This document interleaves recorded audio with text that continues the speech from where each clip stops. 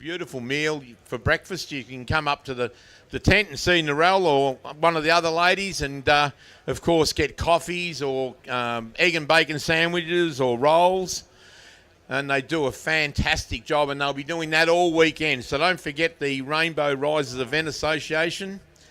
And we'll get a little bit of office work out of the way. We've got Ultimate Helicopters up here as well this weekend. And, of course, they're giving rides. And I've got a price list here. A short ride's about $80, and they're up here next to the food tent. So if you want to sign up for a short or a long helicopter ride, or even if you want to go and follow one of your cars, so you give the pilot your car number and he'll go out and find it for you and take you on a long ride around the circuit.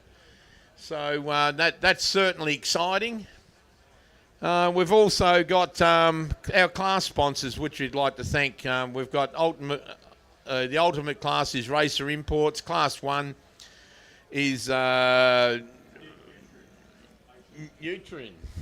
Nutrien AG Rainbow and Nutrien AG Nil are Class 2. Class 4 is Warrigal Machining and Mechanical, which is Peter Simpson. We know Peter. He's a competitor here this weekend. In Class 6, we've got promotional products and uniforms. Class 66 is Vora, which is our event host, Victorian Off-Road Racing Association. So they're sponsoring Class 66. Then Class 7 is the Mallee Earth Moving. And then we've got Class 10 is Glendarren Auto Panels, and Class 11 is Brown's Gibson. So last night we had a great night in town, wasn't it, Glenn, in the town in the main street there with all the sausage sizzles and scrutineering, and of course we would have picked the best presented car, which was judged by the scrutineers, which will let everybody know tomorrow at the presentation after the race who won the best presented car. So there's a bit going on in town here this weekend. Yeah, and we've got Sandy Bowman here, of course, and he did a great job with the live feed last night in town, Sandy, and it's good to have you here, mate. Thank you and good morning. Good morning to everybody out there listening today. It's going to be a cracker event. We've got cars lining up on the start line. There's a few Class 7s off to start with, and some of the smaller Can-Ams, Yamahas, UTVs out there for their first run for the day. So welcome everybody to the ARB Australian Off-Road Racing Championship Round 1 out here at Rainbow at the ARB Big Desert 480. We're excited to be here. As Darren said, last night in town, the phenomenal amount of energy and effort put into those cars. They're all got a little bit of their first layer of dust on them this morning from their pre-run of the Prologue track. But when they came out last night, they were looking fantastic. Some of the cars, I have never seen such a high-end calibre of cars at a race in a while. So best presented car. What do you reckon? Who was it, Sandy? Last night. I'm going to put you on the spot, mate. Burrows. I still like Matty Hansen's car. Always comes out professional. The whole team is spot on all the time. I don't know. Of course, the Burrows team this weekend. Brand new car. Oh, and the whole Burrows family's racing this weekend. Yep. For the first time. Mark and his two boys. And he's got his brand new car out. He's been putting together for a little while. The old car, his son's in the old car, and they've taken the turbos off and dropped him back a class. I think that's to keep him away from the old man. Yeah, that's a good move. I'd do that too. And of course, and the other reason why Mark's done that is because you can't have your son beating you. Well, that's right. Yeah, there's no chance that's going to happen. Mark won't let that happen. We do have a couple of father-son teams out here this weekend. We've got Danny Brown and his father, Andy Brown. Certainly. And we've got a lot... it's all about family, isn't it? There's a massive family attendance here. I can't believe some... we saw it at Pines last year, the last round of the last season. I saw their Sibos had 4 generations out there. It was fantastic to see. I know yourself have a couple of generations out here. We've And got our first... the Chapman, Clayton Chapman and Stuart Chapman from up in Queensland. Yep, both running Pro Class cars. So we've just missed the first car off the line Steve Chilby, in a Can-Am, X3 Rotax, 900cc. and although they're only little, with little engines, they have got some punch, and believe me, they keep up with some of the bigger cars quite easily. Well, the motor in those particular Can-Ams, they're a snowmobile engine. That's where they originated from, Sandy, and they're a really good engine and fast and four-wheel drive too. And I've got to tell you, there is zero snow out here this weekend. The temperature's meant to be mid to high 20s today. The dust so far on the first car off, I think they're running them, they said about a minute and a half, but that's the only car in that class, so they'll run off some Class 7s next. Looks like there's 3 Class 7s there, Sandy, and it looks like it's a minute and a half gap, which is excellent with the 60 cars we've got here this weekend, 60 class cars, that's for sure. And it looks like we've got 3 Class 7s, which we call basic standard four-wheel drives, don't we? Yeah, Class 7's like a performance-style four-wheel drive. So over on our right, anybody that's here, we do have our screenshot big screen over on the right. You can see all the action. We've got a few cameras out and around today. We'll have a few out in amongst the actual race throughout the day as well. So hopefully we can give you enough information for those watching at home and listening at home. And for those that are here, you can peer over to your right and be able to see pretty much everything that's going on. There'll be some spots we can miss, we may miss, but there's already a line of dust out there. We've got out there already. We've got 729 Connor Cooper and Daniel Oldacre from South Oldacre. Australia in the Nissan GQ Patrol, Sandy. And now we've got car 798, Norman Hank Parker and Mark Robinson, all the way from Queensland. So we've got a good array of competitors from all over Australia here this weekend. And the first car was New South, the second car was South Australia. Now the Tilson brothers are about to leave the line. I saw they towed Connor Cooper's that GQ Patrol in from the pre-run of the Prologue track. I'm not too sure what went wrong there, but they're back out there circulating, which is always good to see. A couple of young Bogan boys, they call themselves, from Mount Gambier area. As you see, the 76 wagon leave the line for his first lap. Turbo diesel, 4.5 litre 76 series Toyota. Now we've got 701, the class champion from last year, obviously Brett Tilson and Chris Tilson, Victoria, in the Nissan Patrol, Sandy. These boys are from over Geelong way. They've got, and amongst their little group this weekend, I think they've got 4 cars you'll see lined up back there. The three back down the back there from the Forsmans that have all got Ryco down the side. These guys have been just recently converted this car from a carby to a fuel-injected TB42.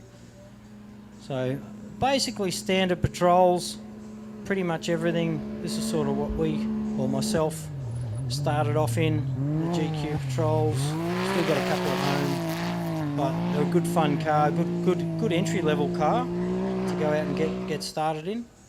Well, they're basically standard bar suspension and a few tweaks to the engine and basically roll cage, of course, and full harness and seats, and that's about all, isn't it, Sandy? There's not too many other things you can do to these things. Well, there's safety equipment. You're still allowed to... You've got to retain one shock in the original position, but you can add a second shock absorber. You can add a hydraulic bump stop. There he goes, leaving the line. You're allowed to do some other bits and pieces like change gear ratios, etc., etc. Still be a long day in the office, Sandy, around a place like this, wouldn't it? One of those. Look at that one over there. It's pig rooting through the centre field. Yeah, Connor, they'll be a rough ride, especially when they get out the back tomorrow in those when they hit the edge of the desert. Those whoops out there, they're they're not spaced far enough that you can hit them with any speed in one of those cars, and they're quite deep, you know. So Sounds like you're talking from experience there, mate. I've had a fair bit of experience with getting thrown around a Class 7 or Class 8. Got our first buggy on the line now, car 133, which is Kurt Stephen and Mark Gray from South Australia. In the Tegel Excavations Martin Racing Truggy, and it's powered by a 3.5 litre Nissan VQ35.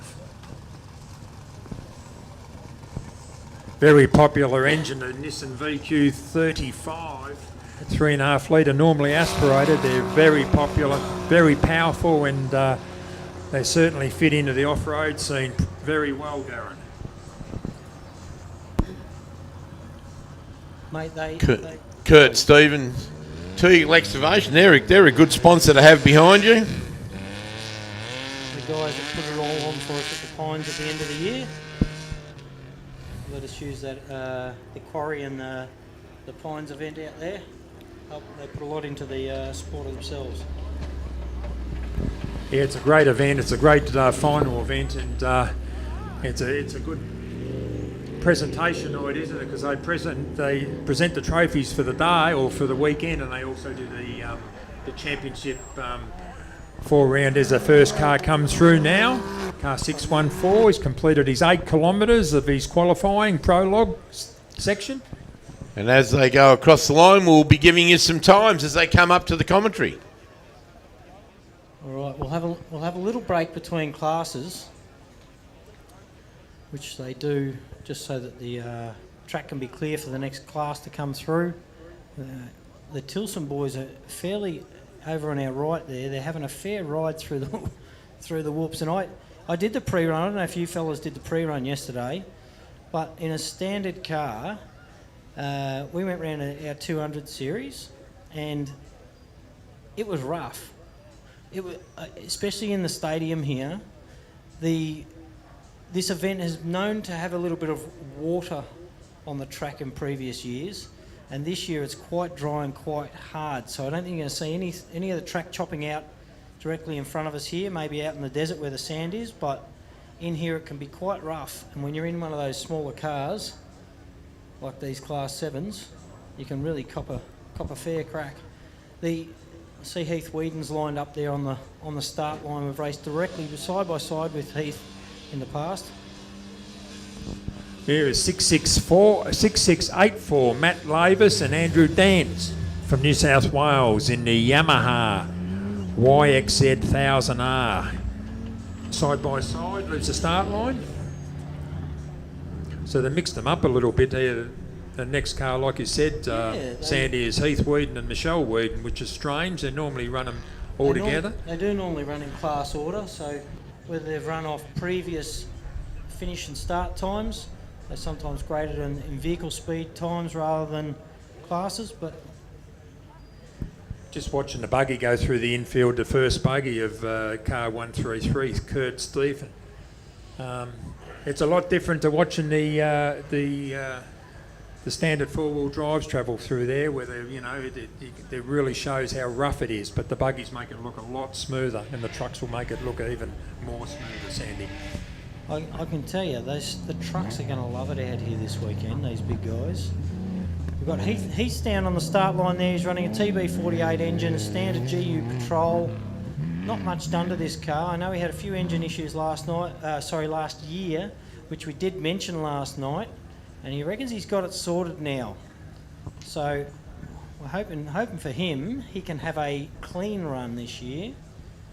And as a Class 7 that I raced against, we tackled the championship a couple of years back in a Class 7, and side by side we were pretty much equal. So I know how fast this car is.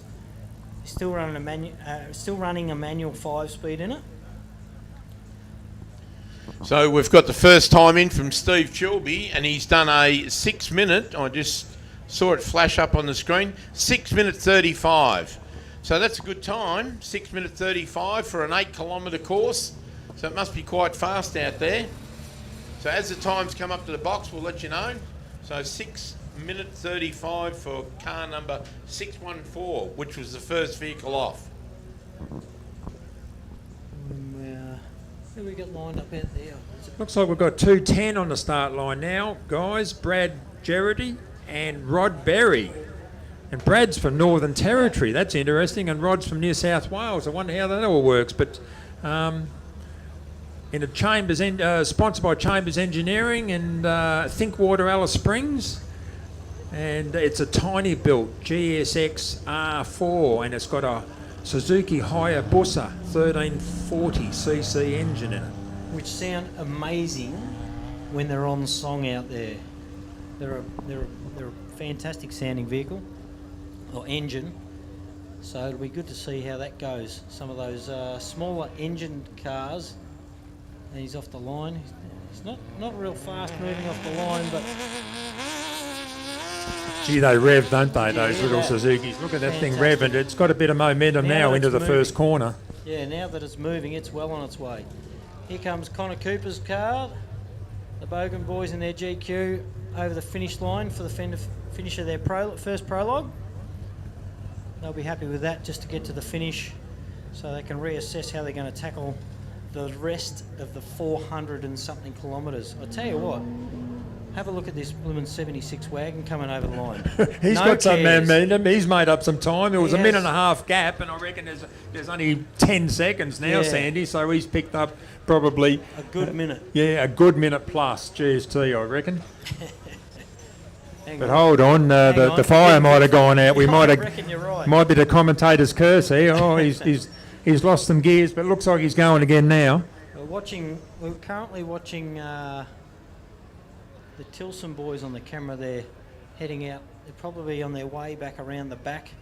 Over to the left of us, the cars do a couple of switchbacks on hard ground over near the airport there before they curl back around across in front of us into the finish line. We've got 3 Ryco cars, the Forsmans, first of them off the line, car 274, and we've got the 10 class car and their class 4 car lined up behind that. Yeah, Forsman, I see that. This is car 274, Brendan Forsman, navigated by Marcus Winton, in the Tickner Motorsport Rat Bag, powered by a 1600cc Toyota. They've got Ryco, Repco, NGK, Raptor, Karcher, Geelong Full Drive and Camping. They've got a lot of sponsors on board for this whole crew just to get here as their other car, their other Class 7 comes across the line now. Well, we've just looked at the times now, and the first 3 are in, and we've got Steve Chilby done a 6:35. We've got Brett Tilson with an 8:25, and Norman Parker from Queensland an 8:33. Connor Cooper and a 9:46. So the 3 Class 7 vehicles, the winner of that class is Brett Tilson at the moment. And it did look like that Hank Parker was absolutely flying when he came into the finish line, but there you go. Yeah, a few seconds off it, only 8 seconds behind him, but of course great effort, and Connor Cooper from South Australia 9:46, but Kurt Steffen from South Australia, the Teagles excavation sponsored vehicle, is a 7:29. Yeah, and that 8-second gap you were talking about, there can be a lot of cars that will fit in between that over after the prologue. So although you finish close to the cars in your class, by the end of prologue, you'll probably find that you've got 4 or 5 different classes in between you and your next competitor, which can help you or hinder you out there. Well, it just goes to show you that Steve Chilby in the Can-Am, very fast time. Super fast, mate. Yeah, 6:35. Gee, some of the buggies be hard tossed to beat that time. We'll see. I'm sure we're going to see some, I was going to say in the 5-minute bracket, and I reckon we will for some of these big guys, but we've got the first of one of the Class 4s lined up at the start. That's another Forsman car. Chevrolet Silverado, LS2 V8 6-litre powered. Super popular engine in these cars, 6-litre LSs. Don't get many many other flavours. Gartner's always run a Ford, so the odd Toyota and stuff out there, but it'll be interesting to see what engines, what survives and what doesn't. Hopefully the dust doesn't impact these cars this weekend as far as engines go. I know in the past sometimes we've had things like, you know, a real wet event where the mud will get into seals and kill CVs and CV seals and engine seals, etc. But sometimes the dust can get in past air cleaners and destroy them as well. Here we go with 6864 over the finish line. Little double bounce there as he comes in.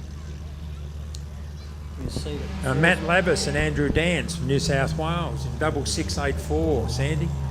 Oh, it's 6684. It was a double six going by my paperwork. And Of course, 6684 just did a 7:45. neat. 7:45, great time. Happy with that. Third fastest at the moment. Got our first 10 car on the start line now, boys. 1071, Thomas Forsman for Victoria on his own by the look of it, in the multi-sponsored Nissan SR20 buggy. He's actually already left the line. He's out the back there. Sorry. Yeah. We've got a tree. For those that aren't seeing what we're seeing, we've actually got a tree, right between us and where the cars are lining up on the start line. You're right. I tell you what, that tree mightn't be there tomorrow. I think maybe something might hit it. But It's in a good spot, isn't it, that tree? Yeah, we're looking for someone from the hardware to bring down a chainsaw. Yeah, but you're right. It's we've got 1082 to second of our Rod Steber and Jason Lavis from Queensland, Stiber, in the Southern Cross Mark V, powered by a 2.4 litre Honda. It's got some stick too. Look at that go. On grade grader hider, SWC Automotive and JL Industries, their sponsors, running a K24, which is seeing them popping up between a few different cars now. Yeah, really popular in the 10 class cars, Sandy. They can just bolt them in and put a computer and a few goodies on them, and they can get good power and bloody good reliability. Well, it's a new Class 2 class, really. All the guys that used to run Class 2 have moved up now to Class 10 purely because of the engines are more available. You can go and buy a 2.4 Honda for $600, put it in the back of your car, come out and have a great weekend. That's what it's all about. So those cars, those 10 class cars used to be currently up to 2.5 litre. Yep. And the Class 2 cars were a 1650. That's right, but 1650 engines are not readily available now, yeah. Sandy. So, but the 2.4 Honda motors, there's plenty of them in the wrecking yard. So, and they're a good little goer. So, Class 10, there's a lot here this weekend. There's about 10 cars. Yeah. There's a 210 car comes through the finish line. Very popular class.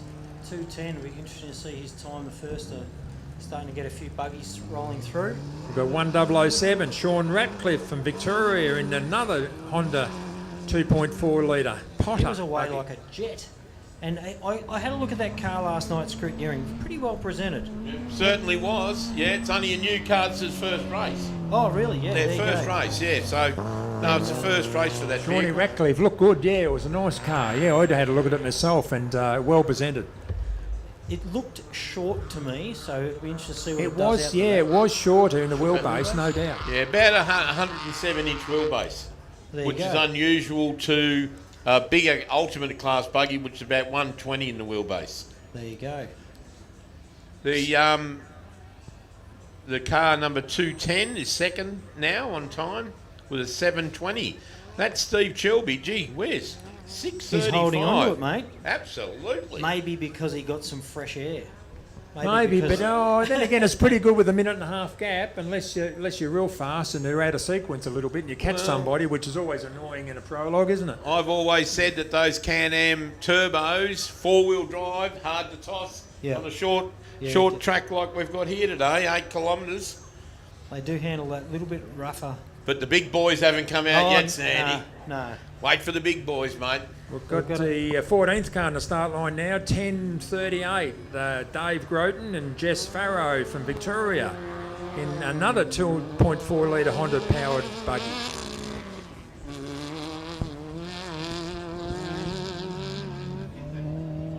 So the dusters seem to have been kept away a little bit. Well, the wind's come up a bit, Sandy, and Yeah. it's blowing the right way. It's So- blowing away from the pit / spectator area, which is what we want all weekend. We want a bit of breeze, make it safer for the competitors, much better viewing for the spectators, and if it blows away from us, it'll be perfect. Over on our right, we've just had, it looks like, I can't see who it is, It is as someone tipped up. 522. Oh, 10 class car. We have a 10 class car on its lid over on the right there. I can see it turtled over there, and recovery are right onto it. They're heading over there, and We'll make sure the driver and navigator are safe first and foremost. yeah, not ideal. Looks, that's that sharp right-hander, and he's come around there and just looks like he's just lost it and roofed it. Well, there's Happens. a big berm there, Glenn, and if they hit the edge of the berm the wrong way around and it's just tipped it over on its roof, it's only a slow roll over. They'll just There'll be no tip him damage. back on the wheels, he'll hit the key and he'll go off again. He'll have another crack at the title. So It's embarrassing, isn't it, right there in front of the spectators, and it's a bugger when you run out of talent, isn't it, Sam? Thanks. Thank you. Yeah, well, I've done it at Pines. One of my first, I think my first Pines actually. My first Pines I rolled directly in front of the whole crowd. So, I think I remember that. I Back think I was about commentating that that day, and yeah, you certainly put it on. It was a decent rollover too. we've been over a few times. One of the Forsman cars just over the finish line. No, they'll probably just hold the cars up at the start line for a minute until they clear. Certainly can't run it. So, We've got car 455, is it? On well, the 274 456. Brendan Forsman has just done an 835. So he's about 8th outright at the moment. We've still got the number 1 spot, car number 614, Steve Chilby. Thomas Forsman in the 1071 at a 752. And he just came over the line about. Yeah, absolutely, got some great Oh, sponsors. hang on, look at this over the line. Wow, Whoa. First of the big class jump, fours. 474. That was phenomenal. Jason Forsman in the Chevy Silverado, the big LS in it. It's a nice looking truck on the start line now. Obviously he'll be waiting for a little while because we've still got this buggy turtled up over in the infield. Is that 456 Ian Terry? Yeah, it is. 4-5 Ian Terry and Joel Kershaw. It looks pretty plain. Obviously they're looking for sponsors. It's a Ford F50 trophy truck. That Well, thing that, came out at Pines. It was orange last year. So they've changed it to a plain Jane white. Maybe he's trying to go undercover or something, but it looks pretty bare, like it needs some sponsors going on. We've just had Jason Forsman in the 474 truck Mate, up look to at that second time. outright at the moment with a 711. Still Steve Chilby's time. Gee whiz, that's He's nearly a 35 minute. seconds faster than Well, we've everybody had 15 vehicles leave the start line, and our first vehicle in the side by side, he's still the fastest.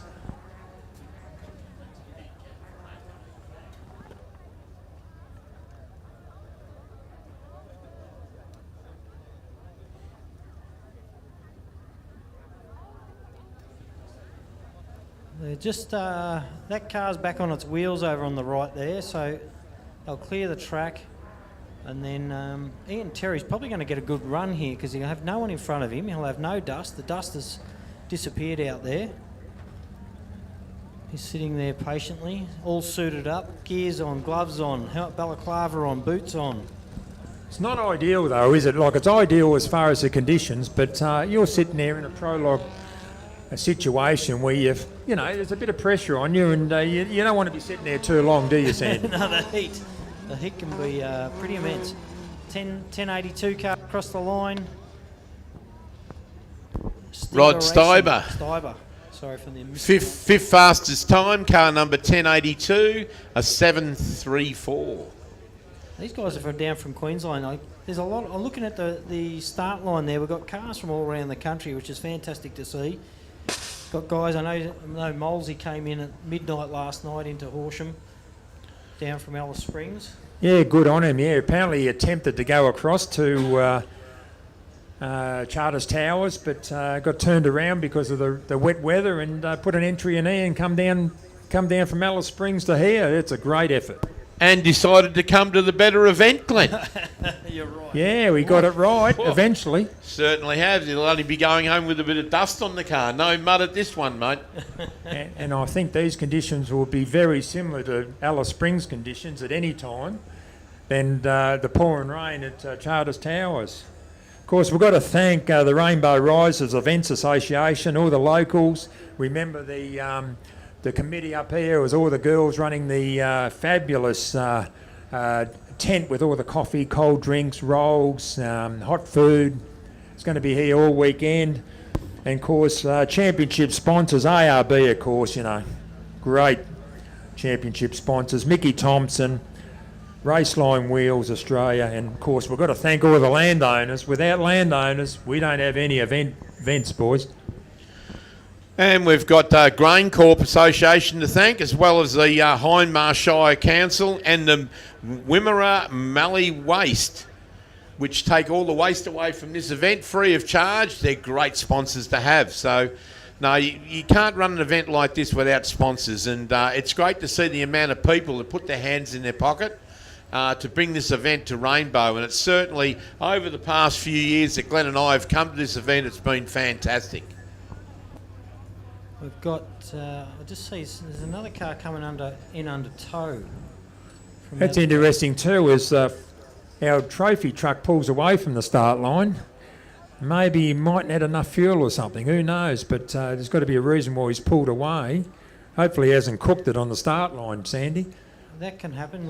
You need a lot of airflow, and even our own cars sometimes struggle especially when you get into the tighter. This track here is quite open, so I don't think you'll have any heating issues out here. But even when you get into those pine plantations, etc., sometimes, or at the pines or other events, your cars can suffer a bit of dead air.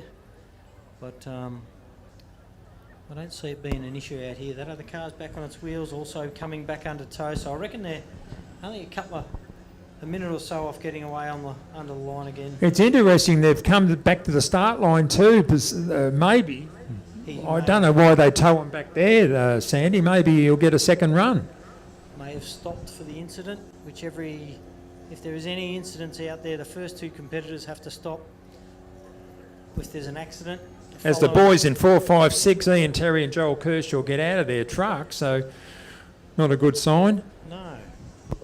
Well, we've got a little bit of time. I'd like to say that Ultimate Helicopters are up here next to the food tent. If you want to do a helicopter ride, they've got short rides and long rides. If you want to follow one of your favourite cars and ask the driver, he'll take you around and find that car on the circuit at the time. So don't forget, Ultimate Helicopter Rides. And of course, we'd like to thank Screenshot Big Screens for that beautiful big screen that Sandy's on this weekend. Oh, well, yeah, that's fantastic. I mean, they've gives everybody a chance to see what goes on out in the field as well as what's just right in front of you. Going live to Facebook this weekend, I believe, are we, Sandy? About 14 As a Ratcliffe car comes in, boys, on a tow rope, which is sad. We give him a real big rap and how good that car looked, and commentator's curse worked again. Well, I reckon what may have happened here is you're out in a fresh car. It does take a bit of, especially if you haven't driven a buggy or something before, it can take a bit of skill to get used to, but I'm sure these guys have tested and done everything right, and coming out here, new car, new track, just hook up in the wrong corner. It all happens pretty quick and pretty easy.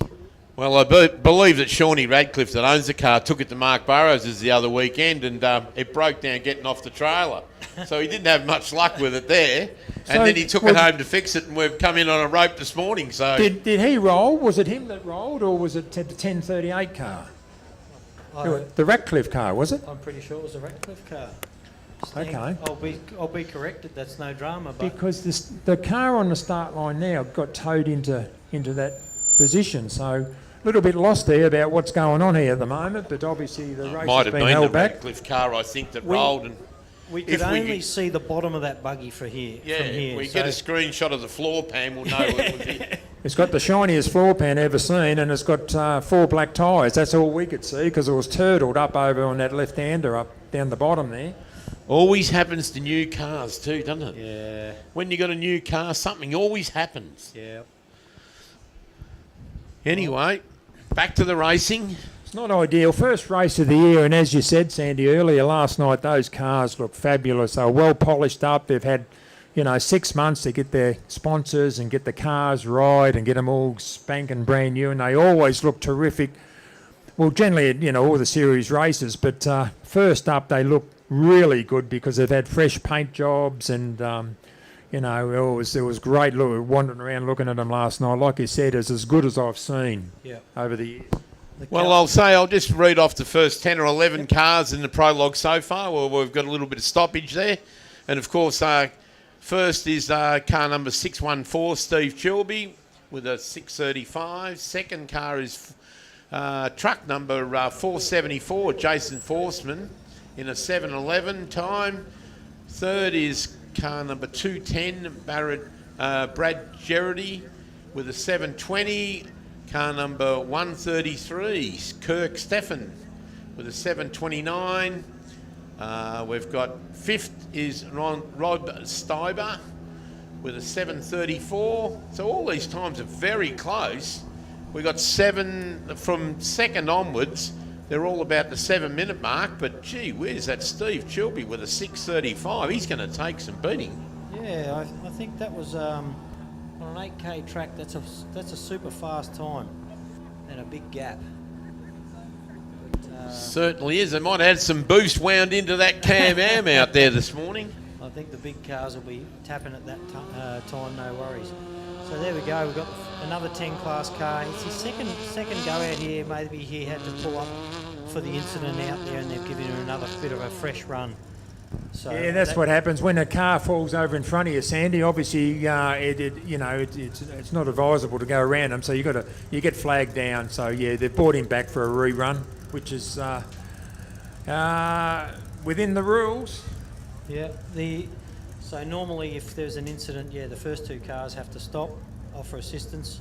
If they're okay, they can continue on, and they'll be rewarded with the time back in lieu. Yeah, well, that's in the race proper, which is a great initiative. Yep. In Prologue, obviously, a little bit different as far as any cars out there that get blocked or whatever. They bring them back and send them away again. So there's a Can-Am out next. Is that the 10 or is it the 11 car? Brock Pendlebury's behind him. Pete Makem, 1122 car. I think I had a quick chat with him last night, and he's changed the front diff and a couple of bits, which has put him out of his regular class and put him into class 11. That's interesting. Class 11, right? Okay. Yeah. Can-Am Maverick X3 with a 900cc turbo Rotax. But a simple change like that against the rules and puts him into a different class. Yeah, and it's basically an open class. And it'd be I can see another one there. There looks like there's 2 of those.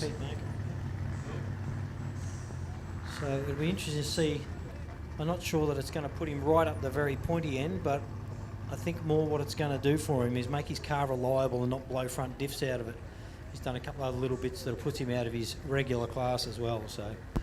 Well, of course, the rules for Class 11 I've just been reading is 2-wheel drive, 4-wheel drive vehicles with 1 or 2 crew members, and the engine capacity is not exceeding 7,000 cc. So there's these new rules coming out with a bit of a tester class, I suppose you'd call it. The 6-litre engine's getting hard to get now. A lot of guys are grabbing onto the 6.2s, etc., which puts them over their class limit. So he's in basically the big boys class. Well, he certainly is, but there's only 2 in that class at this event. So, but I'm sure at the next couple of events we're going to see a few more guys. I know Craig Martin's moving up to Class 11. He's putting up a big 7-litre motor in the back of the Alpha. So And there's a few being built from what I've been told. absolutely. So I think in the next 12 or 18 months you'll see a fair few cars as they pop their 6 litres, they'll go upper level. Which Yeah, it means caught me unannounced with the 11 cars. I was lucky enough to go to the Don River Dash last year and watch that, which was a terrific event in September up in Bowen, the Whitsundays, down this riverbed, and there was 2 or 3 Class 11s running, and interesting. They had, 7 litre engines in them. Yeah, and with that comes everything else that needs to be bulletproof. Axles, transmissions. Oh, we've got Steve-O's rolling up to the line there. 248, little 1650 powered car. Had it for a lot of years. It was immaculate. I had a look at it last night, and it's a immaculate car. He always does very good maintenance on it. And I'll have a chat, Steve-O. He's been around for a long time. I was about to say he doesn't mind having a chat. He's a good character, is Steve. Down from Portland in sunny Victoria, which is not a long way from me, I wouldn't think. No, it'd only be a few hour drive. But he always seems to do reasonably well as well. He's got a consistent finish rate. Been around for a long time, exceptional sand driver, so there's a lot of sand out here, so underpowered, but Should be I'm good sure out in it the should be desert. good. Yep. Yeah, old Steve-O, have a chat. I was talking to him last night, Glenn. He said he wasn't really happy with the big sandy sections out the back. It knocks him around for an old bloke. But pretty rough in that old Rivmaster, the old Hunter Rivmaster. Very capable, but obviously only a Class 2 car, so up to 1650cc, so it's a hard day in the office out of a place like this. But if anyone could steer it around safely around this place, it'd be Pete Stevenson, that's for sure. Now, we had, Darren, just word on what happened out there before, what cars went over and what cars... So the car that went over was Sean Radcliffe in the 1007. So that was the single-seater that we're looking at. No damage to Sean's car. And, of course, in the rules, as Glenn said earlier, the next car along had to stop and stop at the scene of the accident, so he got a rerun in the Prologue. Yeah, that's sort of what we thought was going on, but we didn't know who was upside down. Yep, no, it certainly was Sean Radcliffe. So he's had his first rollover, his first event. He made the third corner and stuck it on his roof. Hopefully he got it out of the way. Yeah, that's it. But the trouble is, things come in threes. Oh. The worst part about it is no numbers on the floor pan either, guys, so it's hard to pick when they're turtled, but that's the way it happens, and we've all been there. Several times. We should have 671 Scott Coulston up on the start line. In another Sean McQueen from Victoria. He's away. Gee, He's away. They get going quickly, Sandy. They're just traction, 4-wheel drive, turbocharged 900cc, and they're pushing really not much. The heaviest part of those cars is the two blokes in it. I was going to say the two occupants. And of course, they're getting bigger and bigger, those cars too, and more power out of them. And it won't be long before we actually see a Can-Am or a Polaris win one of these events outright. We only need to get a little bit of mud out there, and with the 4-wheel drive, they're very nimble and agile, and they'll win. They'll take out first place in one of these events. Especially if it's tighter, Darren.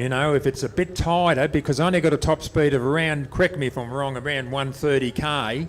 But they're just so quick through the corners and nimble, and you get a tight track, and you just won't beat one of these. Yeah, we can see the track on the screen, which has our layout. Bit interesting. And of course, we've got a couple of cameras out on the circuit on the Prologue track this morning. About 4 in total cameras. Beautiful. We've got a stoppage out there. Looks like there's a stoppage too. Oh, he's going again. The fire went out for a minute, but there's someone, looks like it's side by side. It's stopped out there on the screen, but he's just got going again.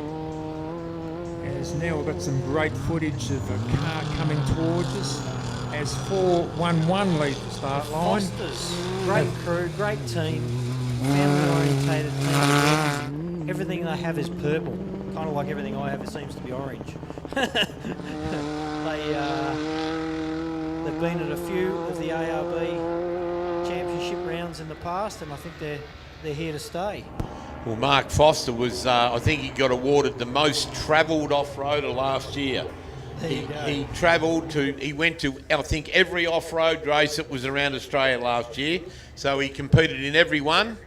He's a die-hard competitor. He loves off-road racing. And that truck's certainly done a lot of work. That's been around a while. That's old Bernie's old car. Well, there wouldn't be much left of it. He's rebuilt the thing. You're right.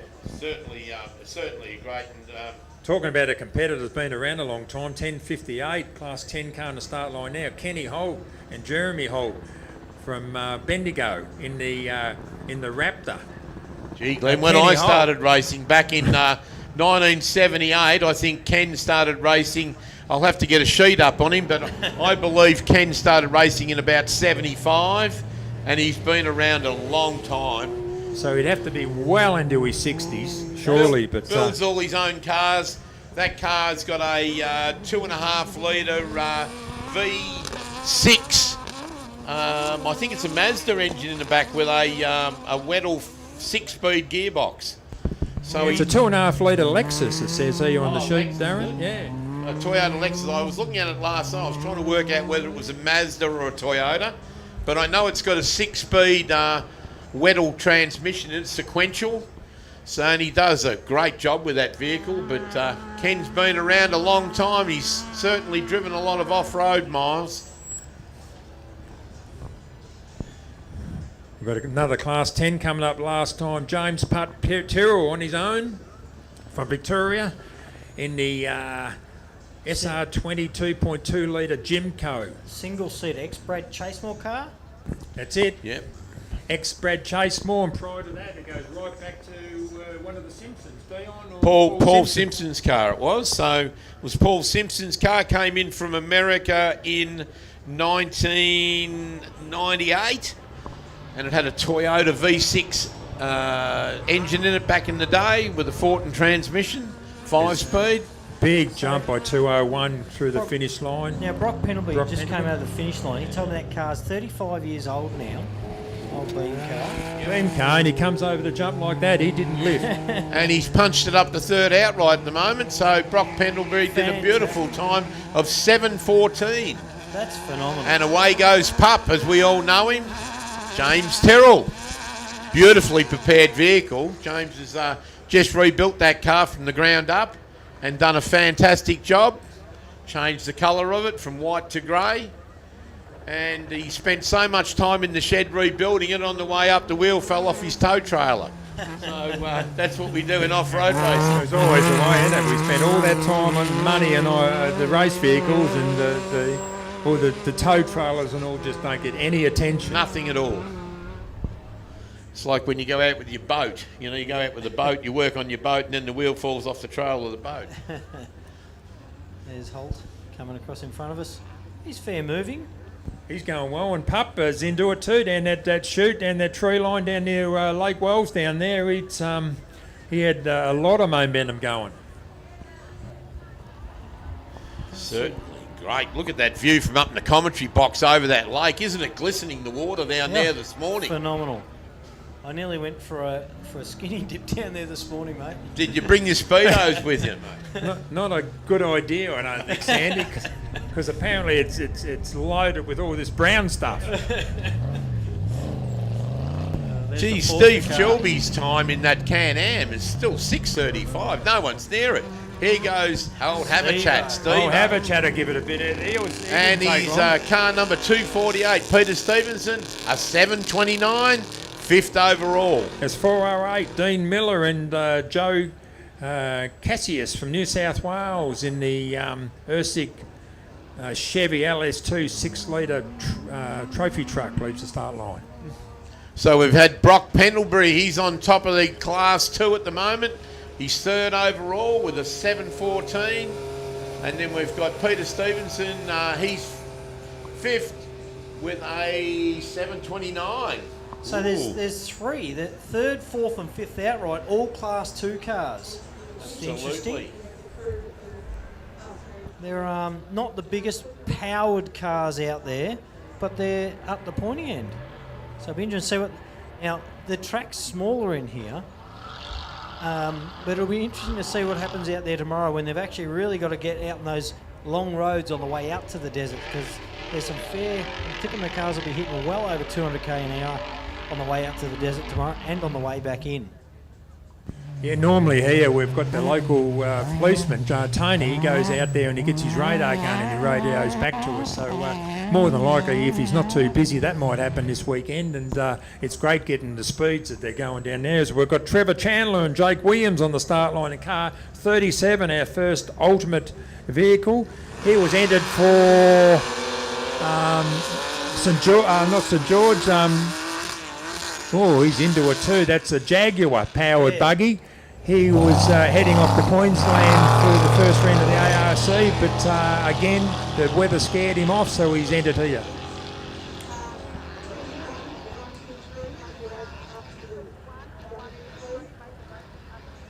One, two, three, up to the dummy grid.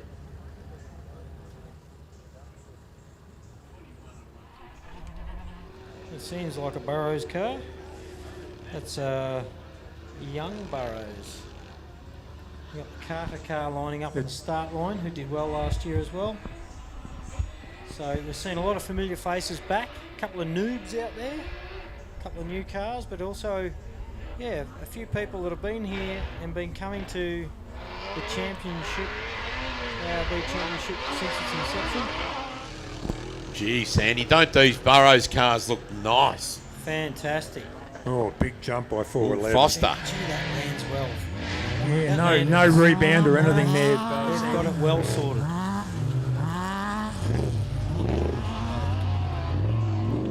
So we got the start line there. So Number 18, Mark Dean Carter and Brad Jacob from South Australia in the Razorback. 6-litre Chevy powered buggy. Ooh, Mark Foster back. He's up to second outright. Mark Foster must have been flying out there. He's done a 7:06. Yeah, that's not bad. Yeah, good time. 5 seconds puts him in second place. We've still only got one car in the 6 minutes, 6 minute 35. That's going to be a hard one to toss. Oh, big slide by Chandler. He's into it in the infield. Through the right-hander and over these series of jumps in the infield. And the King Chrome buggy.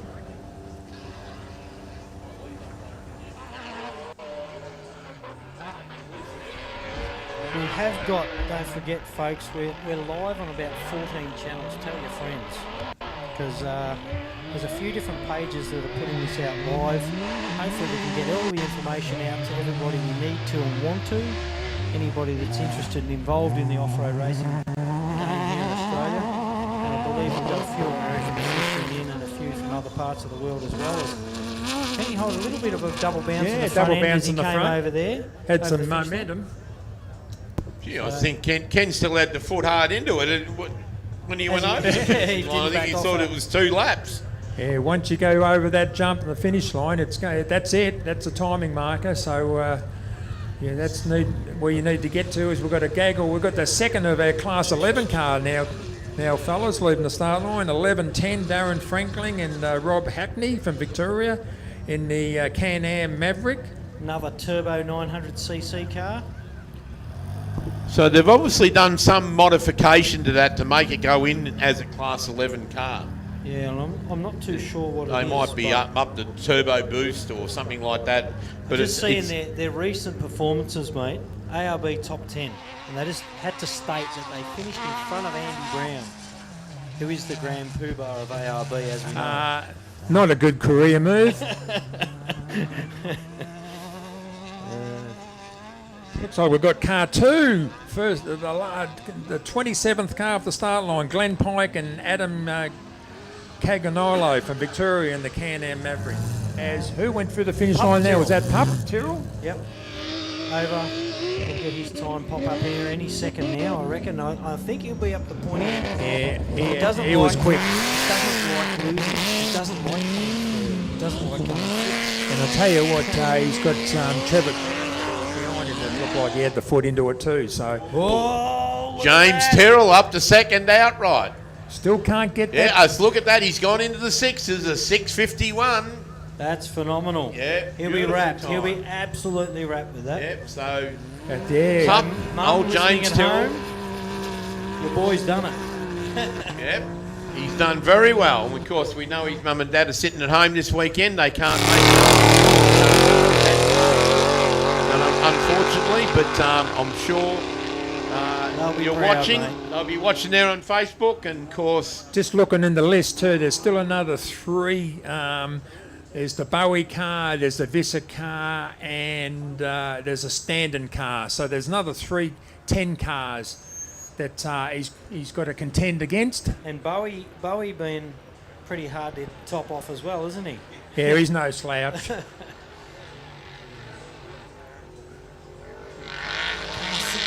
I think it's 690.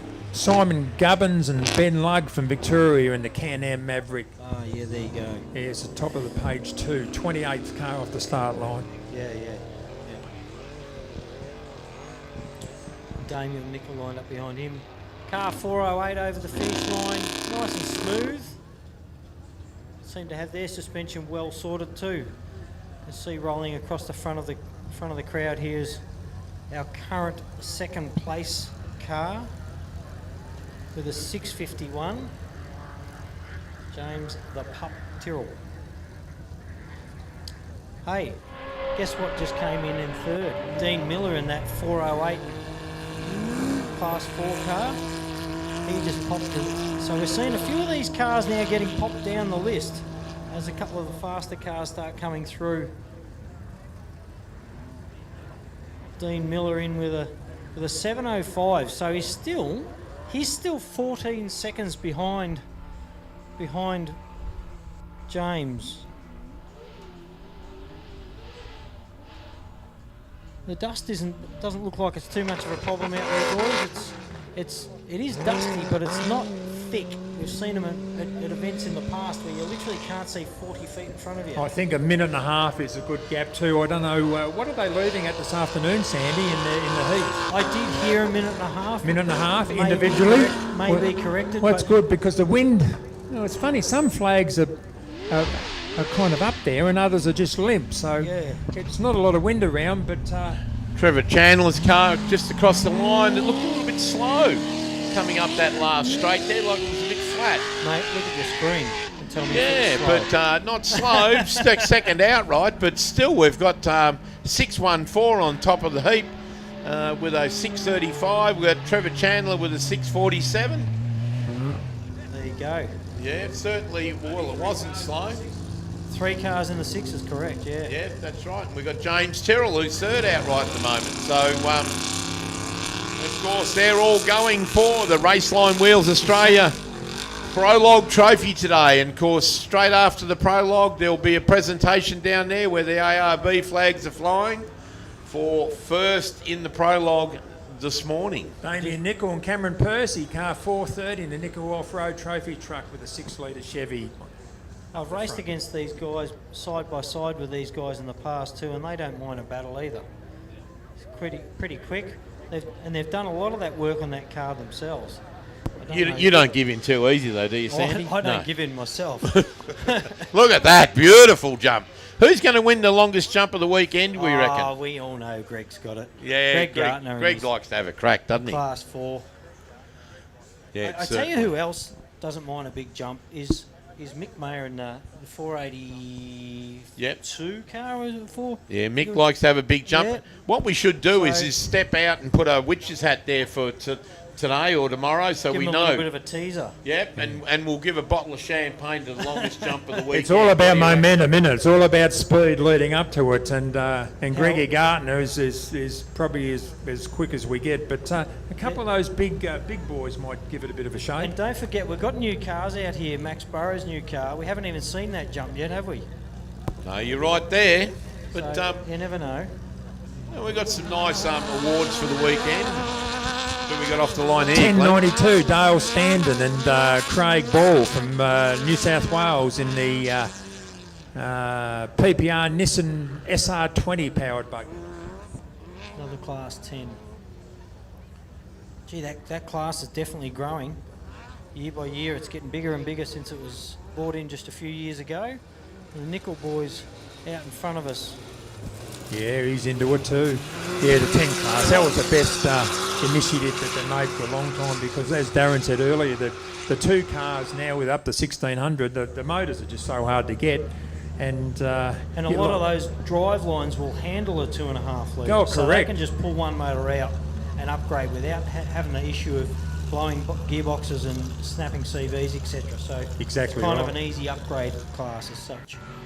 Well, I'd like to thank Screenshot Big Screens for all the people who are sitting at home and watching this on Facebook and getting a live coverage coming from 4 cameras. And of course, we're going to have Sandy out a bit later on today, and Sandy's going to be roving around with the camera, interviewing a few drivers. Is that right, Sandy? Yeah, as they come in, we'll be out.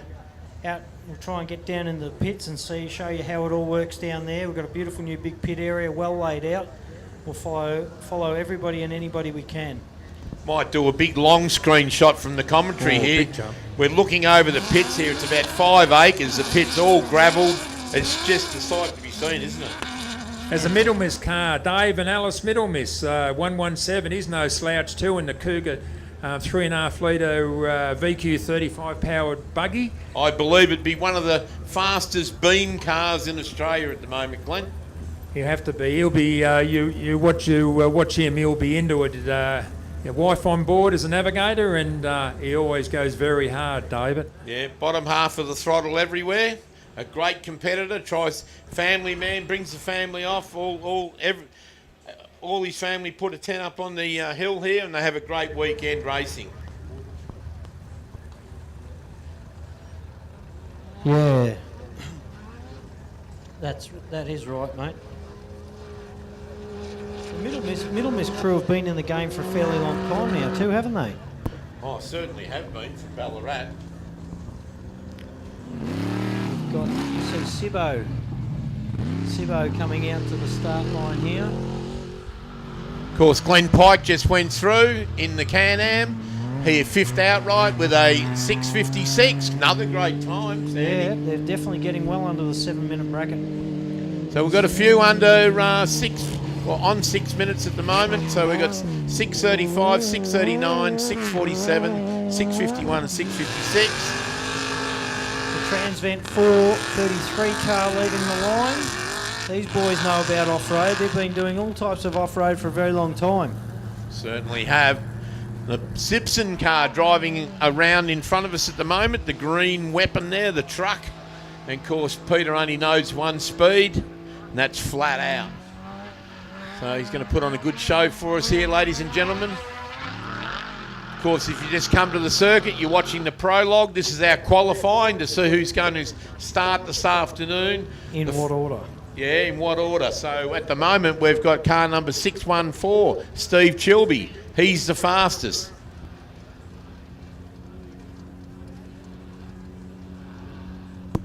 Dean Carter, car number 18. He's second. Trevor Chandler, third. And James Tyrrell, fourth. And fifth is Glenn Pike. So that's where we are at the moment. But the big boys yet to come.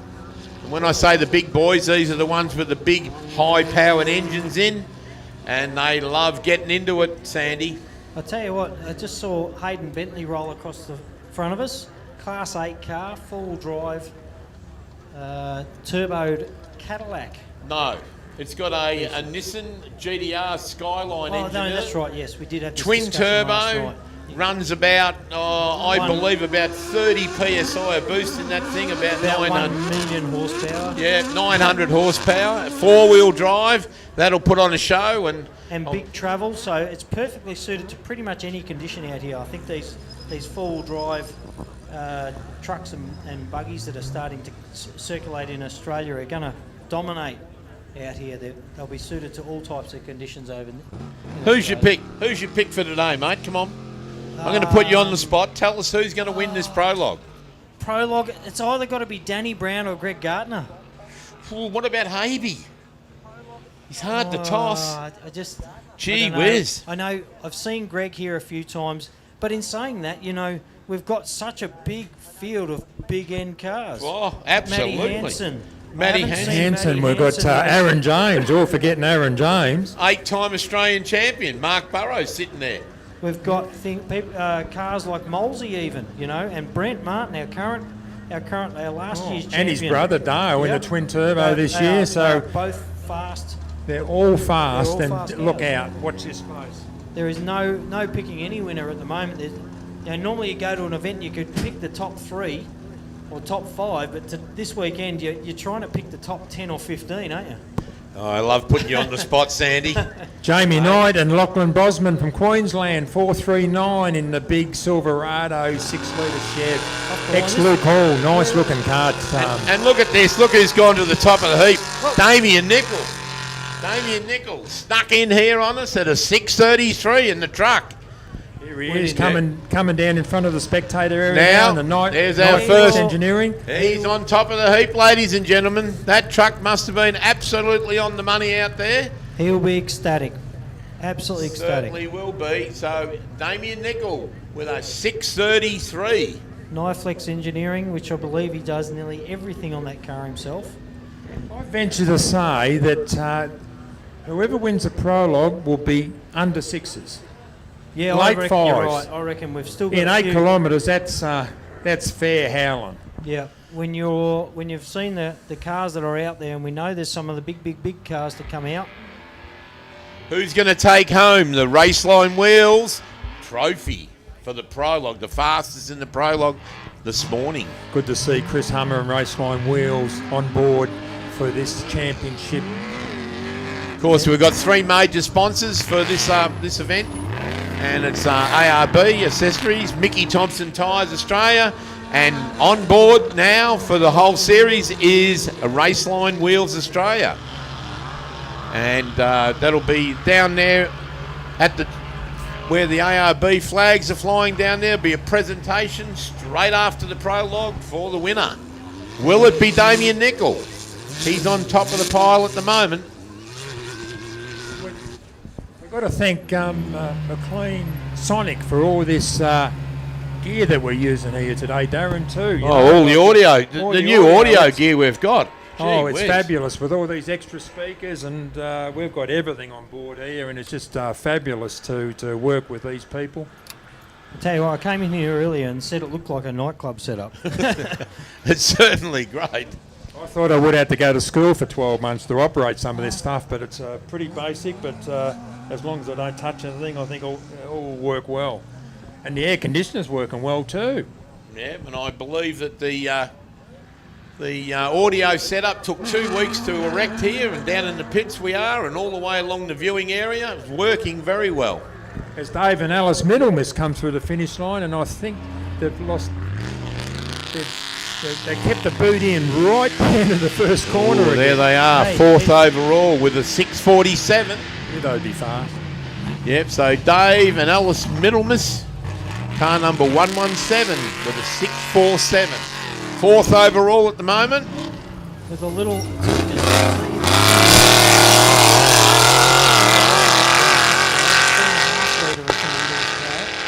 3-litre in that Jag, Trevor Chandler's car, and a little Rotax 900 turbo. For a 1057, Rod No. Visser and Cody Visser in the Lumacraft, powered by the, again, the 2.4 litre Honda. I noticed Dale Stanton driving by there, car number 1092, and he did a 7:17, and he's 14th overall at the moment. Meanwhile, we've got Andy Brown driving car number 45 past, warming up the brakes, warming up the engine. Before it lines up. Of course, 64-year-old, is he? 64. and we won't still say how old Andy is, but about 64 and fast. certainly a fierce competitor, loves off-road racing, is so passionate about the sport. Of course, the company sponsors Andy's a director or CEO of ARB, and of course they put all their money up to off-road racing and put this series on in conjunction with Mickey Thompson Tyres, and this year Raceline Wheels has come on board. So great to have 3 good sponsors like that. And of course, we've got the new blow-up erection there at the start line, Glenn. Doesn't that look a treat? That looks fabulous. Yeah, that's terrific. And That'll be going to every event this year. yes. As long as they keep fueling the generator, it'll still keep looking good. As car 19 leaves the start line, which is Jake Freckleton and Daniel Gibson. Apparently, they're keeping that thing erected from all the hot air that's coming out of the commentary booth. Says you Oh, well, guys. it'll stay erected if that's the case. There's I just see Class 4, the Denham's car, 433 came over in 4th place, mate. 6:43. So we're starting to get a fair few more cars down the 6-minute bracket. Certainly are. That's a great effort. Of course, Michael Denham's been around a long time. Beautifully prepared truck. Looking Just at watching it it last going night down the at front main of us street. now. It's, how good's that look? Look at That's that. giant What a trans fan. picture. Yep. That's Beautiful. a good-looking truck. And he's competed all around the globe. Gets in around a off-road. bit, doesn't he? Yeah.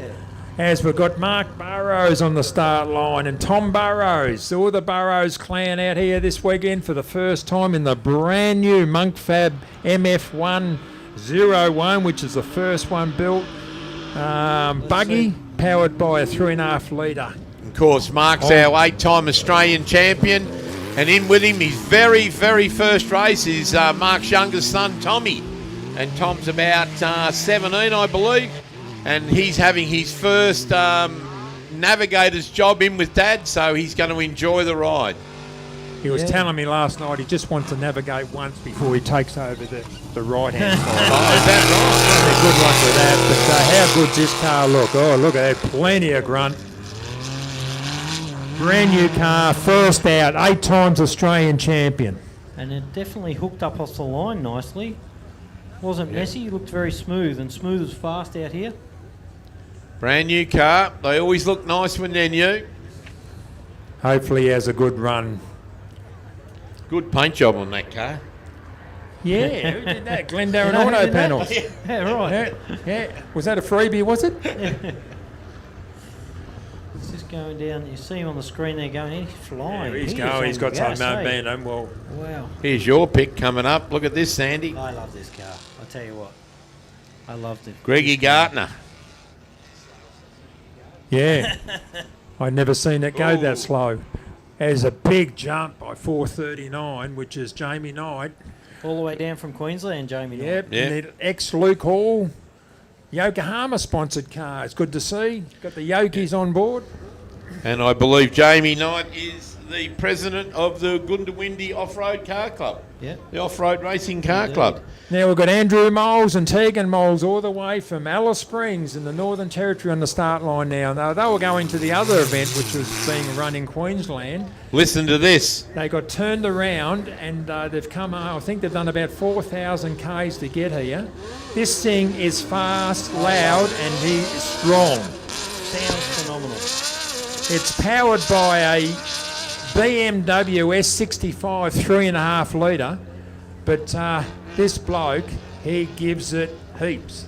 Everything. Now, while we were looking at that vehicle, Jamie Knight went across the line with a car number 439, and he's presently 8th overall with a 6:54. Good time. Still 20 seconds off the lead, though, mate. Absolutely. Nobody's got up near Damien Nicol.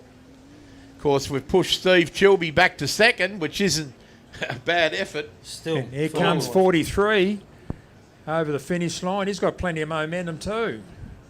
Is it 43 or 23? I see 42 rolling across. Son of Andy. Yeah. Young DB, Danny Brown and George Apted. Been together in the car for a fair while. How good's Back that look, from, Sandy? That is a nice look. Yeah. That is. Runs a Mate. V6 If you twin can get turbo GDR Skyline engine in that. Built in America in San Diego, the same as his dad's car, and that is what we call a hamburger with a lot. Yeah. Well presented. Beautiful car. Puts Those- out about 900 horsepower at the tread, so he's got plenty under his foot. He's come a long way from when he started back in Little Rodeo. Certainly did. I remember him in go-karts. But last year here, down that home straight, 237 kilometres an hour, and it ripped the tread off, Sandy. Yeah, wow. Matthew Burrows just left the line. Of course, Matthew, son of Mark Mark Burrows. and Sharon. Yep. And driving the Jimco. And he's had one season last year, done a very, very good job. It's got Jay Mitchell in with him, and it's got the 3.5 litre Holden powered engine in the back of it.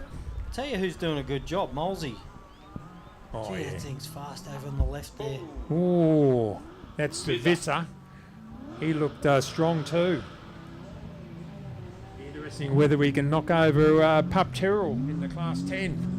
Well, Rod Vizza moved up to third overall with a 6:39. So that's car 10:57. He's third overall So in the put Pup confab. at first 10 car, is it? Just put Pup back to Yes. second in class. Push Pup back a little bit, but James Terrell's down to 9th overall at the moment. But still, that's a great effort. Phenomenal. See 9:32 car on the camera there. You're up there fluffing around the back of the car. We've got 41 on the start line now. Is it 40? No, it's 95, sorry. It's Brett Rogers and Brett Richardson from South Australia in the 6 litre powered buggy. It's got a bit of stick too, Sandy. It seems to get going all right as well, hey? Pick the front wheels up. Burrows car. Keep your eye on that Burrows car straight out in front of us, folks. It's fresh And fast. and fast. And I'll tell you what, his dad was going pretty well too when he went through the infield. As we've got the Freckleton car coming through the finish line now, he's got some pace going. Big jump. Wow. Oh, and he's there's a lost wheel. the front left-hand wheel. And not only that wheel, Wow, we'll be how able to lucky. stop that wheel before the road, to be honest. I can see it. I'm gonna Man, go- that wheel is is- that front I think left-hand that wheel is I reckon he's lost the stub, Darren, and That wheel is heading down pit lane into the old pits. Hopefully, I'm just watching it go behind the silage pile, and it's probably going to end up just on the road. I tell you what, Sandy, you done well to save it because that could have got real ugly. Yep, I've seen that happen before, and it can certainly be dangerous when you see one of those things coming in. Well, they're Seems to have certainly too stopped. expensive to lose. You don't want to lose a wheel like that because, you know, it's probably about $1,000 worth of wheel and tyre. Yep, definitely. It's More than likely, there's a stub axle that's gone with it, I'd say, and I doubt whether the wheel would have come. Well, the wheel is certainly come off the car, but whether it's got a stub axle attached to it or not, I don't know. I don't know. We'll send a recovery crew or something down there to pick up that wheel. Hey, have a look at the finish line. Here it is. First finish. Nice jump for Mark Burrows. jump. We'll see where he moves up. We'll have the time very shortly. Car 21. Fresh car. Brand new car, just finished the pro. Oh, on top. Right up on top. Mark you Burrows with a 619, ladies and gentlemen. 619. Car number 21. He's Smooth on and top fast. of the heap. First out for smooth and fast. 14 seconds ahead of anybody. So we're getting closer to the 5-minute bracket, but he's one of the top chargers out here this weekend. So you'll probably, I reckon we'll struggle to see much better than that. Of course, that is a brand new car, Sandy. It's its first outing. Hadn't turned a wheel, and it's gone out there, and he's put it on top of the heap. 619. Great time. 68 on the start line now is Craig Barnett and Megan Barnett and Gary Hardy from New South Wales in the Southern Cross Mark 6, powered by a 6-litre Chevy. I'll tell you what, young Tommy Burrows sitting up there in that left-hand seat, I said it'll be all about Tom. He would have been the navigator of the day. I wonder how much he said. I wonder how much he said in that 6 minutes and 19 seconds. I don't think he would have said, "Slow down, Dad. This is a bit quick." Young Tommy be goose-stepping around the pits there, telling everybody how good he is. So, We've got Bentley's lining up there. Yeah, he's one Sivo. back. So We've got a couple 68. of fast cars sitting in the lineup before certainly have. ready to head out. We're getting close to the big boys, and we've had a few out already. Well, we just had the biggest boy, car 21 out, who's cleaned up. Yeah, I see Matty Hansen's wandering out, but Molesy's heading for the finish line here. And, This will be interesting. Backed off a little bit. You haven't been there before. though, is he? The sound of that car just gets me. I heard that he revs it to about 11,000. It sounds like 20,000, but yeah. Craig Harrison built that engine, that BMW engine, and it just... where did we see it? It was at Millicent last year, Millicent Darren. last year, And so it the just, first night. it was top 5, and it just screamed all day. All weekend. Will yeah. Molesy be able to beat Mark Burrows? We'll soon see. Barnett's off the line. 68 Barnett, and that was struggling for traction, so that's got plenty of Mumba. They did a reasonable run last year too. I think they came in reasonably well. Look over on the left, boys. There's Matty Hansen's car. Andrew Moles, car number 135, 5th outright with a 638. Yeah, that's not bad. He's up there, 638 in the sixes, safely in the sixes. So Will yeah, anybody get the high fives? Let's as see Sandy what- said, they might struggle, but I nominated that earlier. I reckon You always get one, don't you? This bloke in going to front of us nominate might do it. whoever wins the prologue will get a 559. You reckon? This bloke in front might do it. I tell you, Bentley's off the line. He's got good traction being a four-wheel drive. Yep. Well, he's about to get off the line, should I say. He's got a four-wheel drive and plenty of power. And Twin big turbo, travel. So twin it's turbo. a bloody phenomenal combination. Yep, Matty and he's a Burrow. great drive, been around for 100 years, won 2 Fink Desert races, so he's no slouch, and the whole family's been involved for years, and all the boys have been great drivers, and Hayden's a, you know. Oh, Matt Burrows, look at that. Second to that. Car number 123, Matt Burrows, second outright with a 632. 13 Watch out for this 6:51 car on the start off line now that just left 818 in the Racer Trophy truck powered by a twin turbo Nissan 3.5 litre engine. No slouch. This will be good to watch. Like I said, it's got pretty much everything you need in an off-road car, doesn't it? It's got traction, it's got wheel travel, and it's got massive amount of horsepower. And it's well built by racer Dale Dondell in America, and no doubt it'll be well driven too, Sandy. Yeah, we've got... Isn't that great to see both the Burrows cars, first and second at the moment? Not bad for the Mark family. The Burrows. first time out as all the boys. Matt driving 1, 2, 3, and of course Mark and his son Tom in car 21, which is the fastest so far. Take some However, beat. They have got room to stick a few in between there at times. Yeah, there's definitely room to squeeze a couple of other cars in amongst them, which I'm sure they'll be hoping there isn't. We've got Sibo out there. See, there's a couple of big trucks coming out now. We're starting to see those times definitely all coming out. We're getting a lot of times down the 6-minute bracket now. We've got 23 there, which is Craig Krog and Tony Faloba. Talking to Tony before, yeah, he's navigating for the first time. He said it's a bit easy, his car's not quite ready, and they're from Queensland in the Razorback 6 litre Chevy. So, you know, there's a bit of talent in that car. Certainly is.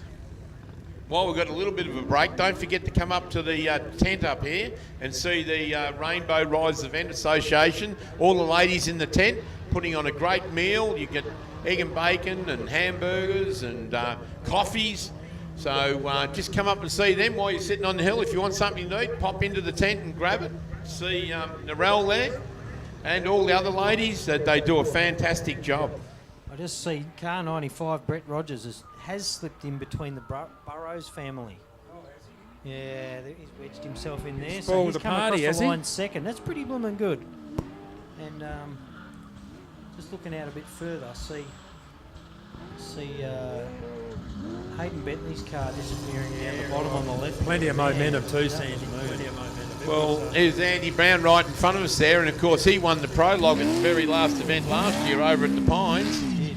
And he's pretty hard to beat in a Prologue. He told me last night that they ran out of time to get him a crank for his engine, so he actually put a cracked crank back in that car.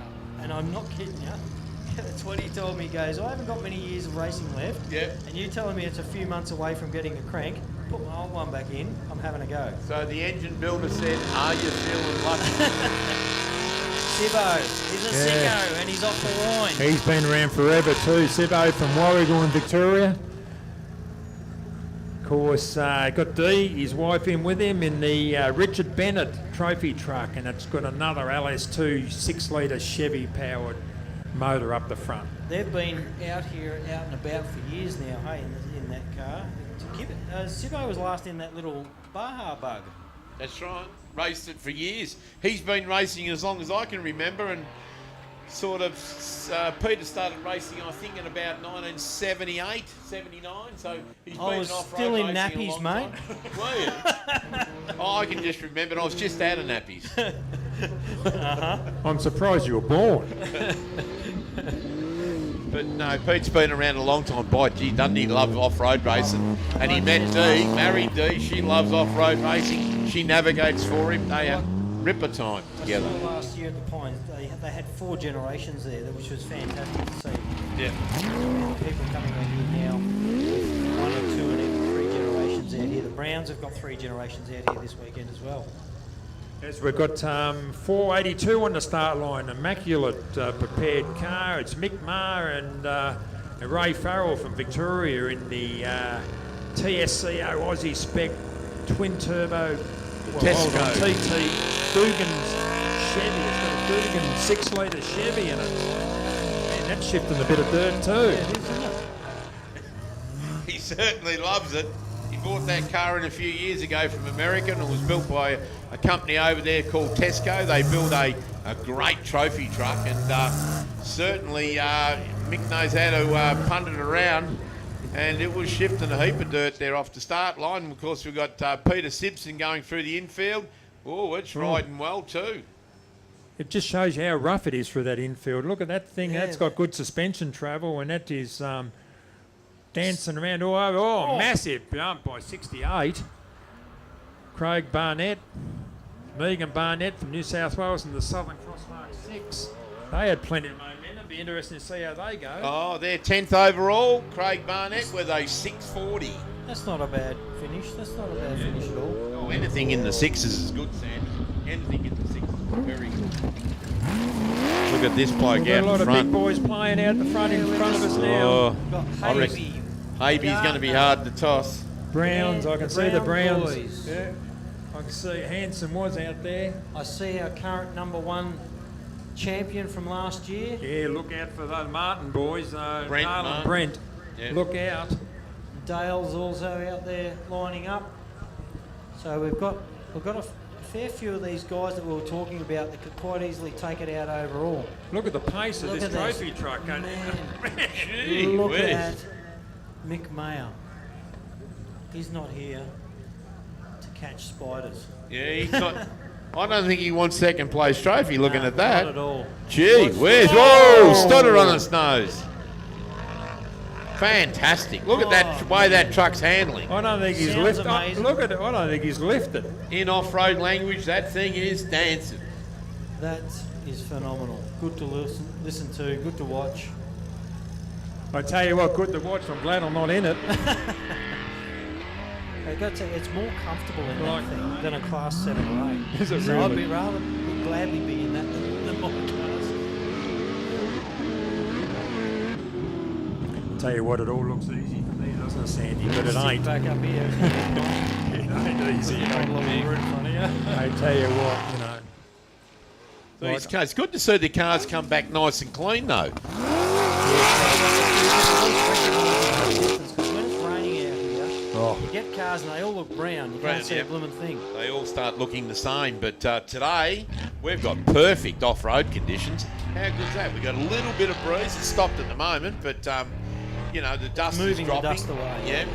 And certainly the cars are coming back as clean as they went out. And creating a safer race condition so you're not, when you do catch somebody, This is one way to bring a broken car back. This is the Freckleton car that lost the wheel. He's hooked up to an excavator. Not an excavator, it's a Front-end telehandler, a front-end loader. so I've actually had the toe of shame very similar to that myself. Now let's look to see whether the stub is missing, which it looks like from like it here. is. Yeah, I reckon it's lost the whole stub assembly, come wheel. And who knows, I think that might be in the IGA in centre of town as we speak, the wheel, because that was fair travelling. Yeah, definitely left the stadium, and I tell you what, it would have been frightening too, Sandy, because he didn't lift. It come down nice. Yeah. And all of a sudden, front left-hand wheel parts, and he was only a passenger. There's a lot of trees there. Like if he got out of whack, shape quick. oh, As he scary. does. You see Mick Maher on the screen there, still holding it flat. But that car will be easy to fix. If you've got the parts in the pits, he'll be there. Well, you're going to need a brake line, you need a stub. He's You obviously. need to find your wheel. Oh well, he's got one. Right, yeah, he's once got you one find the strapped wheel. on the back. That's a good start. But I certainly wouldn't look in the general area. I'd be starting to look a couple of K away. It's gone. It took off. His See, old Mick. Sibbo's over on our left doing his U-turn, so about to head back around.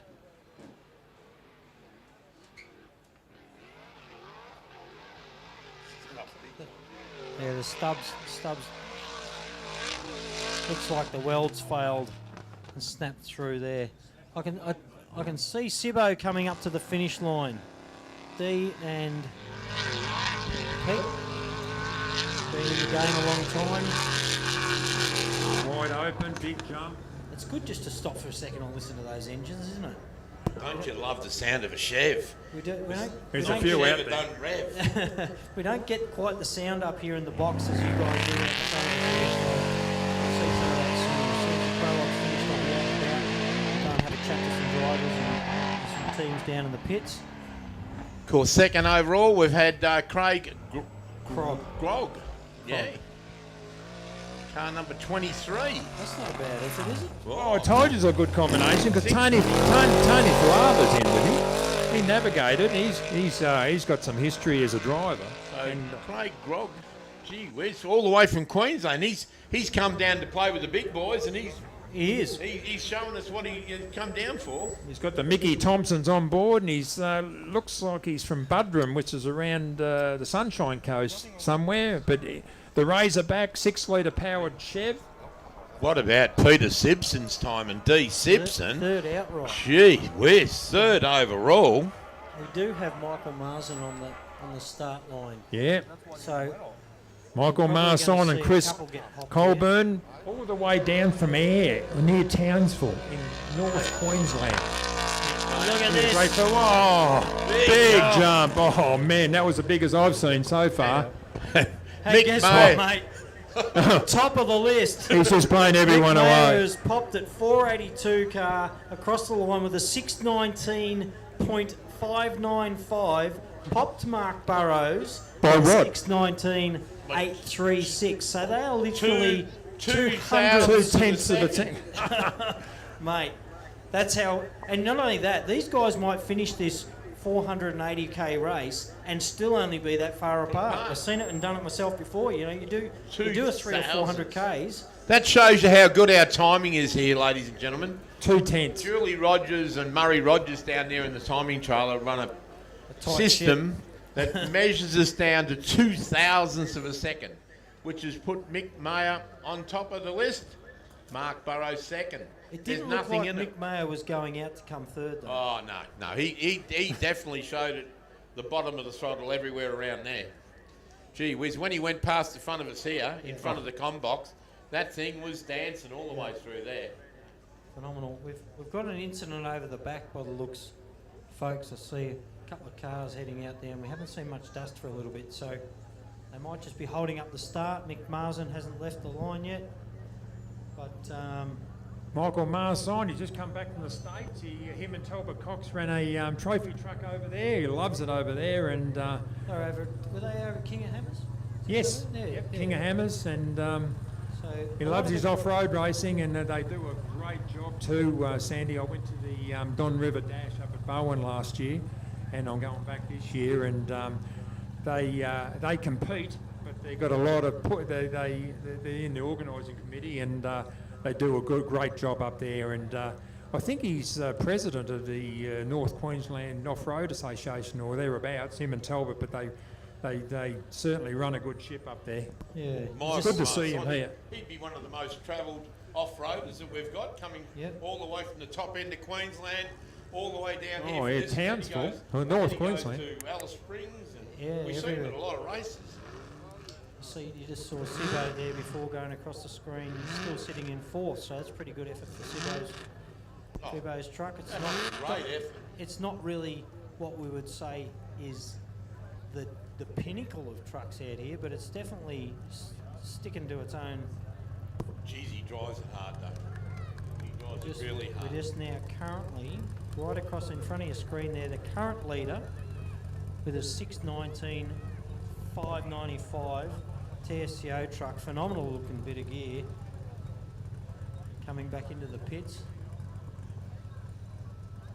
We've got Chris Hummer up in the box. Let's have a word with him. How are you, From Chris? Raceline Wheels. Oh, absolutely, Chris. And you're one of our new sponsors, mate.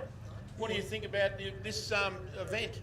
Oh, it's going great so far. Really pleased to be involved. I mean, it's a great series. Been running for a couple of years now, and look, we're rapt to be on board, along with Mickey Thompson and ARB. You're getting a lot of interest in your wheels and Raceline wheels? Yeah, look, Raceline's been, in the off-road racing scene for probably 26 years now, but not that popular here in Australia. And they're really big in the US, and with the Score racing over there, and obviously Ultra 4 as well. So, look, I'm sure. At the end of this year, though, you want to see 48 They're out gonna of be 60 popular by the end of cars this year. on Raceline wheels. Is that right? Wow, that'd be lovely, wouldn't it? Just And I want to thank you very much for bringing the trophy up this weekend to present it to the winner of the Prologue. Yeah, well, I think Mark Burrows is leading it at the moment. No. Is that right? No? Mick Mayer been just rolled knocked past. off by 2/1000ths of a second. Well, I was going to say, Mark probably doesn't need any more trophies in the cabinet. Oh, but, no, he can't fit them in down now. I've been to his house. Yeah. Mick would be looking for one, though, I reckon. Might be his first Prologue trophy. Well, it'd be nice to see a Raceline trophy on his cabinet, I reckon. Yeah, that's right, mate. No, you have a great weekend. And look, thanks very much for coming up. And thanks also for being a series sponsor, mate. Thank you. Glad to be on board. Well, there you go. We've just heard from Raceline Wheels, and that was Chris Hummer One of doing our a great newest job. Big sponsors to the championship. Oh, yeah, it certainly is. And we've only got three. We've got ARB Accessories, Mickey Thompson Tyres, and Raceline Wheels this weekend. And also, don't forget the Ultimate Helicopters out the back here, near the food tent. They're giving rides. I haven't seen the helicopter kicking around here today, but they came in, the pilot came in before and said, we can do anything for you. We can service any type of ride. We can give you just a quick ride around, or we can chase the car around that you're up here supporting. So jump on a helicopter ride this afternoon, ladies and gentlemen.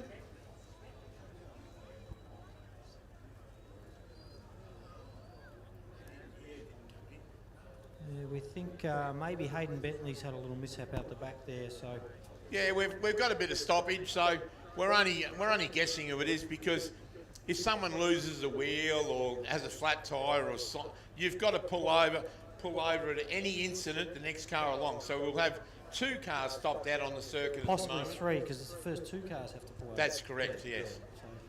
So So that's why we're looking at a bit of a stoppage now. But of course, if you just walked into the track, come in, and what you're looking at here, ladies and gentlemen, is the qualifying. We call it the Prologue. So we put 60 cars out on an 8-kilometre circuit, and then the fastest car starts first this afternoon. We have 2 laps this afternoon, 70k and 70k.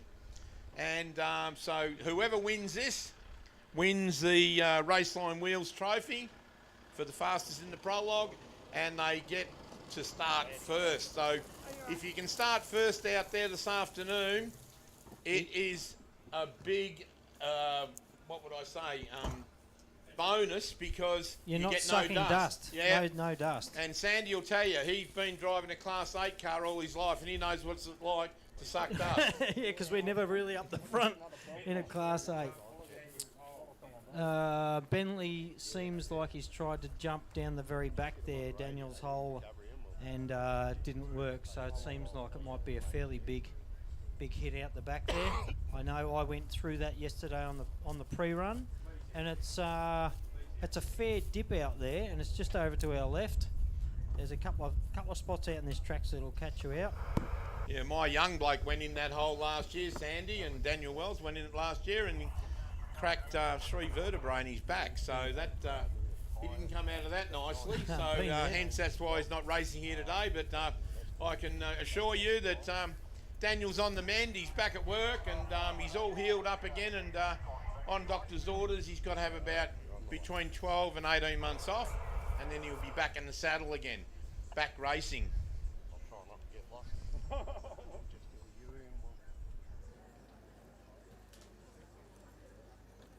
There you go. We're just having a quick chat to Lammy, who has a lot to do with the Pines event and the championship overall. This is actually the 10th year the ARB championship has been motoring along, and with a lot of momentum now. We're seeing a lot of the high-end cars coming over, competing, and not only that, we're seeing a lot of newbies coming into this sport as well, which is bloody awesome to see. You can get into one of these cars, one of these, I would call them a stepper car. You're stepping up from an entry-level car as such, and you can get into something pretty cheaply, like 15. You can go and buy a Can-Am or a Polaris. Or even one of the little Class 2 or something. Yeah, that's right, Class 2 car. There's a lot of cars hidden away in people's garages. Buy them cheap. Get the whole family 10, 15 grand. Yep. Get your safety gear. Don't by any means think it's a cheap sport, but it'll get you into it.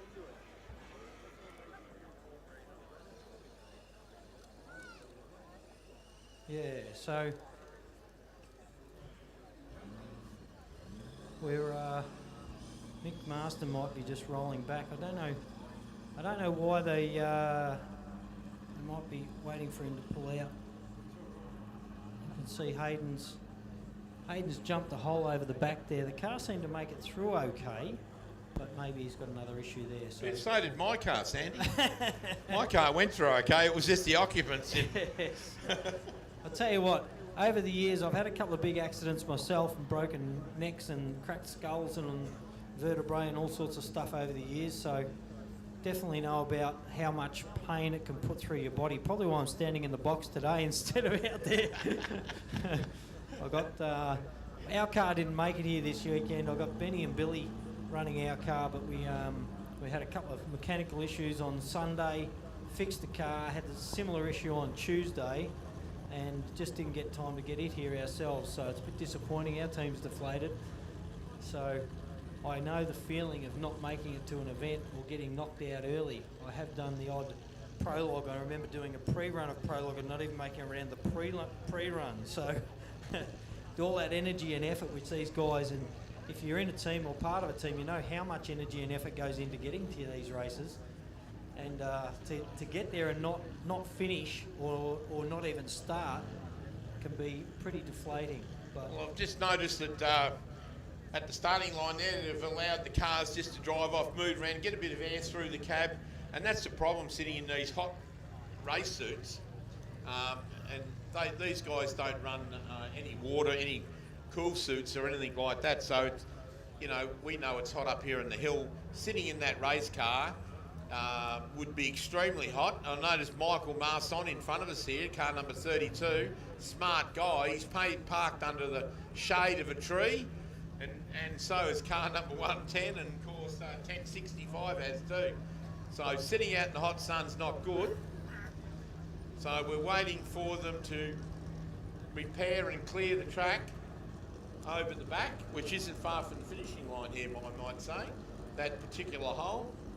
And I just saw the incident. He's gone through a big hole. It's gone through all right, but he's pulled over, so I don't know whether it's... But Hayden looks all right, so, I don't know what's happened there, but time will tell, but it's nothing serious.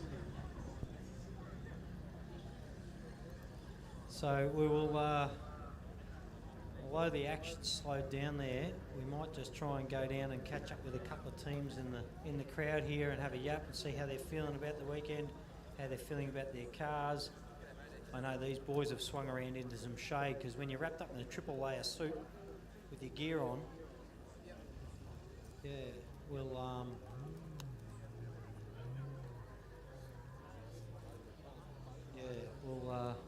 so we've got Sandy Bowman's going to go down with a roving bike, and he's going to go down there amongst some of the competitors and have a word with them. And of course we're going to interview a couple of the driver got Michael Marson down there, so Sandy will whip down there and have a word with them, see if they can beat Mick Mayer's fantastic time, which is a 6:19, I believe.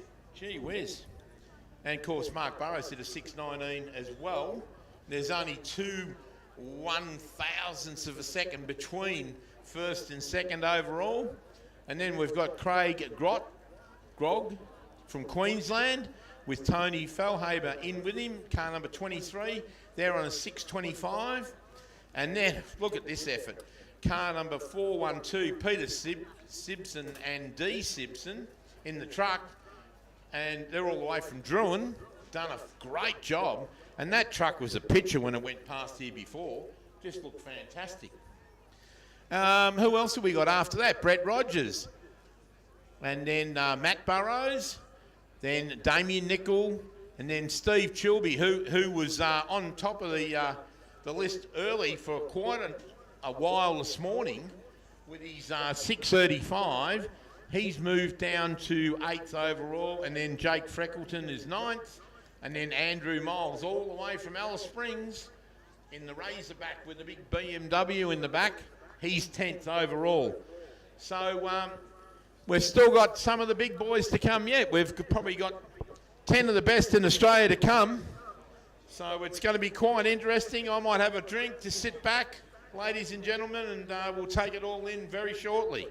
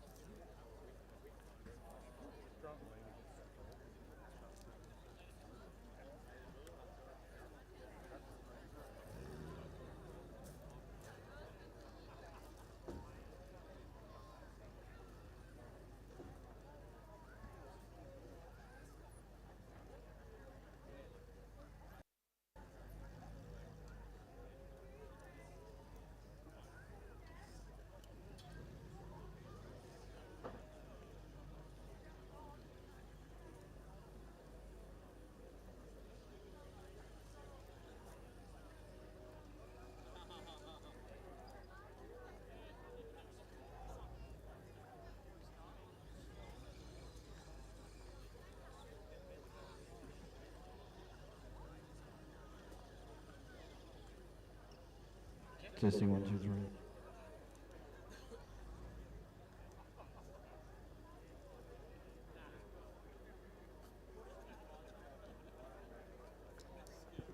Well, folks, while we take a break, we're just going to do a little wander, waiting for a camera to get out here, which won't be long, but we just see down the front here, we've got the wheel, the roaming wheel that left the chat earlier, just getting wheeled back to the pits. Looks like a cracked weld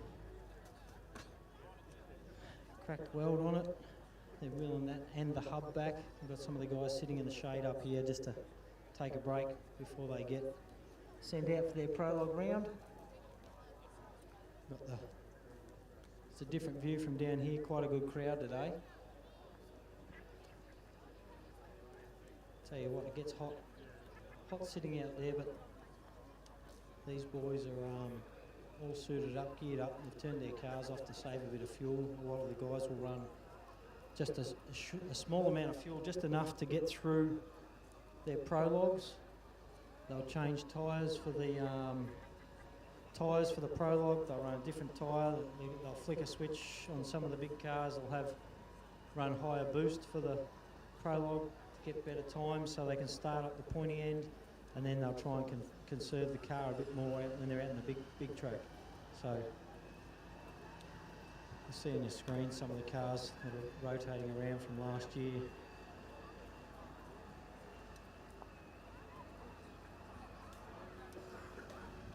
I'm not too sure how far our microphone goes from the start line, but I'll have a wander. I'll catch some of these drivers out here, and then we'll try and get back and have a quick chat with some of the teams, some of the guys that are finished. I'm going to go out here and get the feel for what some of these guys are looking ahead at, whether it be even just getting out and about in the cars for the first time this season. Just passing Andy Brown here, the main man. Been pulled in just to get out of the car and get some fresh air and cool off already. You've only been in there 2 minutes, haven't even had a run yet. I feel like I've had a run. It's freaking hot in there. Mate, there's some fast cars out here. We saw one of the very first cars to pop the 6-minute bracket was a little Polaris Can-Am. I think it was a Can-Am. Got down to the 6:35, and then the two Burrows car, Mark's, the new car, came out with like a 6:19. So he doesn't have a cracked crank either. No, he probably doesn't. Knowing Mark, he definitely doesn't. He's done well around there with that new car. That's fantastic. Yeah, new car, fresh out the box. So it'll be interesting to see what these guys can do. Good luck, mate. Thanks, Andy. We've got the Martin's car, another fresh car, first down here on your right, car 5. It's their first run this year. AJ sitting in the passenger seat. These guys are hydrating. I tell you what, when you sit out here in the AAA suits, you can sweat like crazy and get dehydrated pretty quick. Most of these guys have got camel packs in here, so they can have a sip. How's the car feel, AJ? Yeah, no, it feels strong. We don't really know yet. We'll get out there and do a few laps and learn what it's like. How have you had a run in the car? Had it out the farm? Had any sort of run in it yet?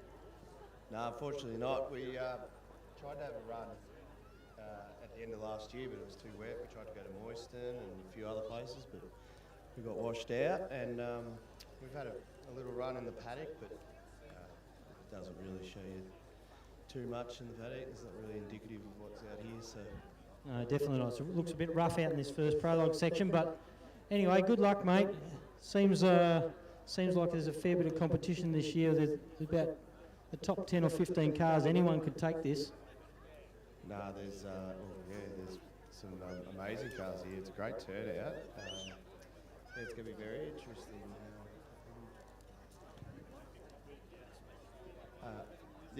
Hopefully they can get the Hayden fixed up and back going again, and we could sort of get out there and have a go. All right, mate. Enjoy. That's AJ navigating in with Dale Martin in their current car that they have only just got going for this championship. So Chappie's car 15. It's the 2JZ powered car. I don't know where they've disappeared to, but all these folks have just jumped out. They've jumped out just to get a bit of shade and cool off a bit. So I don't think it'll be too much longer before we start lining back up again. Just come in for a quick. They're all pretty relaxed out here at the moment. I've got to tell you, in about 5 or 10 minutes when we're back out there, the adrenaline will be pumping. So these guys haven't run yet. These are all the cars that are yet to go. We can see over on my left, there's last year's championship winner of the ARB Australian Off-Road Racing Championship, Brent Martin, Andre De Simone. Fantastic team, well presented. Papa Martin has been in the game for a long time. Sons are here. Andre loves to chat, so how are you feeling about this year, mate? Pretty excited, actually. We had such a good ending to last year and came away with one position and Australian champion, so we're pretty happy about it. Car's been really good. We took it all apart and put it back together, and we're happy to have a new motor, but short of parts and stuff like that. So. Seemed like you didn't even need a new motor last year. But Dan, tell me what, from the navigator's seat, because a lot of people don't know what navigators are they're a bit of overlooked in the off-road racing game. It's all about the driver and the car, isn't it? But I've got to tell you, without a navigator, it can be hard work. Tell us what really goes on in here. Apart from just yelling and screaming different directions, you've got screens, you've got buttons, you've got all that sort of stuff to contend with. You're probably looking at oil temps, water temps, what's going on with the car on the computer. Yep. Yeah, constantly look behind. I'm always looking at my GPS, trying to look ahead of what's coming. Obviously, rally safe. We pass a lot of cars broken down. You make sure they're okay. But generally, just watching the track and seeing if anything's changed. Normally, by the sort of last 2 laps, Brent's really got the track already dialed in, but I just reassure him with the calls. And Yeah, that's a big thing. Hey, I mean, as I've been a driver for a long time, but when you're out there, and even if you see,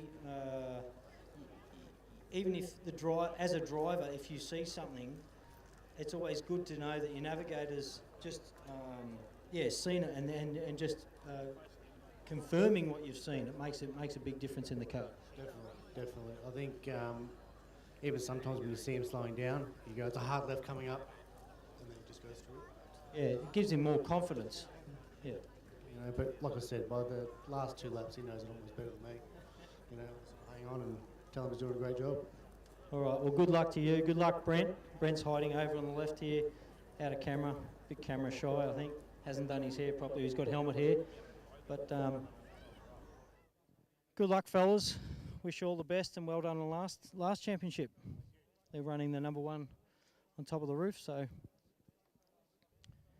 we're wandering over. We've got a few of the other big guns out here. Greggy Gartner's car, it's been around a little while, running 40-inch tyres on it, which, are they needed, Greg? Big suspension, big tyres, big horsepower. What do you think of the Prologue track so far? We ready? Yeah, we're ready. The Prologue track's very similar to it has been over the years. We don't come at this time of year when it's dry like this. I was about to say it's a bit drier than normal, but it's usually pretty slippery, which we don't mind. Well, we don't mind it a bit slippery, but sometimes a bit over the top. But the dry will be good, I reckon, and it's different because it's a different slippery because it's actually quite skatey. So I think we're ready to go. We haven't raced since the Pines, and we haven't done much of the truck since the Pines either, to be honest. Change the oil, I presume? Yeah, actually, we refreshed the engine and only got it back this week. So the boys have done a good job putting the engine in, and that's about all we've done. Yeah, nice. So any other things you're chasing the championship this year? Yeah, look, we like the ARB where the rounds are this year, so we'll try and do all the ARB, and we always slot the think in. I mean, that's something that we like to go up and have a bit of a break, and the think's just the think. You race yourself against the think to try and finish. So we enjoy that. We had some success and a lot of disappointment up there, but no. I think everyone's had success and disappointment up there. Plenty of it, and it's a logistical nightmare, to be honest, so when you do break down. But yeah, look, Ben will take the CJM truck up there as well, so we'll take 2 trucks up there this year, and my old truck should have been here this weekend, but the pistons, that we just wanted to refresh that engine too, and unfortunately the parts didn't come for that one, so disappointing. Yeah, awesome. That's good to see. All right, mate. Good luck for the season. Cheers. Habe, Mr. Habe, we spoke to last night. He's ready to go. Once again, lined up. I see some quick times under the 6-minute bracket that are at the lower end of the 6-minute bracket now. It's going to be a hard push out there. I was watching that Mick Mayer's truck go down there, and man, there's going to be some pushing to get times up like that again. Oh, definitely. That's a pretty gnarly section through there, but at the end of the day, you've got a good car, so we'll see what happens. But hold down, sir. Good luck. Have fun. See you at the end. Righto. We'll wander back through the crowd here. We've got several different cars, several different class cars down here still to run. I see class 10 car up there, 1065. We've got Richo down here somewhere. Where is Richo gone? We'll have a quick yap to Richo while we're here. Tell us what happened at Hillston, Richo. Tell us what happened at Hillston. Yeah. Mate, you're already dusty. We haven't done anything yet. Well, that was in reconnaissance, mate. Yeah, Hillston was just, drive wherever. Going a little bit hard, but anyway, that happens. Back with any changes to the car? Tell us about the car. Not really, same package. Just had lunch last week, and that's about it. Ready to go. Nice. See, we're not far off getting the track cleared, I hope. So hopefully we can get back and up and into it. You ready? What do you think of the Prologue track? Bit rough, too rough, not rough enough? No, it's good. Yeah, no, I come down last year and did the short course and the ARB one, and yeah, no, it was good. I enjoyed it. Really good. So, don't know about the sand out the back, but anyway, we'll just tack through that, and that's about it. So. The sand can get quite, as soon as you get into the desert, we were on a corner out the very back at the halfway mark, and as soon as you get into the desert, those ruts, they'll get down to a metre and a half deep, so that starts affecting your car. Yeah. Last year I just thought, am I the only one out of control through here, bouncing around? But yeah, come back and talk to everyone, everyone's the same, so yeah, it's all good. All right, mate, good luck for the weekend, good luck for Prologue. You got to go for, someone's got to try and win this trophy too, yeah? So, once again, thanks to the sponsors, as we wanted back, thanks to the sponsors, ARB, 4x4 accessories, they've been on since the inception, like we said, 10 years ago. We've got Raceline Wheels, who's fresh on board this championship for 2023 and hopefully beyond. They're a great mob to have on board. And also Mickey Thompson Tyres, who they've been on board with me personally for a long time. Wrapped with them, I won't run anything else. And they've been on with the championship for a fairly long time. Look at these two smooth cats. Hey mate, how you going? I'm great, thank you. Feeling positive about the weekend? Positive as can be for something unknown, but we'll be right, we'll have a crack. Previously out of a Class 1 car and now into Ultimate. How are you feeling about that? It was always going to happen, wasn't it? You know, we've got to remember what the plan was, to get a bit more roll cage, a bit more room around us. It wasn't all about horsepower, it was about outgrowing the old car, and we're going pretty quick now, and going pretty quick in that other car, so we wanted to get something a bit stronger. So yeah, so that was the main move. So it was a bit of a learning exercise today. We'll see what happens. And trying to take out this boy next to you, Danny Brown, in car 42. How you feeling about it? Yeah, well, he almost took me out with his little motor, so he doesn't need anything bigger, does he? Yeah, no, we're feeling good. It's a bit hot in the sun, but yeah, we'll just wait till we get back going again and circulate and go out this afternoon and have some fun. Now, I've been asked several times, who's your pick for the weekend, apart from yourselves? Who's your pick for the weekend? Prologue, I reckon, Aaron James. And probably for the weekend, Habe or Gardner. Yeah, right. How about you, mate? I think that Andy Brown is a bloody good qualifier. That's Danny's dad, yeah? I've been in the car with him, and he has a way of just switching it on. He's a very good qualifier, so if that thing goes, I think we could be interesting, and hopefully he has a good run. It's been a few years for Andy, so yeah. Yeah, very interesting. It's good to hear the drivers' thoughts on what's going on. Thanks, boys. Good luck for the weekend. So there you go, Dale Martin and Danny Brown. Dale Martin's come from a Pro Light. They've always had spectacularly presented cars, and always been at the high end, over outright. So they've normally been in a 3.5 litre, and Brent's still in his 3.5 litre, but they'll, like I said, it'll be good to see where they go for the weekend. We've sort of run out of cars here for the minute, but we might go and wander up and see if we can have a look at chat to some of the drivers while we wait.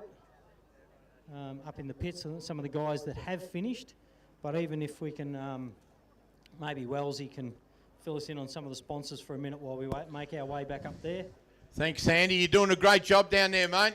And Thank you, maybe buddy. you move up there to Michael Marson sitting in his car up there at the pointy end, mate. I'll make you walk a long way. Good on you. You might have a sweat up when you get back to the box. But I'd also like to say all the people are sitting out there in the sun. Why don't you go up and see the ladies from the Rainbow Riders event tent up here, and they've got nice cool drinks, plenty of food. Being cooked, egg and bacon, steak sandwiches, the whole lot. And of course, we got to thank the sponsors, don't we, Glenn? So, you know, of course, without sponsors, and I was just looking at the IGA sign on the fence there. They have been long-term sponsors of this event. Of course, IGA in town. They always put their hand in their pocket, and they're the first sign hanging on the fence down there. Great job. And Mickey Thompson Tyres and ARB, and of course Raceline Wheels. Who else have we got? Who are the class sponsors? Oh, of course, we've got Nutrient AG Rainbow in Class 1. We've got Racer Imports at the ultimate class.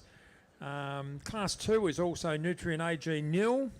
Class 4 is Warrigal Machining and Mechanical Repairs, which is Peter Sibson, which is a competitor out here today. Class 6, we've got Promotional Products and Uniforms. Class 66, we've got VORA, Victorian Off-Road Racing Association. Class 7, we've got Mallee Earth Moving. Class 8, we've got Small Air Proprietary Limited. Class 10, we've got Glendarren Auto Panels, little brother here with me. He's chipped in. And in Class 11, we've got Brown's Gypsum. So we've got Best Presented Car, which we'll announce probably tomorrow, judged by the scrutineers on Friday night, which we've got to present, which we don't even know. And of course, now we've got Sandy. He's up there with Michael Marson. Yeah, Have a few words with down him. here, mate. He's suited up. He's probably sweating like nothing else. I've got to say, you guys have just come back from America and run King of the Hammers. How was that over there? And are you looking forward to what you're seeing out there on the pre-run this weekend? Yeah, g'day, Sandy. Yeah, no, it's really looking forward to this weekend. Believe it or not, it's actually not that hot in here because I come from North Queensland, so it's actually quite nice, mate. I'm just sitting here enjoying the shade. So yeah, we had a good trip over to Hammers, Talbot, Cox and myself, and a bunch of guys from Australia. So it's been a good month and tough month to get everything sort of ready after being away from home for a bit, but really looking forward to it. First time at Rainbow, so you know, amazing effort by Tony and his whole crew, the whole Rainbow Risers organisation, and you know, look, I organise races as well, and when I come into venues, that's what I look at. I go, wow, look what they've done here, and oh, look what they've done there. So yeah, definitely. The facilities have come a long way down here, and yeah, running races, I've done a few in the past myself, and it can be a high-stress job. It doesn't go unnoticed. The car, tell me about the car. Tell us any changes to the car, anything else that's come about for this season. No, not really. Still running the same mild 6-litre Ford Windsor in it. Nothing's really changed in this car in 10 years, except the driver and the co-driver have got a lot older. Well, you say that. I reckon my eyesight's starting to go. So travelling at speed, that can be an issue as well. I know old man Brown out there, he has to slip on a set of glasses now. So we've got a lot of new competitors coming through. So hopefully we get a new sets of eyeballs and stuff are coming into the sport as well. But yeah, as we all get older, we take on different jobs to keep the whole off-road game and off-road community going. And I don't know, we're looking forward to seeing some action this weekend. We shouldn't be too far off a start, I would hope. About 5 minutes, Murray's telling me here. We've just been told 5 minutes, so stay cool, stay focused, and good luck. Yeah, just want to say good luck to the Queenslanders that have come down as well, and bit of a shout out to one of my good mates, John Barbagallo, who pretty much is the only sponsor in the car now, and who does my engine. So, you know, I want to thank him and thank obviously the wife, mate, because she lets me do this. And my best mate sitting next to me comes and helps me with the car. And yeah, so look, you know, we really enjoy travelling, and good luck to everyone else and everyone that's running, mate. And we've got to stay safe out there. Oh, definitely. All right, thank you, guys. Good luck. Yeah, and as he said, you know, there's a huge amount of energy that goes on. I know just with our own team, we're not a big team. We're not billionaires, especially after the last couple of weeks. But you know, we get in the shed, we spend hours upon hours, a group of sort of 4 or 5 of us, getting our car prepped, and for us to not make it here this weekend was pretty gutting as well. So you know, the energy, the camaraderie and the good times that you have in the shed, they can also relate to good times out in the field. So, Simon Tucker. How are you feeling, mate? Oh, a little bit warm. Yes, you're getting a bit cosy there sitting in the sun, but yeah, the shade's nice. A bit more breeze would be good. You like the sandy sections out the back? We didn't last year in a little class 2. It's a real mission. You come out of a real sharp corner and there's a fairly sharp, steep hill to get up once you come out of that corner. That tested us out. I had 2 attempts at that in my car on the pre-run myself, so... Yeah, look, anyone that doesn't let their tyres down on the recon, yeah, you're asking for trouble on that one for sure. Yeah, well, we're only a few minutes coming off the start line. New car to you. Tell me about it. I don't know much about the car, to be honest. Yeah, it is a new car to us. Look, we got it mid last year, done 3 races in it, just to get a bit of seat time, and Southern Cross Next Gen, Nissan VQ35 with the Album Sequential gearbox. Good little package. Look, to be honest, we're still learning how to drive it. It's got a fair bit to offer, and we're just trying to treat it with a bit of respect for now. Well, you have to do that, otherwise it can bite you, as we've seen a couple of times out there already. All right, good luck, mate. Have an awesome weekend. Thank you, guys. Well, right, Sandy, we're probably only 2 or 3 minutes off the start. So yeah, Welsies, the 2 Welsies back in the box up there. Okay, we just got a report that the truck of Hayden Bentley's just gone back into the back of the pits. So it got driven back in over there. So it's gone through the big hole over the back here, which it's got a couple of big danger signs on it, but race drivers don't seem to acknowledge those. And, of course, Hayden's gone through there with a lot of speed on board. Glenn and I have just looked at a bit of footage of that. And Hayden's navigator was okay, but apparently Hayden's hurt his lower back. So exactly like Daniel Wells did last year. Same hole. And when they put double dangers on a big hole like that, you got to take notice. And I think all these guys that are parked in front of us that are just about to go out there will take notice of that big hole, because it's only 1 second to back off, roll through it and come out the other side. It's a real gotcha. Yes, you might be able to make up a little bit of time, but sore back lasts forever. Anyway, we've got Michael Mars on there. He was on the line. He's parked under the tree. Michael's all the way from Queensland, so he's a cane farmer, I believe, so he's used to a little bit of heat, and he's getting a little bit of shade from that tree that's blocking Glenn and my view to the start line, unfortunately. But anyway, it might grow up a bit by next year when we're here, and we'll get a better view of the start line, or we'll move the start line forward about 6 feet, Glenn. But and then, of course, we've got car 110, Simon Tucker and Kyle Tucker from South Australia. Beautiful car, one of Bob Strawbridge's, I believe. Southern Cross. Might have even been Bob Strawbridge's last car that he drove, and maybe the Tucker boys have bought it from him. But Bob Strawbridge had been around off-road racing for a lot of years, built a lot of off-road buggies, and Bob was always at the pointy end, fearless driver. And, of course, unfortunately, he gave away off-road racing a number of years ago. Age beat him, I believe, and the age and the body. And that's what happens to us all. But looking across there, 1065, Bowie. Class 10 car, fast car. A Lumacraft out of America. That's the latest beast that Lumacraft built over there. And then we've got the ARB car of Andy Brown's, and then Danny Brown's car. They're both Lumacrafts too. So they're all the same vehicle. The 10 car is just a little bit smaller in all of its size because it runs a 2.5 litre motor.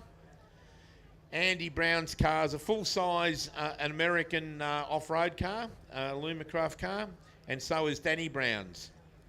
And of course, Andy Brown's car there, the one with ARB written on the side, has got a Kelly Racing V8 Nissan in the back of it. Beautiful engine. If you ever get a chance, walk over. Andy won't mind. Have a look. It is all engine in the back, and it sounds a treat. And, of course, Danny's car, he's got a GDR Skyline twin-turbo motor in the back of that. And I believe it puts out nearly 900 horsepower. So Danny's got lots of horsepower under his foot, but spins the wheels a lot too. But I must admit there's a little bit of a battle between father and son there. And at Millicent last year, and he took home the chocolates. He won the Prologue, so he was very proud of beating Danny in the Prologue. Didn't have as much horsepower, but certainly outdrove him. So that was a good day at the office for Andy. And then, of course, behind him, I'm looking at Dale Martin in the new Jimco that he bought out of New Zealand. That was what they call an Aussie built. Jimco built a frame called an Aussie built. They're a little bit smaller in size. And that car went to New Zealand. Dale had been driving a Tatum car for about 5 years, 6 years. And he decided that he wanted to step up a class. So he found out that this car was for sale out of New Zealand. He bought it back here to Australia, and he's totally rebuilt it from the ground up. So it runs a Nissan V6 VQ35 twin turbo motor with a Albans 5-speed gearbox. So the Albans 5-speed gearbox, when you're looking at all these buggies, they seem to be the flavour of the month. Most of these cars, and I would say 90% of them, would be running an Albans 5 or 6-speed gearbox. Very, very tough transmission. Yes, mate. I'm got to tell you, I'm glad to be back in the commentary box because, geez, it was getting warm out there. The only place in the only spot in the field that's got aircon, I think. Well, I must say, don't stand in front of the air conditioner, Sandy. You're blocking it from me, mate. We're only a minute or two off. You'll see the car starting to circulate back to the start line. Mick Marson is the first one off after this little hiatus. But they're starting to roll up to the start line now, so we're nearly back into the action. It's good to have a quick chat with some of the drivers down there. You know, Andy Brown, he's a flatliner to me. He doesn't change. He doesn't get excited. He doesn't get scared. He doesn't change his vibe, you know. He's always the same. And also with the Martins sort of, you know, whereas you go and speak to Clayton Chapman, he is always excited. He can't wait to get out. Can't wait to get out. So, and Stuart Chapman. Yep. Look at him. Stuart's got the new. He's got a point to prove in that new Cheneth Millennium car, and he bought that probably 2 years ago now. Stuart's done a few races in it. He's had a few sorting out problems with it. I believe it's got a Mitsubishi Evo motor in the back of it, turbo. Correct. And they do a great job. Both the Chapman brothers. I'm sure there's a bit of rivalry there between them. You're going to got brothers, haven't you? There wouldn't not be. In the brothers Martin, the two Martins. Yep. We've got Brent Martin and Dale Martin. There's rivalry there. We've got rivalry between Andy Brown and Danny Brown. Yeah. And of course, Burrows, we've got rivalry between father and son. So there you go. But all the big boys have come out to play, and this will be interesting the next half an hour. That's an interesting car going past now. 2JZ powered Chapman car. Absolutely, which is a 6-cylinder. You don't see many straight six cylinders in the back of a buggy. But Andy Ryan had one a couple of years ago. It's absolute demon. Yep. I think that was an alumina car frame, from memory. Yes, but had a bit of trouble keeping it together. He ran too much boost in it. Yeah. And of course, as we all know in this industry, boost kills engines. Gives you plenty of horsepower. Sometimes for a short period of time. Sometimes drivers just can't help themselves and turn that knob up and get some extra horsepower at the back wheels for a very short time. A lot of them turn up just for Prologue. So they'll put on maybe a smaller tyre sometimes for Prologue and wind the boost up just so they can get a bit more speed out of it, and that'll get them up the pointy end so that they've got a cleaner run and they're not getting overtaken or rounded up. Spare wheels off too, you know, the buggies, a lot of them take the spare wheels off because that's extra weight, you know, low on fuel. So, you know, they look at every alternative to try to get a good time. I see Brent warming up the brakes over on our left. No spare wheel. And if you're out the back now, it'd be a good chance to come up and get some good viewing because we've got all the big boys that come out to play, and the next half hour is going to be really interesting to see who takes out the Raceline wheels. Just goes to show the ones who are serious, Glenn. I see Brent Martin driving past in the Mickey Thompson-sponsored Jimco with the number 1 plate on the roof, spare wheels laying in the pits. And then, of course, Habe car, Aaron Habe's green car just drove past, spare wheels laying in the pits. Now, they do that for a weight factor, because I'll also possibly balance if they're... I think it's more about weight, mate. If you grabbed hold of that wheel and jogged around the pits, I'm sure it's pretty heavy. Yeah, not happy. I wouldn't be doing actually, it. they're probably 60 or 70 kilos, and if you're running a 39, you're probably up around 80 or 90 Danny kilos. Brown in 42, he's left his on the back. Unfortunately, with Danny Brown and Andy Brown, they normally leave their wheels on, and I know for a fact that the cars are all set up in the suspension components to carry that weight. And they've got plenty of horsepower on board, so they can pull it around. Here goes Michael Masson. That 6-litre Ford from JB Automotive in Brisbane. It just makes ground. Shifts some dirt.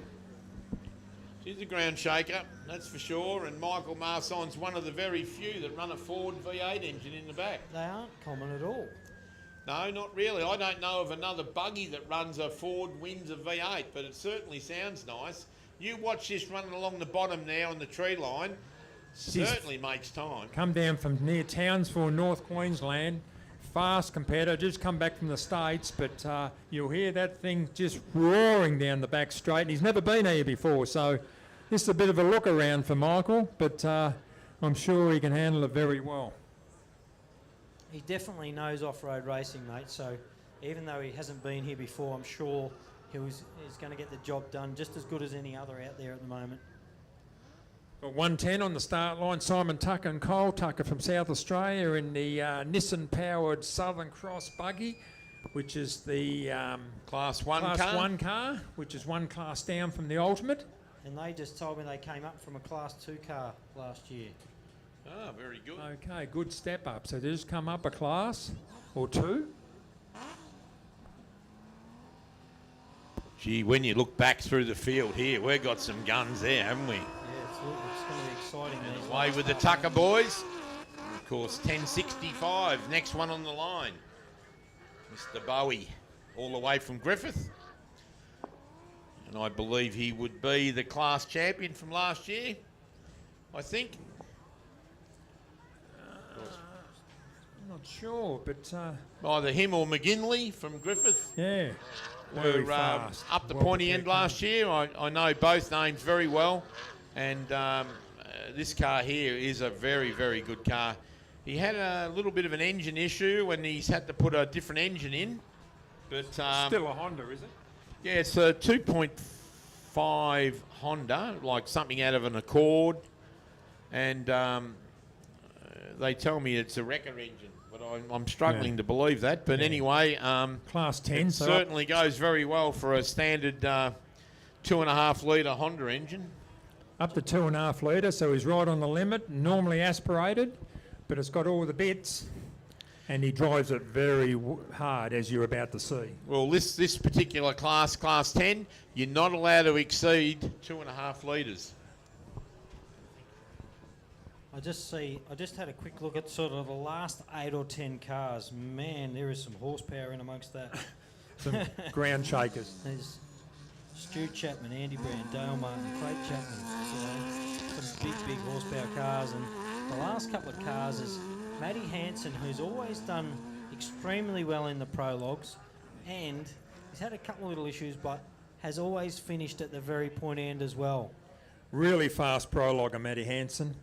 Hasn't had a lot of seat time or a lot of luck in the last few years, but when he's on, look out.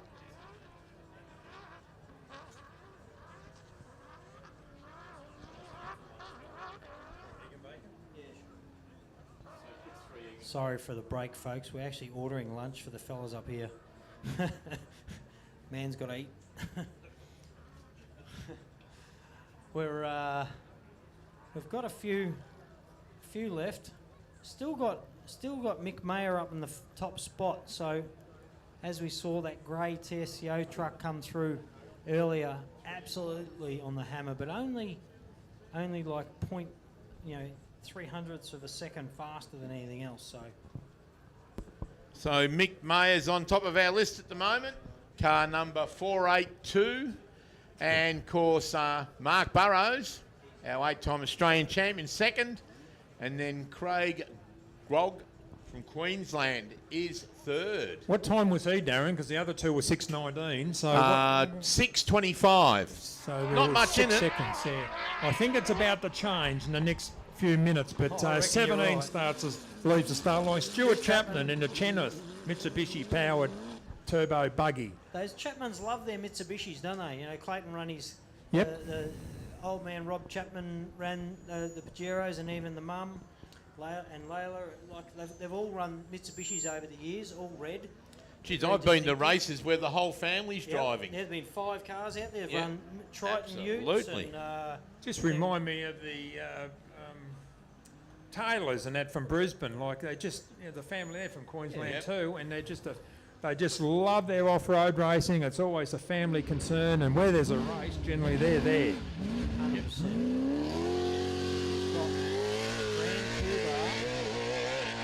On the line. Danny Brown's dad. Whose name is Andy, navigated by Daniel Hardman. Expect fireworks here, Danny. Andy's, mid-60s, but he knows what he's doing. And, Good operator. Good operator. Been Good doing gear. it for a long time, probably back when Before you were born, mate. Before you were born, he's been around, and he's going to put on a show. Don't worry about that. I've been fortunate enough to race against Andy, and he's a fearless competitor. He's going to show this thing no mercy. I hope that crankshaft holds together. Look at that thing shift some dirt.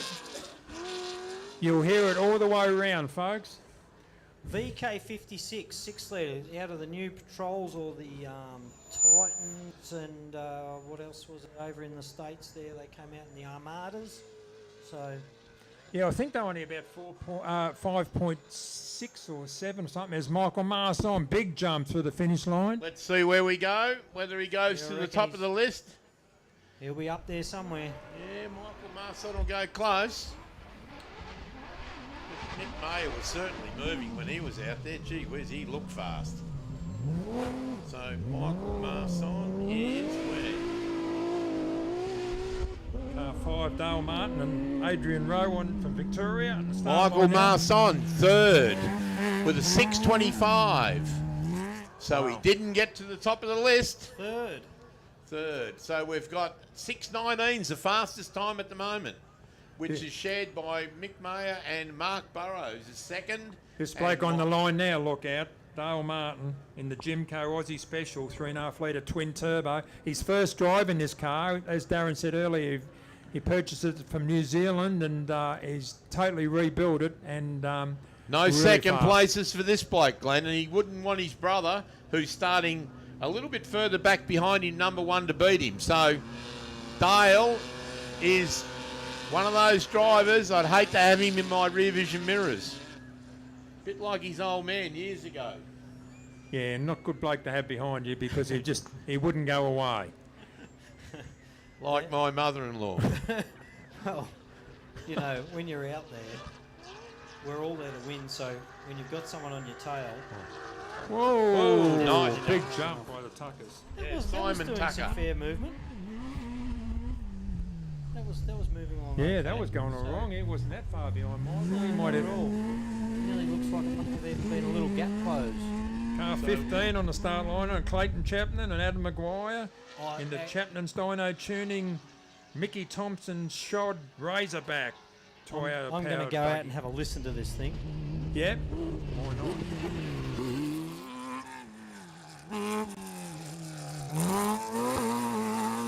Simon Tucker's up to 5th overall, car number 110, and he did a 6:25.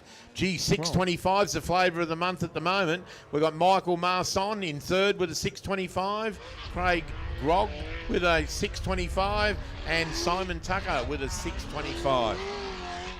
Of course, at the top of the stack, Mick Mayer. I have been corrected, mate. It's Mick Ma. Mick So Ma. let's Okay, all we'll correct call him Mick ourselves. Ma today. Mick Ma. And he's on Yep. top of the list. All I've been depends what called school you went worse. to. There goes Chappie in the 2JZ powered 15 car. As Bowie Man. comes through the finish line. Here Look he at that comes. class Big 10. jump from Bowie. Beautiful. That Illumicraft just does a lovely job, doesn't it?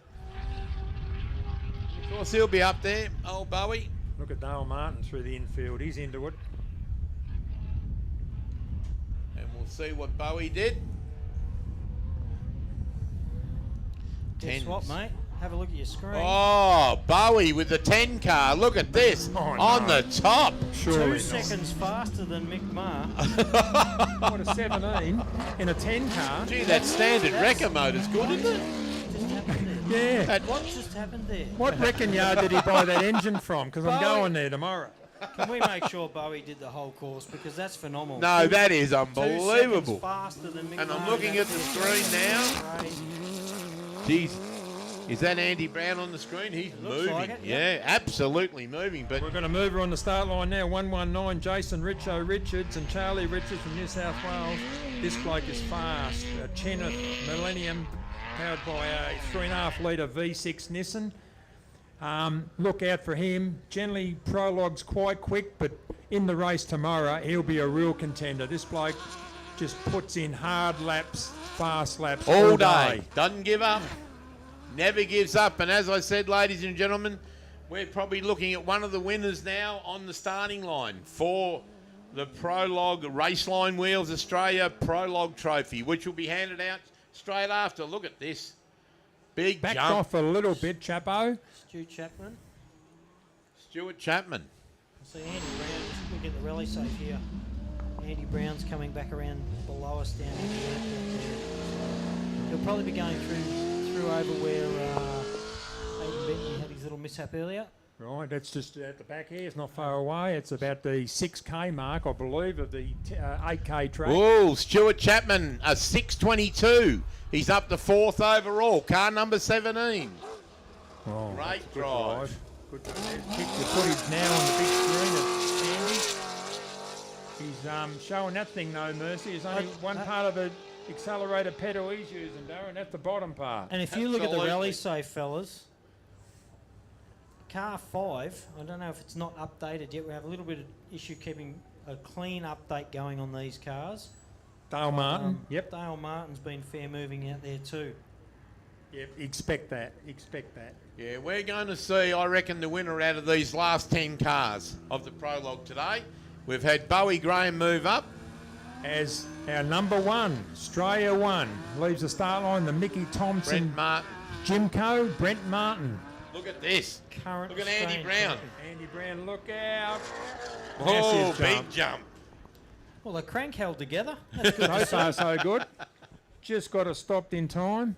Stu Chapman came in with 4th, and Andy Brown Oh, On he's the up. top. the top, the Grand Poobah. Have a look on at this, top. a 6:13. Oh. Man, a that's 4 6:13. seconds faster than Bowie. These times are getting crazy. Wow. No one's down in the 5s yet, but we've got Andy Brown at a 6:13. Look out for this bloke on the start line now. He just knows one speed, and that's flat out. That's Greggy Gartner. He's won this event a couple of times. Greggy Gartner in the big truck. Listen to it. 410, Craig Harrison race engine. It's a Ford, and it's fast. And it's a Ford 150 in appearance, and it's got a 6-litre Ford in it. And this bloke is fast. He's about to shift a lot of dirt. We've seen him here before. He's been out here a few times, but he's usually, like we all know, it's been a bit drier this year rather than previous times. So the dust isn't too bad. It's moving away from the track, which is still giving every driver at the moment currently a nice clean run. Look at him. Gartner's off the line. Going easy on it, is he? Yeah, looks like it. I wouldn't like to come back as an engine that Greg Gartner is driving. Yeah. Thank- Right, watching. Andy It's a bit hard Brown. on the bloomin'. It's a bit hard on the screen, folks. You're Sometimes never it's too old, are you? 65-year-old Andy Brown, bang. top of the list. Look at that beautiful engine in the back. It's got that Nice and shiny. Kelly Racing motor in the back, 6-litre V8. And of course, With a cracked crankshaft that he went easy on. Aaron Haby, look out for the Haby. Aaron and Liz Haby in the Element. They always do well. Oh, yeah. certainly Toyota do. twin South turbo, Australian. 3.5 litre. South Australian. South Australian light, can drive it. Really fast car. Good on the sand. Yep, won the Don River Dash in Queensland last year in September. Went to Millicent and unfortunately didn't go far there. Had engine issues, but rectified all that and he's back out and look out. and of course you've got to say that this is an Element off-road prodigy, the car which they build themselves. They build them on site at home. Yep. So these cars are an Australian-built car. I think they've sold about 20 of them in Australia. Take a second look at Greg Gartner. Greg Gartner, look at the pace. There's Aaron Haby leads the start. Greg Gartner, I think he wants a set of Raceline wheels on his truck. Who have we got coming up over the finishing line? It's Chappy. Chapman car. Oh, Lovely big jump. Look at that. He's been young And- Chappie's been racing for a lot of years as well. Started Willie when he was beat his brother on in time. early teens. We got Stewart at 5th at the moment. So waiting for the update on our screen. I'll tell you what, it gets pretty intense up here just waiting for these times. Oh, 2 to Oh, go. Clayton Chapman, 2nd overall. He'll be loving that. Great time, 6:16. Got Andy Brown on top of the list at a 6:13. Clayton Chapman at a 6:16. So there's still room, mate. There's still room to stick Danny. There's still room to stick Matty Hansen. Still room to stick Aaron Jones. There is still room for these other guys to slot in between there or even possibly Last 3 cars jump are on fast. top. What about They this are bloke? What about Danny Brown? Yeah, this car is seriously fast. And a seasoned team. These guys have been together for what?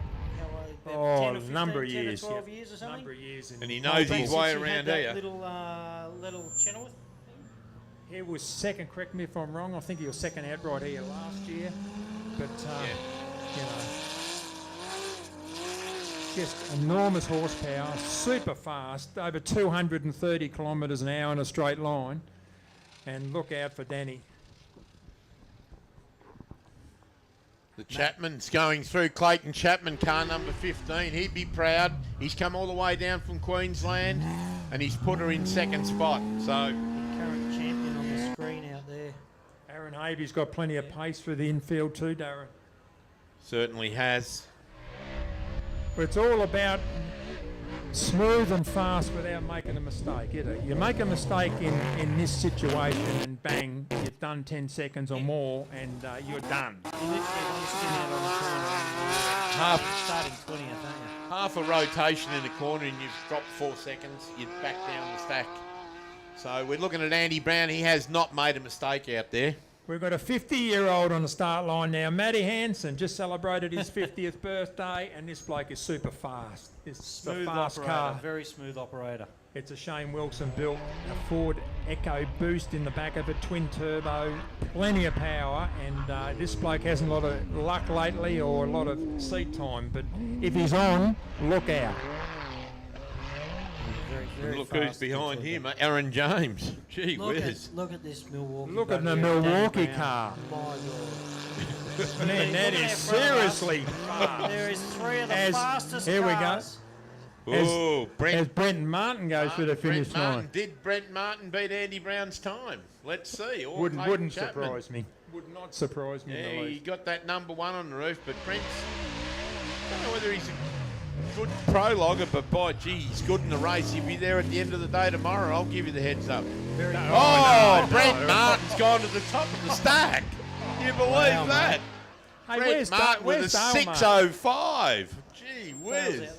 Dale's out there, is he? Yeah, Dale's out Brent Martin's just beaten Andy Brown. What'd he by do? 8 seconds. 6:05, mate. We're getting 6:05. closer to your 5 Yeah, minute. I said a You said 5:59. A 5:59 will win it. And I'm not far off the mark so far. Gee. It's just You know, when we saw fast. that- And remember, he's in a Class 1 car. It's not an ultimate car. Oh, yeah, So no, Brent he's only got Martin is about just- 400 odd horsepower under his boot. Certainly a smooth operator. But I tell you what, Danny That's Brown, he had some momentum through that infield, Sandy. Yeah, he sure did. We just see him. Where's Dale's I on can hear around the back? Gardner. I can hear Greg. Gardner coming around the final corner. This is going to be huge, folks. So keep your eyes peeled to your left. Here he is. Just listen to it.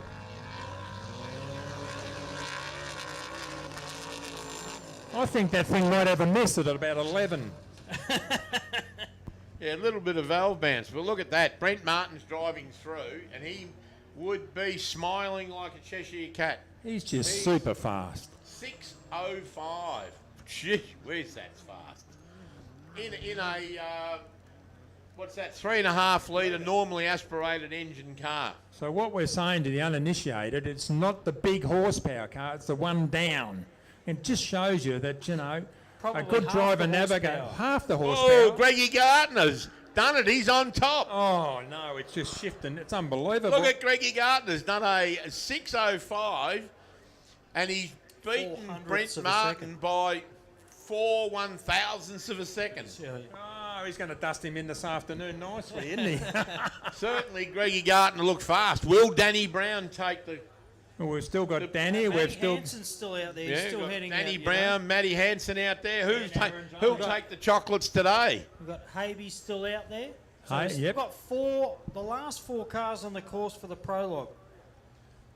And they're all fast. So obviously that's why they're fast, because they're in the last 4 cars of the Prologue, because it's. Who would have thought Greg Gardner on top of the I heap? did say he was be up there. He was one of my picks.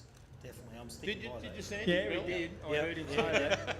I did hear him say that, but I thought, no, you know, in my book, 4, 5, 6, something like that. But Look no. at Here that comes truck the going. green Oh, team. here's Whoa, Havey gone through. That truck looks like it hasn't even done anything. I tell you what, Will the motor Aaron wouldn't be Havey telling move you that. up? Let's see. Aaron Havey's got to be faster than the 6:05. We're looking at our times. That dust is sort of hanging around a little bit there now. Greg but jumped that jump out there, that hole. There's no. couldn't have. Tell you what, out the back to our hard left, you'll see Danny Brown. Aaron Havey's third. There you go. So there you Couldn't are. get Greg. 6:10. Greg the master. Still great time. Looks like Dale Martin's gone missing. Yeah, Dale Martin didn't come back, so we don't know where he's gone. I see now Danny Brown's just done his last switch back and he's coming back around behind the pits and he'll be heading back to his last little corner, which you have to button off a little bit for, but literally the last 3 cars on track, and it looks like car 5 hasn't moved for a little bit out there, so Yeah, it's obviously no issues, We'll so see they're if still Danny running. lives for the let's jump. see what Danny can do, hey? He'll go for Oh. jump of the day. Big jump. Look at this. Oh! Whoa. Have to be the biggest jump of the day. That's momentum. I'd expect to see that go to the top, We look unless like- he's had an incident like a lose. But Will Danny Brown beat Greg Gardner's time or Brent Martin's time? We've only got really Matty Hansen, Dale Martin. We have car 19. Here we go. First car into the 5s. Danny Brown, a 5:58. There you go, mate. There you are, ladies and gentlemen. We said it to get down to the 5s. We're in a 5:58. 58. Danny Brown. I don't think they'll beat that, Sandy. No. I don't think they'll beat No. that. I nominated Hang the on, first guess car, who's still out there? Matty Aaron Hansen. and Aaron Jones. Matty Hansen.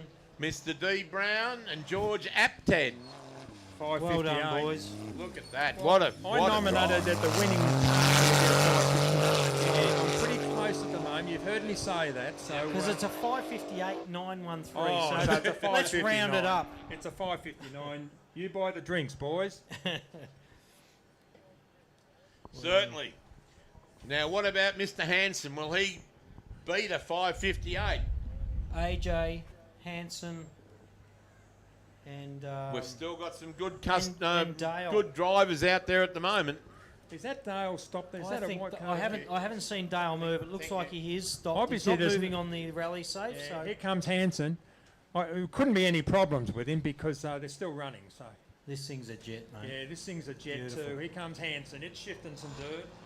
Just big. Oh, probably as the big a biggest jump as Danny again. Brown. Now, where's he going to end up on the stack? He'll be up there. Don't worry, unless he's had a little bit of a lose. He hasn't had a lot of driving. Let's call it seat time. He would be pleased to. No, down to fifth. A 6:10. A 6:10. Still a good time. He'd be happy with that. A 6:10. He's only 10 seconds off the leader. So at the moment, we've got car number 42, Danny Brown. Second is Greggy Gartner, truck number 410. Car number 1. And then car number 57, Aaron Habe. But look out, here's my tip. AJ? He's coming now. Yep. He's a Lumacraft single-seater. But Aaron James. It want to be a quick lap to beat a 5:58. I don't think so. Danny Brown will be chewing the nails in the pits. But Danny Brown's a cool cat. He probably won't be chewing the nails, you know. He's a pretty chillax type of guy. Very down-to-earth family. Here comes Aaron James. The final You car. just don't know what he's done out there, but this bloke won this Prologue last year by 9 seconds. So, and look at the pace that car's got. So look out. Nice and smooth. There you are, folks. The last car over the line. Dale Martin's still out there, but not circulating. The last car over the line for today's Prologue for the ARB Australian Off-Road Racing Championship. Aaron First James. round. Well, Matt Hanson just going past the booth there, and he'd be pleased to have finished his Prologue. He's had a bit of trouble with that car recently and hasn't done too much in racing. No, hasn't had much seat time at all. He's had a lot of bad luck. Yeah, so he'd be pleased to have finished that, but in 5th place. Good spot to be starting, actually. I think anywhere in the top 10, dust will be minimal. That makes sense to me, really. Is AJ's time come up as yet? Not yet. He didn't look Interesting super when quick. timing take a little bit longer because they keep us in suspense. He didn't look quite as quick as No, he looked smooth, but he didn't look as aggressive or as quick. Sometimes you don't have to be Yeah. looking fast to go fast. We all thought Mick Mayer was amazing. He's all of a Yes. sudden dropped down to 9th place. hasn't he? Yes, and he was fast. He looked really Mick fast. Maher. Oh, sorry, Mick Maher. Mick Maher, yeah, what are you doing? The 93 car goes past. Still nothing. Mate, where's AJ's time? Yeah. Maybe you're still trying to think. No, surely not. Well, we did say that about that little Class 6 car, didn't we? Oh. I thought Bowie, he started the rot, like he was into it, you know, and then we had Brent Martin, which is no surprise.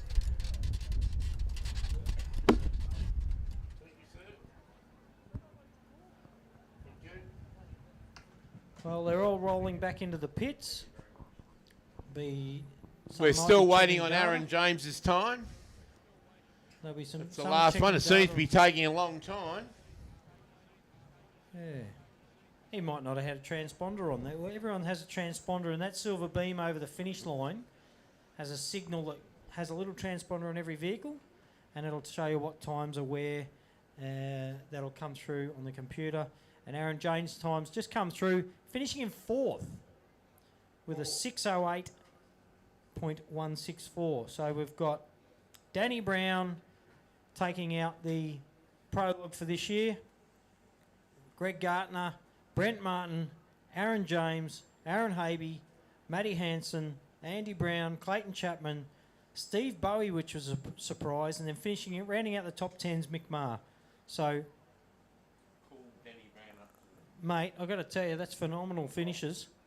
If we can get Danny Brown back up to the box here, we'd like to see his car back up at the start line. For the Raceline Prologue presentation, that'd be grand. please, Danny Brown's crew, if they could let him know. And they've just bought a sandwich, some steak sangers in here. So the fellas here are feeding their faces. They look famished. I've never seen. They looked skinny, so they looked like they needed a feed. But you've probably got a little bit of time before the actual racing gets underway. But we've got a lot of info, things like car information we can let on, and also some event information. If you haven't been out here, you can also get out tomorrow as well. So don't go anywhere, ladies and gentlemen. There's going to be a presentation on the dais here under the ARB and Mickey Thompson and Raceline Wheels flag here. And that'll be Danny Brown. So we need Danny Brown and George Apted up to the start finishing area. And of course we're going to get Chris Hummer from Raceline Wheels.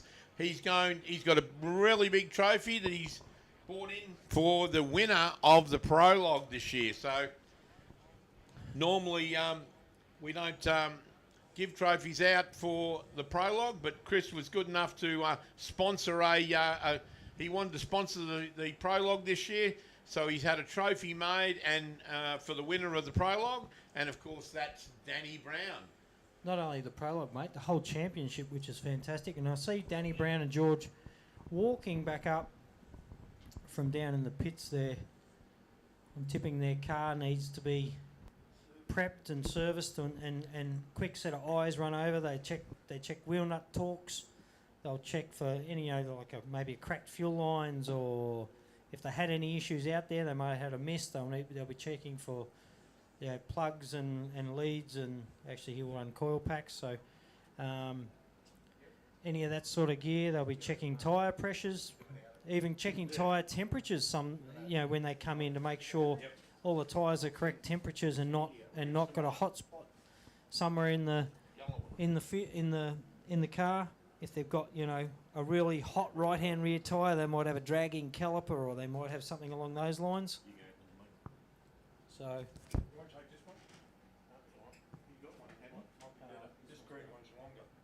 Okay, we've got Sandy Bowman going out. He's going to meet up with Chris Hummer. Of course, the presentation for the Prologue winner.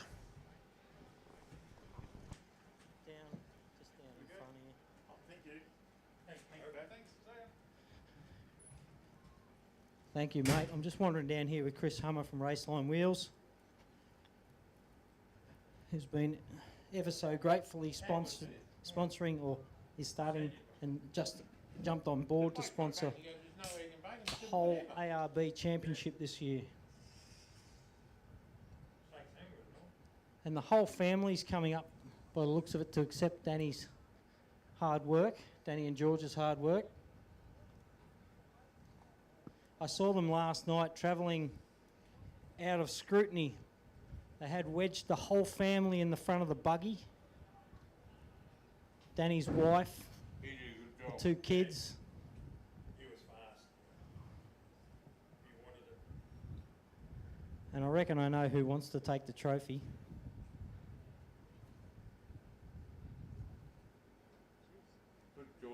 Well done, Danny.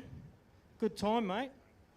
Yeah, it was. We had temp warnings and everything going off. We pushed pretty hard. We turned the boost up on that because we just knew how much we were going to need it this afternoon. The further you can start at the front, the better you're going to be. So, everything was hot when we came across that finish line. So it was pretty tidy. We had one little coming up the chute back up here. I had a temp warning come on, and I was watching the dash and trying to reset it, not where I was going. So the car was bouncing all over the shop. But we had a good run.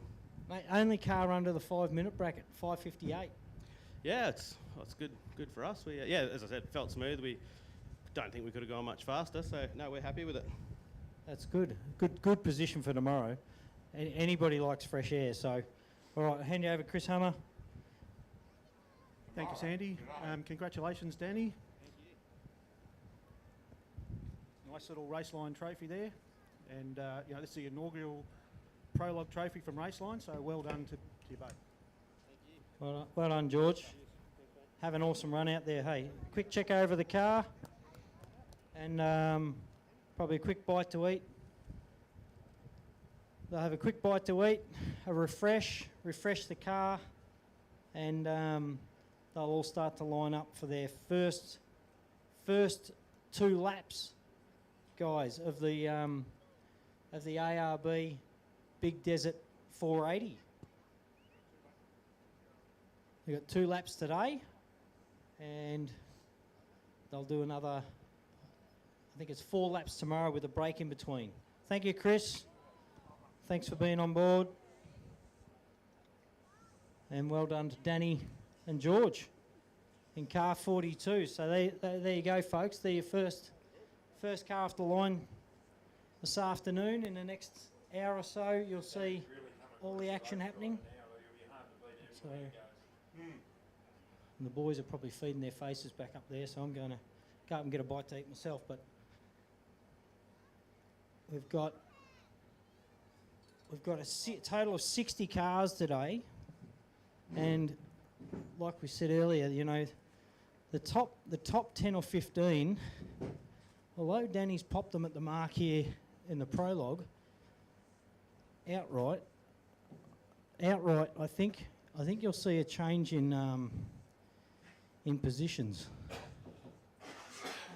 You'll see things like Greggy Gartner's truck, when they get out into that rough stuff, it doesn't muck around when you start thinking about the real rough stuff out there, you know. So maybe for the folks that are here, go grab yourself a drink, something to eat, quick toilet break, and even some sunscreen, because getting down there, it's starting to get quite warm. And we'll be back on board soon with some action. Darren's just here telling me the sandwich is amazing, but I'm yet to have a chew. Get there in a second. We're back in 5.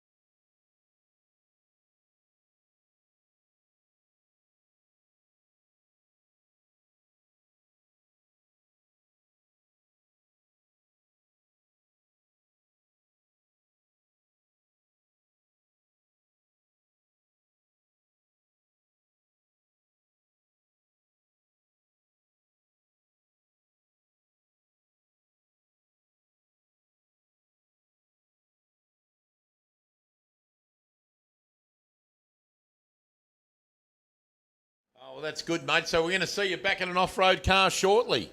Well, if they allow me to give up this microphone for a minute, Yep. we'll be back out there. We're going to see, once our car's back on the track and sorted, we'll see you maybe even later in the year. I might even take everyone for a live run around the Prologue. No, it's I quite might good. be able to Quite double good enter. working behind the microphone because you can always say how fast you were. And guess Yeah. what? I don't have to work on the car right now, do I? So, all right, I'm going to grab another microphone and head down to the pits. I'll Very get our good. cameraman and see if we can't catch up with a couple of guys down there, see what they're doing to prep.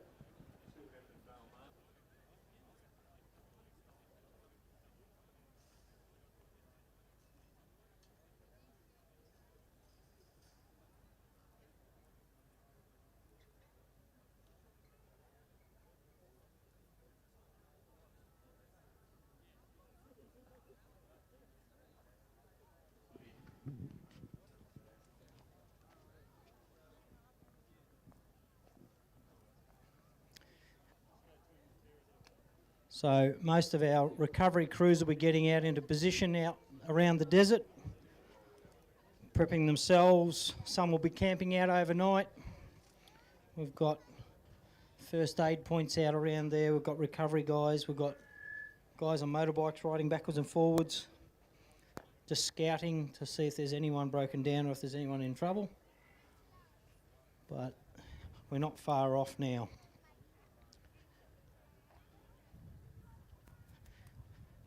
It's quite breezy up on the hill out here, so it's quite good. But we'll head down to the pits, have a chat with a few of the crews before they get ready for their for section 1, which should be a big blast out to the desert, what we've all been waiting for. Tell you what, this new pit area, second to none really, isn't it? I spent a lot of time and energy and dollars getting this ready. I see Richo car 119 in the back of the truck here.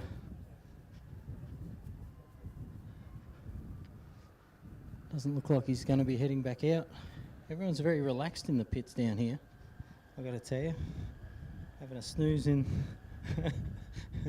while they wait. I don't know how far we can reach down here with our pits, but we might as well call into the chappies. The chappies love a chat. Let's get Papa Chapman. Rob. Mate, I've got Rob Chapman here. That's probably not a good thing. Is or isn't a good thing, I'm not sure, mate. You've travelled a long way. You put your heart and soul into off-road racing, you and the boys. The boys are doing well. So Clayton had a really good prologue. Stu's obviously still getting used to the car a little bit in some way, I'll say. But even still, up the top end, which is good to see. Yeah. No, they're happy with where they're at, eh? They've never been here before, so that's just all a bit of a feeling and see how you go and all that sort of stuff. So the first lap will probably be a bit tentative, and then after that, hopefully they'll get into it. It'll be all good. Oh, bloody oath. I think they will. I think they'll do well. Like the cars, you've prepped off-road cars for a long time. You've done a lot of it yourself over the years. The whole family has. And we've raced side by side with Clayton when I first started as well. And well, the whole family really. Yep. And it's good to see you back out here. But I think with the experience that you guys have got, I don't see why you wouldn't be popping up the front end. This track, the hard part of this track out there, as in the hard ground part of the track, is very like Gundy, very much like Gundy. And then you've got a few sandy sections, as you know, went around the pre-run. But yeah, you did. Yeah. What'd you think? Oh, we went, wow, we're on the beach. We're at Fraser Island. This is sweet. And the boys have probably never raced in that stuff before, to be honest. So they're looking forward to it. Those whoops out the back, there might be whoops and you might think of Fink, but they're nothing like it. It's all just a little bit more aggressive and further apart and all sorts of weird stuff. So, no, they're looking forward to it. No, And you're probably hitting those whoops a little bit slower speeds than normal. Yeah. Well, and definitely than Fink, you know. Well, yeah, well, especially in my Pajero we were. But yeah, and that's what they've got to work out. You know, they've never done it before, so they'll work out what speed they can do them at, and then. Tell me, what the cars sorted with heating issues, like in the sand. Have you had dealt with any of that sort of stuff before? Yeah, the Don River is sort of very similar to that whole boggy, horrible stuff. And, the boys all got excited when they come back and, all the temperature under 3 digits, so they get pretty excited. So, no, I think the temperatures will be fine down here. So we're used to Queensland stuff, so that everything's always hot up there. So no, I think we'll be right. Well, we got the right weather on for you guys anyway. Oh, well, good luck. The boys will do well, I'm sure. So, cheers, mate. That's the Chapman's. They've got 2 cars down from Queensland, and like I said, they've come from a long line of off-road races. They've run Mitsubishis for a long, long time. They've had Class 7s, Class 8s, all that sort of stuff. Just wanted to pass Steve Barnett's, the crew's all here, working on the car, grabbing stuff out of the truck. I'm not sure if they're fixing little issues. I'm going to haunt them, just because I can. What are we looking for, fellas? 6mm bolt. 6mm bolt, that's it. Hopefully it's not a big issue. No, we just cover, we're right. Righto. Every car's ready to go, felt good? Yeah, we had no brakes. We blew the slave cylinder on there, front left, straight out. So we went into the third corner with no brakes, but we sorted it. There you go. Simple issues, simple problems that happen real quick. Third corner in, it's already lost brakes, but they'll be back out there ready to go, yeah? Yeah, mate, yeah, we're good. All right, enjoy. Yeah, that's how it happens. It's you never know what's going to happen down there, and literally, it only takes two or three corners to have something go horribly wrong. No brakes. I've done it once before myself back in Mildura. We had a race up there and took off from the start line, and the very first corner lost brakes. So we did 2 laps with 0 brakes. So I know how that is. Down the Forsman camp, these guys have got 4 cars here this weekend. You've probably seen them out there. You've probably seen them on the feed already. I'm going to come out here, using in the background down here. Look at the camp, boys. Lying down, having a nap, recharging. This is the most relaxed camp I've seen. Either had a massive night, or are just here on holidays. Either that, or all the cars are broken and they're ready to pack up and go home. I'm not sure, but they're all good to go. All right, awesome. No problems. No problems apparently.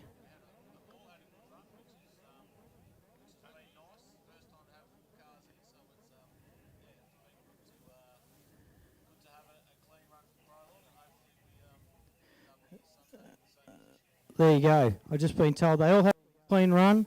All the vehicles are still in good shape.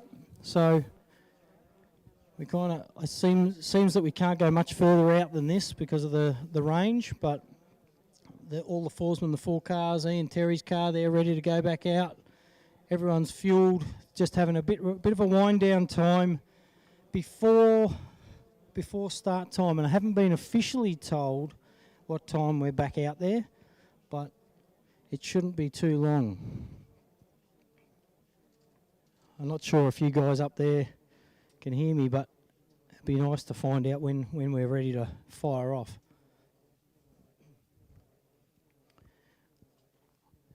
Like I said, we can't get too much further out from here, but we'll come in and have a quick chat. I saw Craig Krog out there before. I don't know if he's napping under here or actually checking stuff, these folks. We caught him.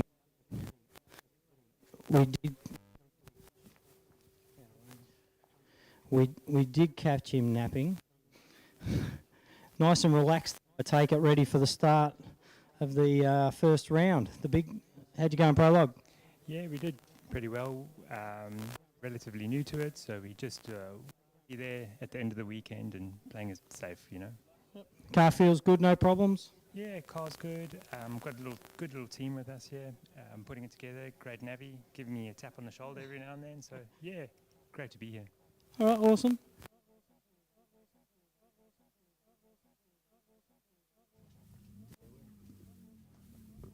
Yeah, we're running out of range down here, but I might throw back to you guys up there if you can hear me, and if not, we'll be back on deck in a few minutes.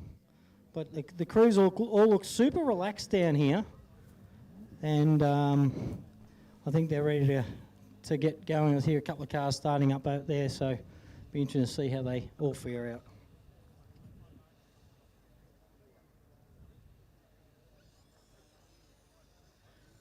I just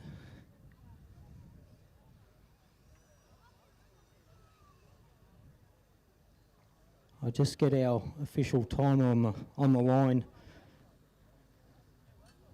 She might be able to let us know.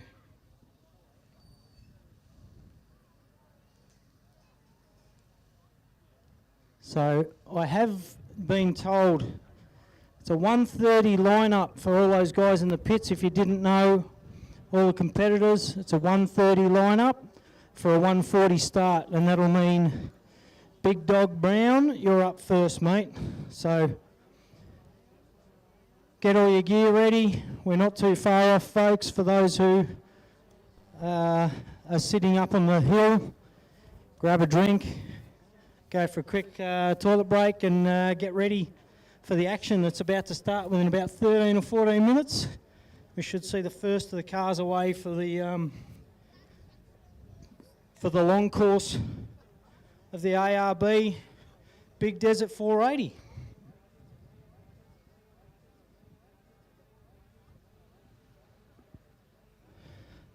Even the crowd up here looks super relaxed. Tell you what, it's warm out here. It'd be good to have a bit more aircon going. I hear some of the cars, see Aaron James backing out, ready to come over for the lineup. And one of the brown cars reversing out.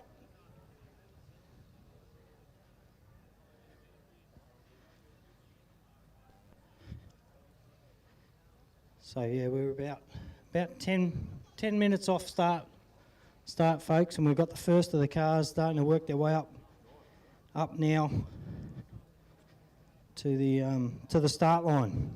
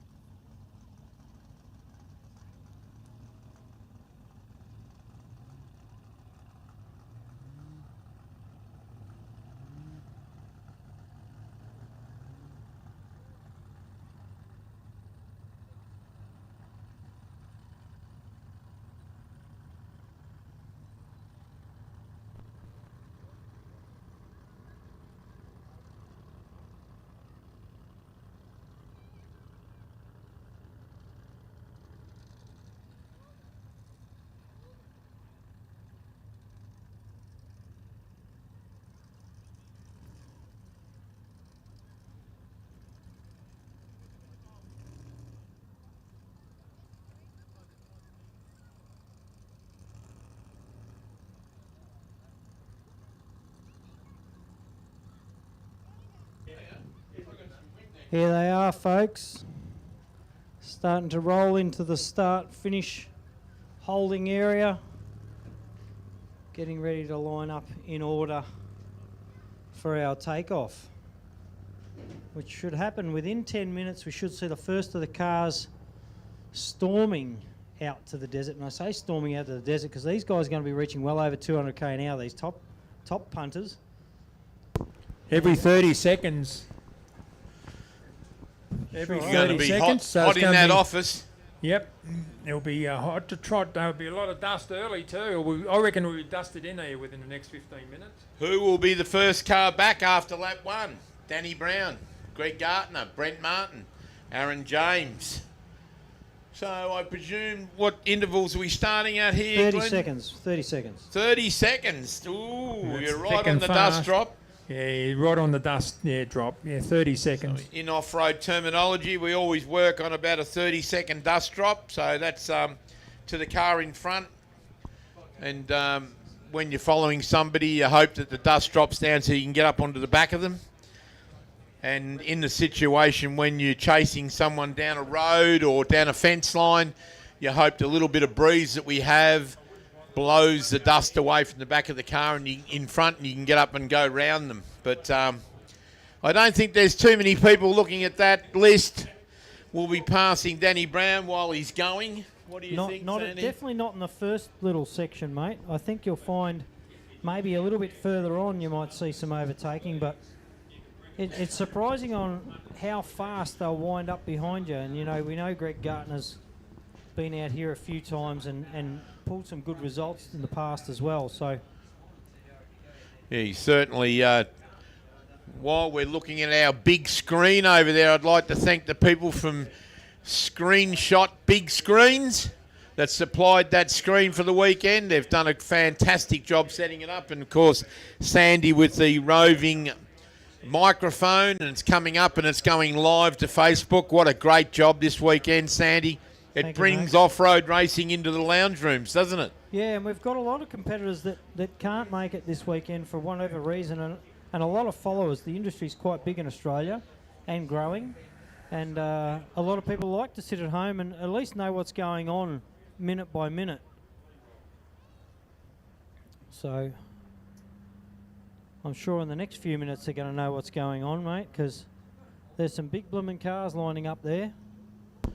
Well, they're certainly the best cars in Australia. We've got probably 90% of the best cars in Australia at this off-road race. And, of course, as we all know, it's a 4-round championship race. And this is the first round, the Big Desert 480. And then, of course, we move on to the next one, which is at a place called Hillston in New South Wales, the second round. And then from then on, we move up to Gundawindi up in Queensland, which is the home of the Gundawindi Grey. And then back down for the last round of the championship, which is over at Millicent in South Australia, which, of course, we have the race, and then we have the big season presentation evening also there, and the big trophy presentation at the end of it all, and we crown the Australian off-road champion for the year. So it's a great season, isn't it, Sandy? Looking forward to it, mate. I can't wait. Can't wait. It'd be good to even just see this race come to an end as far as, seeing these guys come across the line and seeing the results. And, these guys are they're ready for a whole season, not just a day of this, not just a weekend of this, but the preparation that goes into the cars is phenomenal. And to have the same engine for the whole 4 races, sitting on 5 and 6 and 7,000 RPM for hours on end, the energy that goes into getting these cars to last all that distance, not just one race, but the whole season's going to be quite the challenge. Well, the best part about this, Sandy, is in this sport, to be the best, you've got to beat the best. Correct. And this is where the best is. And we've certainly got 90% of the best in Australia here. And, of course, at the end of the season, we'll crown the Australian champion. Without a doubt.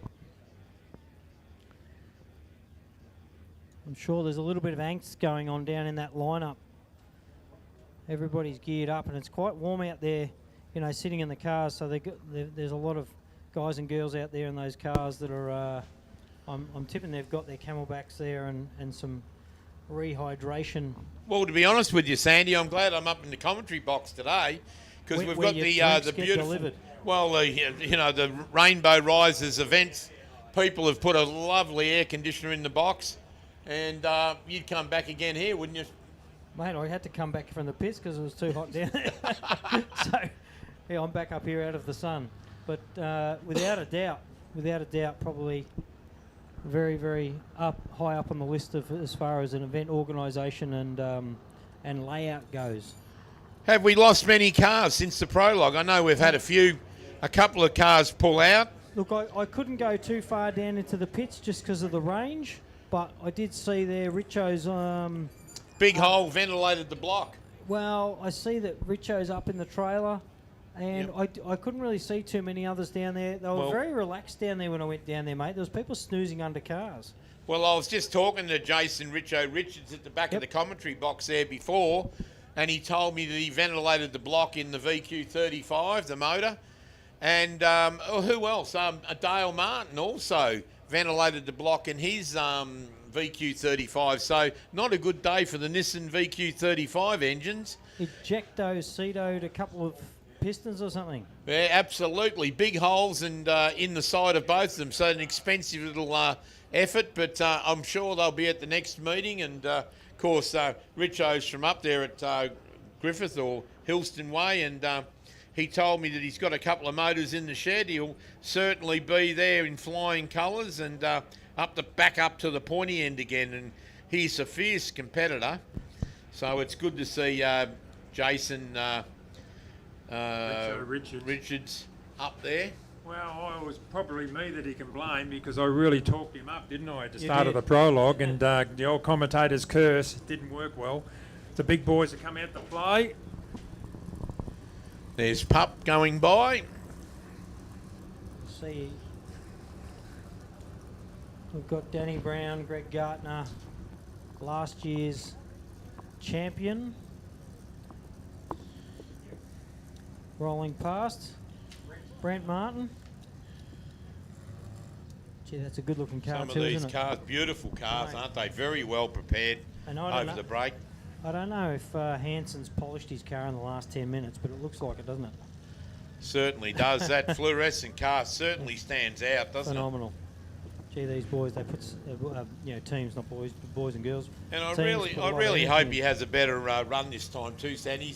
He's had a couple of bad races, hasn't he? He has indeed. I knew he had fuel pump issues there for a while back. Probably even 12 or 18 months ago on that car. We got the ARB boss there, Andy Brown, starting right behind Mr. Hanson. Gee, that'll be on out in the circuit, won't it? Well, you look at that top 10 here, Max. The Burrows car. Gee, look at these top 12, 13 cars. That's anybody's race. You know, look at what they've done in the past. Some of these competitors. Mick Maher, gee, that was showing some speed. Yeah. Mick's just gone by there, and he's got Mark Burrows right behind him. So, yeah, I mean, and Burrows is no slouch. So. No. And I got a text before, I must say. We talked about the best presented team was chosen last night in town. Guess who? The Burrows team. Yep. Both got best presented cars, so the Burrowses tomorrow afternoon will get the prize for the best presented team for the weekend. So that was put up last night and judged by the scrutineers on Friday night by Bellevue Machinery. Good to see Shawnee Ratcliffe out here too after his rollover in the prologue earlier. Not too much damage there. I think it just, as we said, it just tripped up and fell over and damaged his ego more than the car. Yeah, it was good to see him out running. Just had the helicopter pilot here from Ultimate Helicopters, and remember, out the back here, short flights, long flights, nice and cheap. So if you want to fly in a helicopter, I tell you what, it's a good time to go out now because with all these boys starting, you'll get a great view from there. What about Peter and Dee Simpson? Gee whiz, that truck looks a treat. And that was going. It was moving. It was showing some time there earlier in the prologue. And when we saw father and son burrows come over in next to each other, and then there has been a couple of cars slot in between them. There has, hasn't there? 3 or 4 cars in between those two. Yep. So You said that. You said there was a few there's seconds a bit there. of room. But look at the calibre of the cars that are lined up there right now. Yep. Mate. Yeah. Phenomenal. Plenty of experience there. Yeah. Yeah. There is going to be... And the good part about it, boys, too, is when they come through, which, what do you reckon, they'll take 40-odd minutes to do a lap, yeah, roughly? I would say roughly 40. Roughly 40 minutes. And when they come through, knowing that they left at 30-second intervals and knowing we've got a start position list here, we can kind of help you out as far as, you know, who's made up or who's passed or whatever's happened out there. I can't see there be much passing, but there's a lot, you know, you only got to miss a corner or something and the car shoots through, so it doesn't take much. Danny Brown moving up to the starting line. Now, I see Murray's hand in the air out there. Yep, he's given us maybe a 1 minute interval. Well, look, 1 minute to go. He's So- he's given us the 1 or 2. He's a long way away, but it's not long anyway, whatever it is. Either that or he's telling us to nick off. If I went to an off-road race, that's the spot where I'd want to be starting. Yeah. Number 1, off that position. No dust. You are the leader of your own destiny there. Definitely, Yep, mate. you set your own pace. Yep, exactly right. You can control Mate, the hey, whole you're field not- behind you there. You're not setting your own pace when you've got Greg Gartner behind you. Yeah, exactly. Yeah. Yeah, you don't want to be in a buggy. You don't want to be looking in the mirror and seeing a big blue you see that trophy thing truck. coming at ya. Yeah. Especially I'll tell with you what. Greg Yeah. Gartner there, because Especially when you get out like, hey up, And we're away. Danny Brown, he's off the mark. Bit of a slow start there. Whoop. He's had something go wrong, I Missed, reckon, fellas. missed the gear or something there, has he? Well, not sure, but Well, that's it not was a good. very Did he? getting going. Very slow start, but he's Yeah. actually on the way, and I reckon not too long. I reckon he's we'll got see, issues. Yep, I reckon he's not moving with great speed, but I think Greg Oh, Gartner he's will be picked off. up a bit There we now. go. I reckon Greg will pull that time. Greg got a lot better start off the line, didn't Let's see how quick young Danny is across that bottom fence line. he? 'Cause, Oh, yeah, he's looks like it's starting to get picked up moving now. He might have had an issue. He did have an issue, remember, last Prologue Yeah. at the Pines last year, snapping a cram on the Yeah. spider gears or something Spider in the gears, diff. yeah. No, he's got the momentum up now. Yeah, he's I on the reckon way he's now. just missed a gear, or maybe he Possibly. lost. Yeah, he didn't find one. That's what it looked like to me. But he's heading out now to the road jump. Your current or last year's champion off the mark. Brent Martin's on his way. Look at Gartner off in the distance there, folks, down your left. Oh. My goodness. Look at that. That's phenomenal. It is it is the horniest sounding car in the field. It's that for me, that and Molsey's car. I still love Molsey's car. It's phenomenal. The AJ's Oh, off his the AJ's line. away, and that's Car 93. he's into it. The trouble is though with these guys, like you can make up. Oh, look at the speed of Danny Brown now. Oh, man, that is really shifting some dirt. 30 seconds. It's thick and fast now, ladies and gentlemen. Well, we could do our own little time comparo here if we're smart, but it looks like Geggy Gartner's already made up. Well, Danny would have lost 10 seconds there with that gear, well, what I'm calling a gear selection issue. I've just started a stopwatch as Danny went back past us, but he is fair hooking over on the left. First car in the field, and the good thing for he's got clear path, no dust. So, and Greg Gartner has already made up about 7 seconds. There you go. Greg Gartner's already made up around 7 seconds from Danny Brown. So that's just my dodgy timing calculations up here. That dust needs to get away, doesn't it?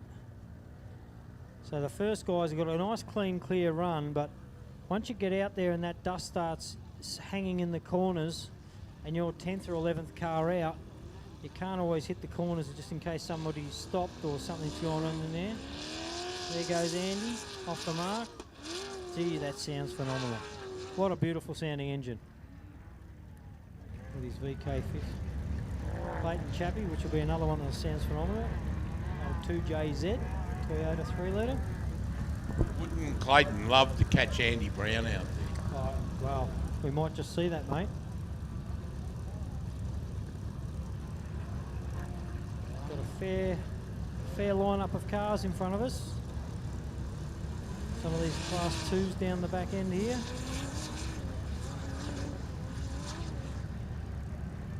Oh, yeah. Bowie Graham there's got that TSCO truck of Mick Mars behind him, so well, he might do all right until he gets out there, but once he gets into that big rough stuff, that truck's going to stomp up his bum end real quick. Oh, he'll be all over him like a bad suit. And he's no slouch either, as we saw earlier in the prologue. No, he gets into it. Of course, and right behind Mick Maher, we've got Mark Burrows. Then we've got Stuart Chapman. We say that about Mick Maher up the back end of Bowie, but look who he's behind him as well, you know. So they might see a fair few changes in that first lap, hey? Yeah, I don't know whether the dust is going to slow us up as far as passing goes. I think, you know, hold back a bit of passing opportunities. Looks like Hansen's got issues in the infield. He's slowed right up. He's only just idling. Really? He is too. Yep. Yeah, one's gone past him already. No, his Andy, looks like Andy might have gone around. Yeah, Andy's gone around him. He's got issues. It's no good because he's. Oh, that's a shame. He's been plagued with car issues for a while now, and of course, it looks like they've come back to haunt him. And you know the best part about this, Andy Brown will be going, "Wow, I got a minute in front of me now." Clear yeah, so he'll be the man that'll make up the time. You're right. Yeah. Yeah. Especially on the way out to the desert. So looks like Matt Hansen's cruising back to the pits.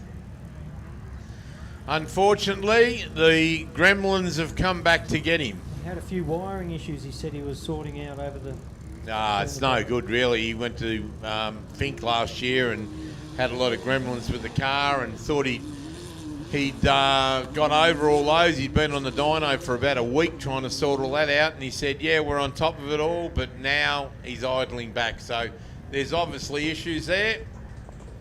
See the second of the Chapman cars off, Stu. Single-seater. Stewie goes good too. Yeah, I'm very, very impressed with Stewie in that single-seater. The Millennium car, it's a good car. Well, Evo motor in the back, puts in, and look at that. Have a look at look at Michael Maher out there in that truck. My goodness. Could be worse. We could be in that thing. Yeah, you're right. That is certainly shifting some soil. Have a look at the suspension travel as it comes back across the front of us. See the wheels drop when it's in the air. And that's carrying 300 litres of fuel, by the way. Yeah, it certainly is. And I'm tipping that's closing in on nearly 3 tonne of car out there, or somewhere around the 3 tonne mark. Look at the speed it of certainly Burrows. would be.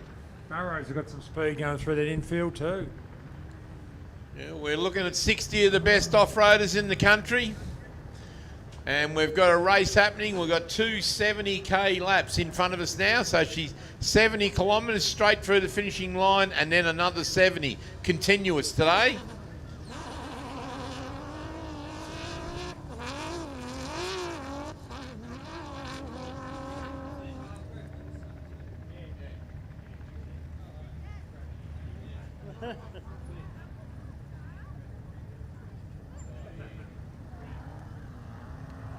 Sebo's up at the start line. Husband and wife team. They're they've always been a fairly successful contender. Yeah, Usually pretty finish consistent. quite well. Been around a long time and he knows all the tricks and very consistent. That dust is lingering this afternoon a bit, but See the 30 seconds, bit different to the minute and a half, the 90 seconds earlier. So but a little bit of breeze there, but a little bit more would be nice. But I think, you know, once you get out on those roads on the way out, you get onto those hard roads, the dust will move off the road fairly quickly. So you should have a little bit more of a gap once you get out of the stadium here.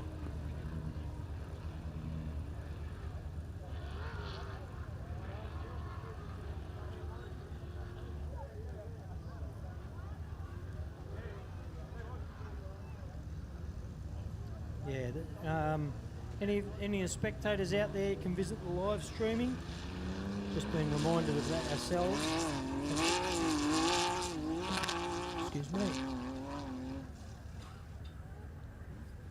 There is a QR code in your booklet that you can download to follow the online, the live streaming, also rally safe, everything like that. So if you go and open up your program, you'll see the offroadracing.com.au live timing, should I say, not live timing, and that will tell you when everybody comes across the line, etc. So there's just a QR code there. Click on that, and you'll be able to see more about what's going on yourselves. We up to? Cannot even see what car that is. Car That's in Steve front of Kilby, I believe. Oh, is it? Yep. In the Can-Am X3. This was the guy that was leading the Prologue up time. until the big boys went out this morning. Yeah. But I And tell of you course, what, he's off the mark quick. very impressive time this morning. Jake Freckleton's the next one off, and then Andrew Miles all the way from Alice Springs. Well, Molesy's off next, mate. Yeah, Freckleton's disappeared. He's the guy that lost the front wheel, so I don't think he's able to repair it. If Freckleton lost a wheel. No, doesn't look like he had a spare stuff. There's Molesy, all the BMW V8. There's 11,000 RPM. Rod Vizza in the new Illumicraft from America. You got this in a couple of years ago. Got a 2.5 litre Honda in the back of it with a AGB Albans gearbox and his son on board, Cody Vizza. They're out there working together as a family, having a bit of fun for the weekend. Love their off-road racing, Rod does. Now, mate, I've just had a quick refresh of the live stream here. Looks like 410 is way up the front. But guess who in front? Brent Martin. So it looks like maybe Brent has overtaken, unless this feed needs a refresh every now and then, just from where we are. But Brent Martin has overtaken, from the looks of it, Greggy Gartner. What a demon. And Danny Brown seems to have stopped, so he did have a bit of a troubled start, so it might have been pulled over for the same issue further along. Currently out there, you've got your last year's championship leader, or winner, Brent Martin, out in front of Greg Gartner. Then you've got AJ in 93, and then the Havies in the 57 car, followed by, rounding out the top 5, Andy Brown. So Was that the commentator's curse, was it, this morning when I said I think Danny Brown damaged an engine in the Prologue when he had all those alarms going off? Say that, yes, mate. Yeah, so anyway. But that top five's pretty good, and these guys are already well. Like Brent Martin, looking at the rally safe there, Brent Martin's nearly halfway around the Flumen course already. Well, we know Brent Martin is just fearless as far as a competitor goes. Last year he's how many races did he win there last year? Was it 2 rounds? He 2 won out of the 4. Gundawindi and of course, why has he got that number 1 on the roof there, Sandy? That's when you get all the points, mate. Well, he won 2 out of the 4, and correct me if you're wrong, I think he was 2nd or 3rd in the other 2. Hansen coming back out onto the circuit. So obviously there was a minor issue with that vehicle. He can actually drive straight out past all the cars and take off. He's got to enter. Does he have to enter from where he left the circuit, or does he have to take off from the start line again? He will probably take off from the start line again, mate. Look at that Mickelfab truck. You can tell when these guys take off that they're heavy in the back with fuel. They're a lot more. Certainly back out right of the there. back end. So some of these guys just leaving the stadium. I see Rod Visser over on our left. I don't know why Matt Hansen stopped up. Like it was me, I'd be darting down the inside and getting to that start line as quick as possible. Well, unfortunately, look who he's going to pull in front of. So it's not going to be nice for Trevor Chandler, because Hanson's going to go straight out. They won't hold Hanson up. They'll just wave him by, and he'll pull out straight in front of Trevor Chandler. Don't know what he's waiting for. Just go. Yeah. Go. There's only a single width through that. Well, he's lost time now, so he might sit in behind Trevor, but he might just take off right behind him as well.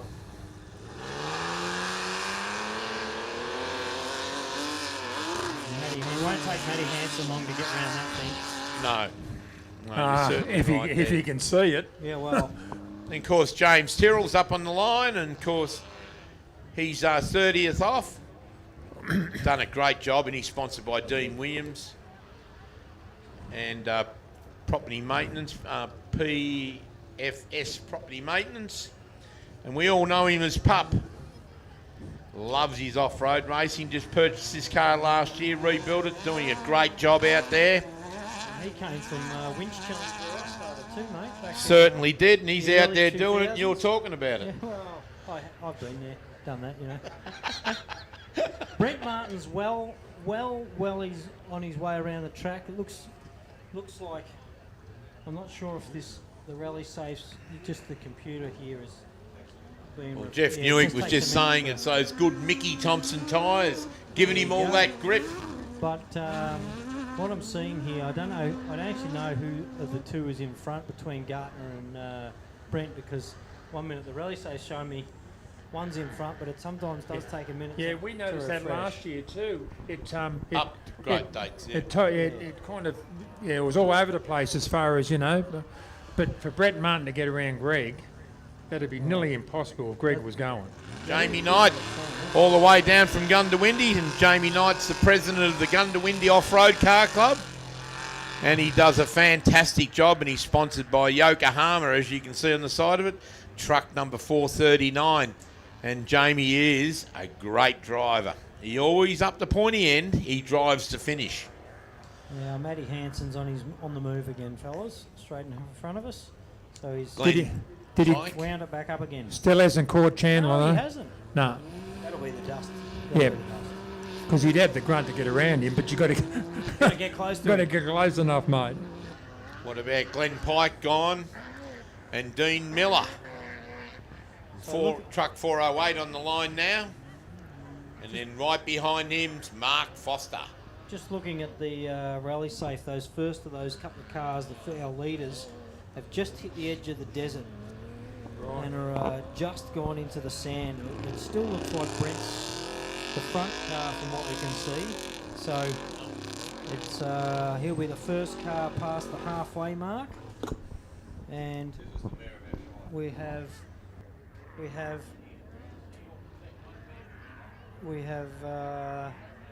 Brent Martin, Greg Gartner,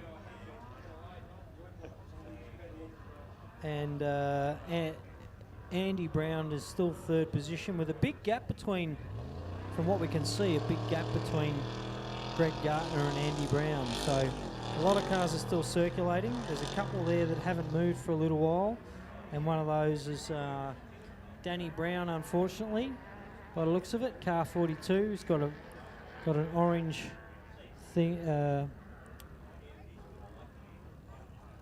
It's got an orange, sorry, a yellow line around his number, so he might be, a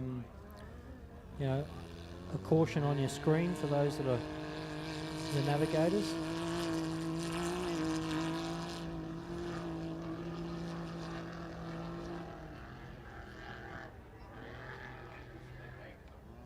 So, car one, Brent Martin is just well on his way through the desert. Greg Gartner is either stopped moving, hasn't quite made the edge of the desert yet. So we've got car 1, 410, 1065, car 21s. That's a Burrows car, still behind Bowie by the looks of it on the screen. And then 482, which is the Michael Marr truck, that grey truck. And car 32. I didn't see on my lineup here. Michael Marson, yes. I didn't see on my lineup here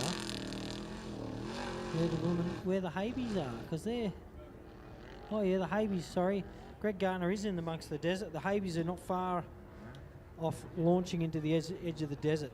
So we've got a lot of those big guys have already left, well on their way. We've got some of the smaller class cars, you know, some of the class 2 cars, like that 201 car just leaving the line now. 35-year-old beam car. Now it's pretty impressive to see a car still circulating and doing well and pulling the goods after 35 years. It's pretty phenomenal to see, and still out having a go.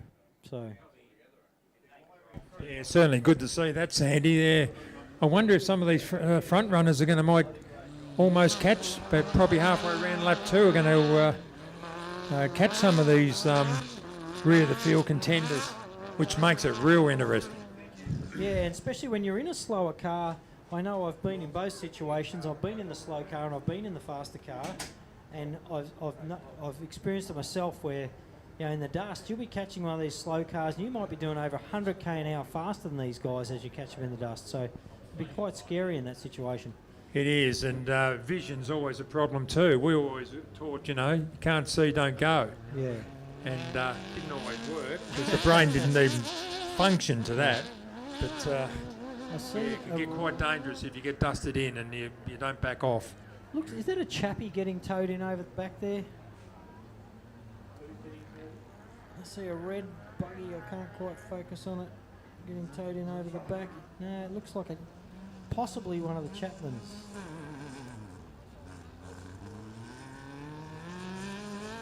I shouldn't say that. I don't want to put wind up anybody. It's certainly a buggy. And it's It's certainly reddish. Just going past the Wells Lake sign down there. Yeah.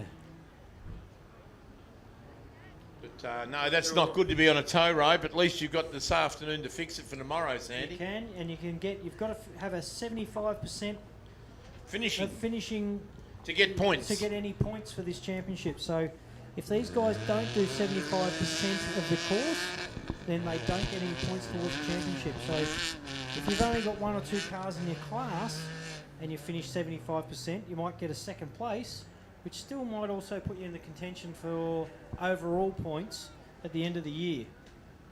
And the way the point system's structured in the ARB Championship is that anybody has the ability to get up and win the overall spot. Yeah, sometimes there's not much in it, for sure. It's pretty tight. It's all about finishing. And it's always good to get a good start at the first round, isn't it, being this weekend? Definitely. So it's always good to get points on the board early. What's that saying they say for years? You must first finish to finish first. So, and it always comes to fruit at the end of the year. The person that's finished 4 events and got some points, and look at that, and he takes home the bacon, walks away with the trophies. The end of the year we have some beautiful trophies too. Phenomenal. Yeah. Best 1082 off the line. We're down in the some of the class 10 cars. 684 by the looks of it lining up over there. Some of those class 6'8", 10 cars are 6'4", very nimble and light, aren't they? Phenomenal. Yeah. Very fast. Power to weight ratio. Power to That's what weight, it's yeah. that's what it's all about. When you see things like, even, you know, when you look at Brent up the front there, power to weight, he hasn't got, he's probably 350 horsepower out of that. Yep, that's right, but he Class 1 uses car. every part of it. And good package. It definitely looks like a Chapman car. I'm going to say it. I'm not too sure, but it definitely. We're looks trying to like work out who's on the back of that tow rope over to the right, or our right. So red buggy. I ran a class 7 for a few years, and I'm just looking at the last 5 cars. There's 4 class 7s. I know how they feel, and I know how they're going to finish. But you never started back there, did you, Sandy? Oh no, not really. And there's a buggy. Usually, there's a buggy tucked in there between them too. Yeah. They've got a tough day, these folks. These folks that are in front of you, they've got a tough day still out there. But especially by the time they get onto their second lap, the big boys will be home. Yeah. They'll be washing their faces off, and these guys will still be circulating. They'll probably do it. You know, some of their laps might be near on 2 hours, a solid hour and a half. Anyway. Yeah, oh, Darren and I would be in the local pub having a couple of beers and a can of tea at that stage.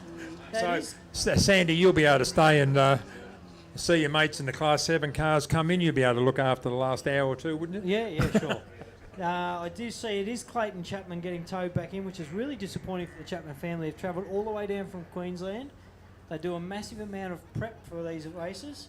So the 2JZ obviously didn't hold up, so we're not too sure what's going on. Clayton Chapman in Class 15. He was 8th off the line this afternoon. That's a bloody good starting spot. But I see... Whatever makes it propel forward isn't working. No. And I see that Danny Brown is also out. Cooked a converter, I believe. Super disappointing, mate. Super disappointing. He was right up the pointing end, and he didn't have a good start off the line, so he might have heard it then, and it's given up. Not far into the event either. He's certainly right there. He puts a lot of horsepower through that little converter. And it certainly opened it up for Greg Gardner too in the trophy truck. Like he must have thought when he pulled over, must have thought, how good's this? Like I'm clean air. Clean air. And Greg Gardner still will in make front. a lot. Yeah, he make a lot of use out of clean air. What I'm seeing, Greg Gardner still in front, but I can't see where our number one guy is. Where is he? Where's Brent? It's not showing up at the moment, but we've still got out there. Oh, there he is. We've still got Greg Gardner, then Brent, then Carl Habe, then Aaron Bowie. Oh, sorry, Aaron Habe. Sorry. And then Bowie sitting in 4th in front of the Burrows car. How's that happening? He's on dust. Dust? You got to think about the dust factors. What about Yeah, the but skill Bowie factor? took off 9th. No, it's risk takers. Risk takers. You know, do you take risks on Saturday or do you take risks on the last lap Sunday? Yeah. You know, I'm a great believer in you got to be there Sunday afternoon to win the race. But Bowie was 2 cars in front of Mark Burrows when they left the start line. That's a minute. I'll just tell both of you that Mark Burrows has not got 8 Australian championships under his belt because he's there on the Sunday afternoon. And Mick Maher looks like he's dropped back about 3 or 4 places. So that's even interesting to see. Michael Marson has come up through the field. Yep. Well, we predicted that. Michael Marson and would move young up. Stu Chapman's hanging on out there too, I've got to say. He looks like he's doing all right too. He's just sitting there at the same sort of position he started in. So can't see any more other cars out there. You know, usually you'll see a couple of cars stopped early. Well, I had a couple of drivers ask me, what would you do out there? Well, I said, just shift gears and be there tomorrow afternoon, Sandy. And Totally agree with that. Yeah, you just got to shift gears, put up with the dust. Don't do anything stupid. Be there tomorrow afternoon. And then have a crack on the last lap. And it's funny you say that because, you know, sometimes when you look at the lap times from now and the lap times till... when you look at the lap times now and you look at the lap times on the final lap, you'll be surprised some of the final lap times are actually faster than their first lap times on a cut-up track. And the track is just a mess. Lot rougher, yeah. So I just got a message in from Benny, who's out at the halfway mark. Who was meant to be driving my car this weekend. They're doing a recovery out there, and Habe looks like he's possibly got some engine issues going on out there. So he's still travelling through, but. Right, Habe, car 57. Those turbo cars don't like heat and don't like boost. You normally see them, they heat them up in that big heavy sandy parts. Well, Benny's parked out at the halfway mark at the very start where they enter the hard stuff on the desert, you know, before those couple of hill climbs. I did the pre-run out there yesterday and there's some fairly soft loamy sand going up some of those climbs. You've got a hard right-hander before one of them. So you're already pushing big temps before you even get to that point too. That's right. And you start putting big temperatures through the turbocharged engines. They don't like it. That's why they run big intercoolers. It still doesn't cool it down. And big temps in the converters, as Danny Brown found out. Yep. They don't like big temps either. Nope. Now we've got the last of our cars off the line. We can see a couple of these Class 7s. Heath Whedon in that aqua-coloured 4.8 power Patrol. He's on his way out. We'll probably have, we've got the Tilson boys in the silver GQ there with the green NGK sponsorship up the side. The last car out there is that blue car, Connor Cooper's, the Bogan boys out there. And also, I can see Hank in front of us there. But you'll probably have a break of about 10 or 15, 10 so minutes before you see these big boys starting to swing back into the arena. What time did the first car leave there, Sandy? 1:30 the first car was off. Oh no, it's 1:40, sorry, 1:40. 1:30 was the lineup. So 1:40 or just past maybe 1:40 the first car was on its way. 37 minutes. Yeah, so we probably might see 45-minute laps. Yep, I'm thinking it would be 45 to 50-minute laps. So not far away. Not at all. Of course, as we predicted earlier on, that Danny Brown had a dream run out in front, but then cooked the converter. Got Greg Gartner pushing up the pointy end now, and of course the amount of dust coming off the back of Greg Gartner, I can assure you, ladies and gentlemen, that Brent Martin would have not a chance getting around him because, for one, Greg doesn't muck around, and two, the amount of dust that comes off the back of that trophy truck is horrendous. But Brent will just hang in there and he'll just gnaw at him just slowly all day today and all day tomorrow. And that's what Brent does. He's like a bad mother-in-law, just never goes away.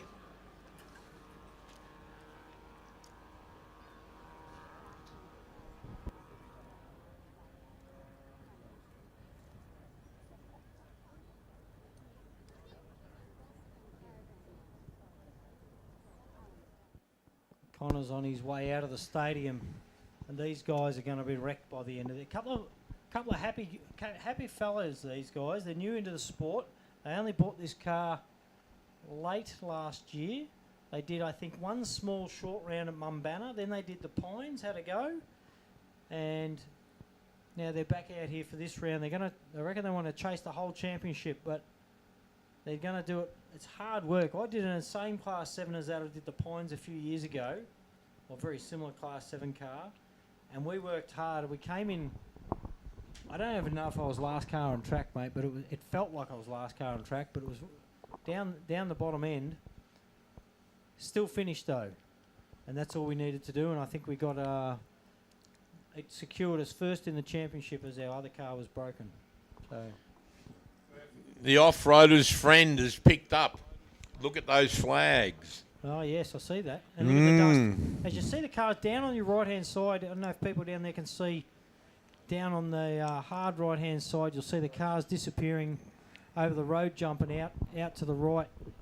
That Class 7 76 Series Toyota Parker's car, that's on its way out there. And the wind blowing that dust away, which is why I say it's the off-roader's friend. When you come up to pass another car, if you can get it with a cross breeze, it blows the dust away from the back of the car and you can drive right up on the back of them. And then you've got an opportunity to get round. Certainly have. But when it's still, it's a nightmare.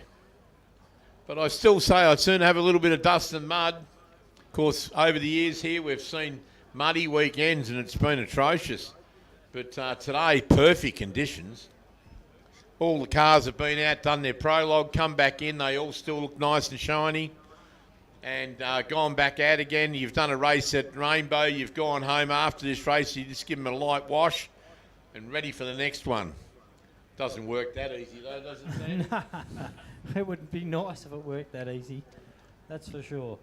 I know the amount of hours, like I said, even the amount of hours we put into prep, and we didn't even make it here with our car. So it's not just about looking good, but having everything underneath tuned in, dialed in, tested. Yep. And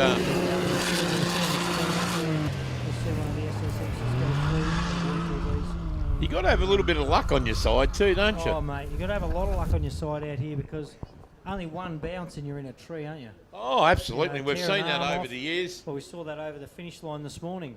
Yep. With that wheel departing out onto the road. Well, not quite, didn't quite make Well, the that's road, why we luckily. put the catch fence down the bottom down there, Sandy, to catch all the wheels that come off.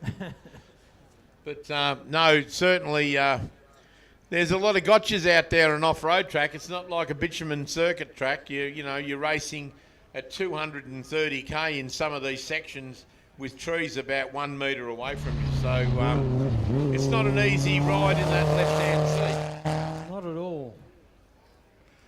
Yeah, I struggle to sit in the left-hand side, that's for sure.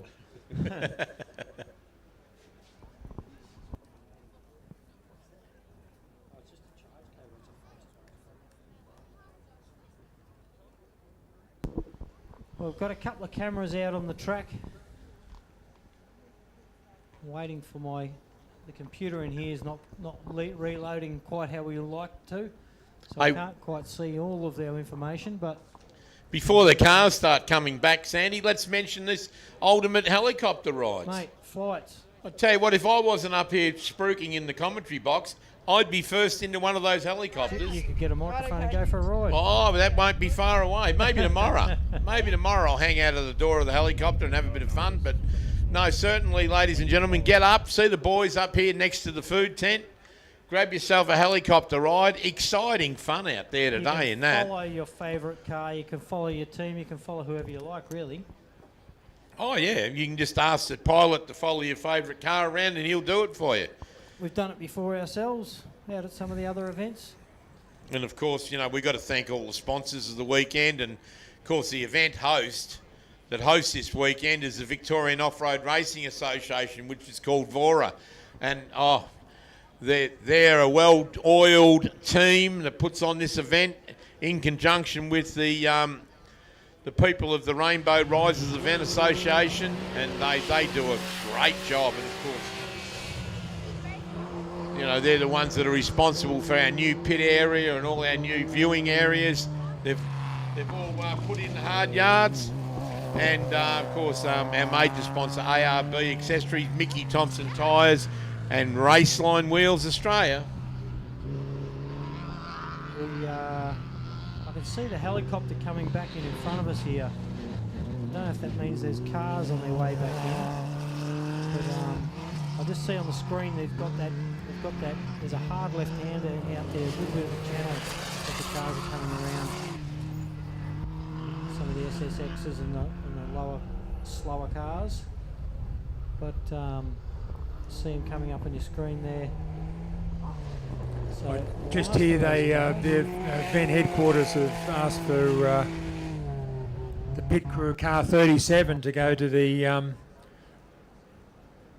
headquarters, so that's not good. That's Trevor Chandler in the King Chrome car. Sounds like it's got issues by the sound of it. So while we're waiting a little bit longer, I can mention our class sponsors. And with our class sponsors, they're the one that put the money up for each class. We've got Racer Imports for the ultimate class, Class 1, Nutrien AG Rainbow, Nutrien AG Nil for Class 2, Class 4, Warrigal Machining. That's Peter Simpson. He's one of our competitors here today. him and D have been there for a while. Yep. And Class 6, Promotional Products and Uniforms. Class 66 is VORA, the Victorian Off-Road Racing Association. Class 7, Mallee Earth Moving. Class 8, Small Air Proprietary Limited. Class 10, here's a big sponsor, Glendarren Auto Panels. And Class 11, Brown Gibson. So we got a lot of sponsors, but we need them. And also, I'm looking over at the fence, IGA. They always put a few bob in each year, and of course everybody that's camping here over the weekend always visits IGA. And of course they're up in the main street. McGregor Portables down there. There's a sign for McGregor Portables, so that's good. And what about the people that have done the sound the weekend? McLean Sound. And they've given us a whole new sound system for Rainbow, and I believe they did not charge us one Zach. Isn't that a great donation? That's fantastic. Otherwise, you wouldn't be able to hear all these beautiful voices, would they? No, McLean Sound, I've got to thank them very, very much for that. They've done a great job, and of course it's probably been, over the years we've struggled a little bit with the audio, but this year they've done a great job. And of course, as we saw earlier there, Sandy was walking around out in the middle, a long way away from the comm box, and everything was working beautifully, and he's been down in the pits interviewing a few drivers, which will happen a bit later on again today and tomorrow, so stay tuned. Once they come in from their second lap today, we'll go and have a chat. We'll see if anyone... not sure if anyone want to pit this afternoon, but I don't know if any... I think everybody's got enough fuel capacity out there. Maybe some of those the SSXs and stuff might need to come in for a quick dash of fuel, 10 or 20 litres or something, just to get them through, but... Well, we know someone who's got plenty of spare fuel, don't we? We don't. Yeah, well, Danny Brown. Oh, he's got plenty of fuel, yeah. He won't be using it, so... And if you're looking for the front runners, if you look over to the left, that's when the front runners will come inside, and they couldn't be too far away. But if it's Greg Gartner, you'll hear him before you see him. It looks like a very light-coloured car, or am I just seeing a dash? Yeah, I see the dust over on your left there, folks, along that front of that tree line. Tell you what, he's fair moving, because that looks like Greg Gartner. Yeah, it's Greg Gartner. Look at the dust line behind it. And right on It time. certainly is. We've seen Greg Gartner in front here before, Glenn, and that truck makes some time. He's leaving a trail of dust. That dust isn't disappearing, boys. Well, how would you be following him in that, honestly? Brent Martin would be doing a terrific job to even drive up within 30 seconds of him in that dust. Yeah, I think you'd struggle, because that hasn't moved one little bit. So. And he's opened up a bit of a lead. I can't see dust. And not only Hold that, on, here comes a buggy. What? Looks like there's a buggy here. That's Brent. It's Brent Martin, is it? It's certainly. Let's get the binoculars out, ladies and gentlemen. There's a buggy in front. If it's anybody, it's going to be Brent. It's I got to can be Brent guarantee Martin. That's unbelievable. It did show us earlier. No, That's hold go- on. No, that's hold on. go. No, it's a truck. You guys need glasses. Yeah. We'd make good commentators. I thought I was seeing things. No, it's Gartner. We can't hear anything in here, so go easy on us, ladies and gentlemen. There's Brent coming into that dusty corner. So he's actually not too far He's behind. actually Yeah, not I too don't far reckon he'd be behind. 30 seconds behind him. Now, what they take off, what difference they take off? 30 seconds. So, Yeah, they were directly Greg behind was each second, other. Brent was third.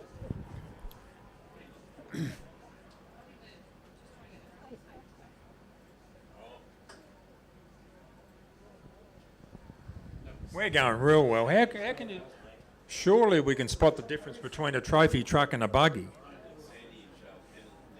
We should have bought a pair. Actually, I have a pair of binoculars in my car, which is out there doing recovery somewhere with the guys that are in our crew. So I might try and snaffle them for tomorrow. So that's not much of a break, though, between the last, Connor Cooper was the last car on the field. He's going to get rounded up within probably the next 5 or 10 minutes maybe as Greg crosses the line. 1 second. Yeah, there you go. So if Brent finishes right behind Greg over the finish line of the second lap today, then he'll start in first position tomorrow. So they did start 30 seconds apart, and if you see Greg come over, and then if Brent starts anywhere between 1 second, 29 seconds behind him, he starts 1 second in front. So Now, getting back to that, we saw Andy Brown had a car drop out in front of him, which was Matt Hansen. So Andy had a full 1 minute gap in front of him. That's right. So if he catches whoever is in front of him, and might he jump makes up 3 a or lot 4 of time. spots for tomorrow's start position. Have a listen to that thing of Gartner's. We're in a soundproof commentary area here, and I can still hear it barking.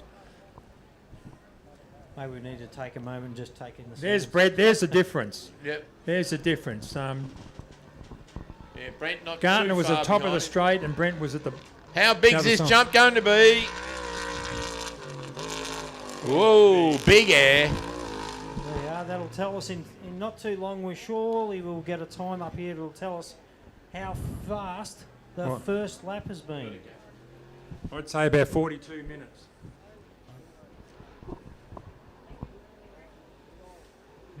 Got our rally say sorted again. See, the guys are out of control in here, who I'm trying to work with. Just make a mess. And I tell you what, I clicked the stopwatch. Well, there's 30 seconds now. Seconds. I clicked the stopwatch as he went over, so he's dropped actually back, lost but he's time. He's done well. Like he's lost 10. 40 seconds, so he's actually lost 10 seconds, hasn't he? Yeah, but that's not a bad effort because you imagine the dust that Gartner's kicking up and he's not playing around. So No. to get within, well, basically 10 seconds. Now we've got a bit of downtime. Now that I've got So my- what we got 40-second gap and he took off 30 seconds after him. So he's only 10 seconds slower for that lap. I see Andy Brown heading back in. And I also see Bowie. The rest of the field seems to be going strong there, but Andy Brown's out on his own by the looks of what we can see here. Well, he had that minute. Even Bowie behind him though.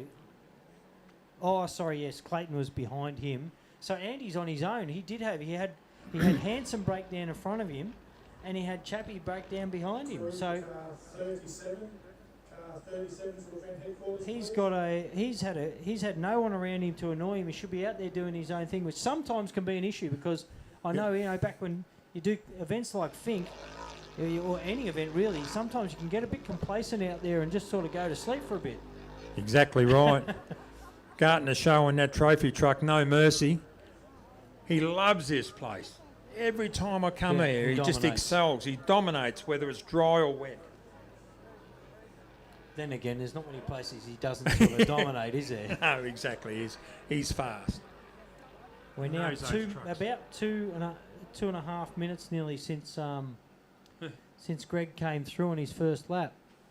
So who are we looking for? He did 42 minutes and 20 seconds on his first lap to do 72 kilometres. Did a 42.30.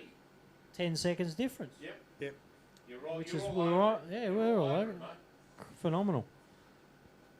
10 seconds is not much. Pick up 10 seconds pretty quick. Well, I've got to say, it was a lot when we were looking at those prologue times, though, wasn't it? It certainly was. Well, who are we looking for next? Andy Brown. Andy Brown and Bowie. So no Aaron James, no Aaron Habe.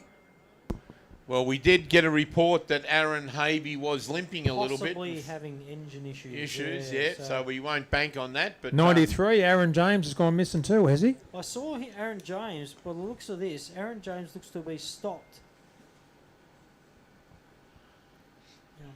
Playing around with here. Aaron James, if you can see up around this spot on the screen, my screen's just gone dead again, but Aaron James looks like he stopped early on. Just cut to a different camera. There goes Greggy Gartner over the road jump. Out to the right in the distance. Look at the dust trail behind that vehicle.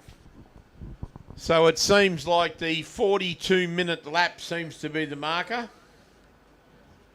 Dust-free run. Yeah, that's right, mate.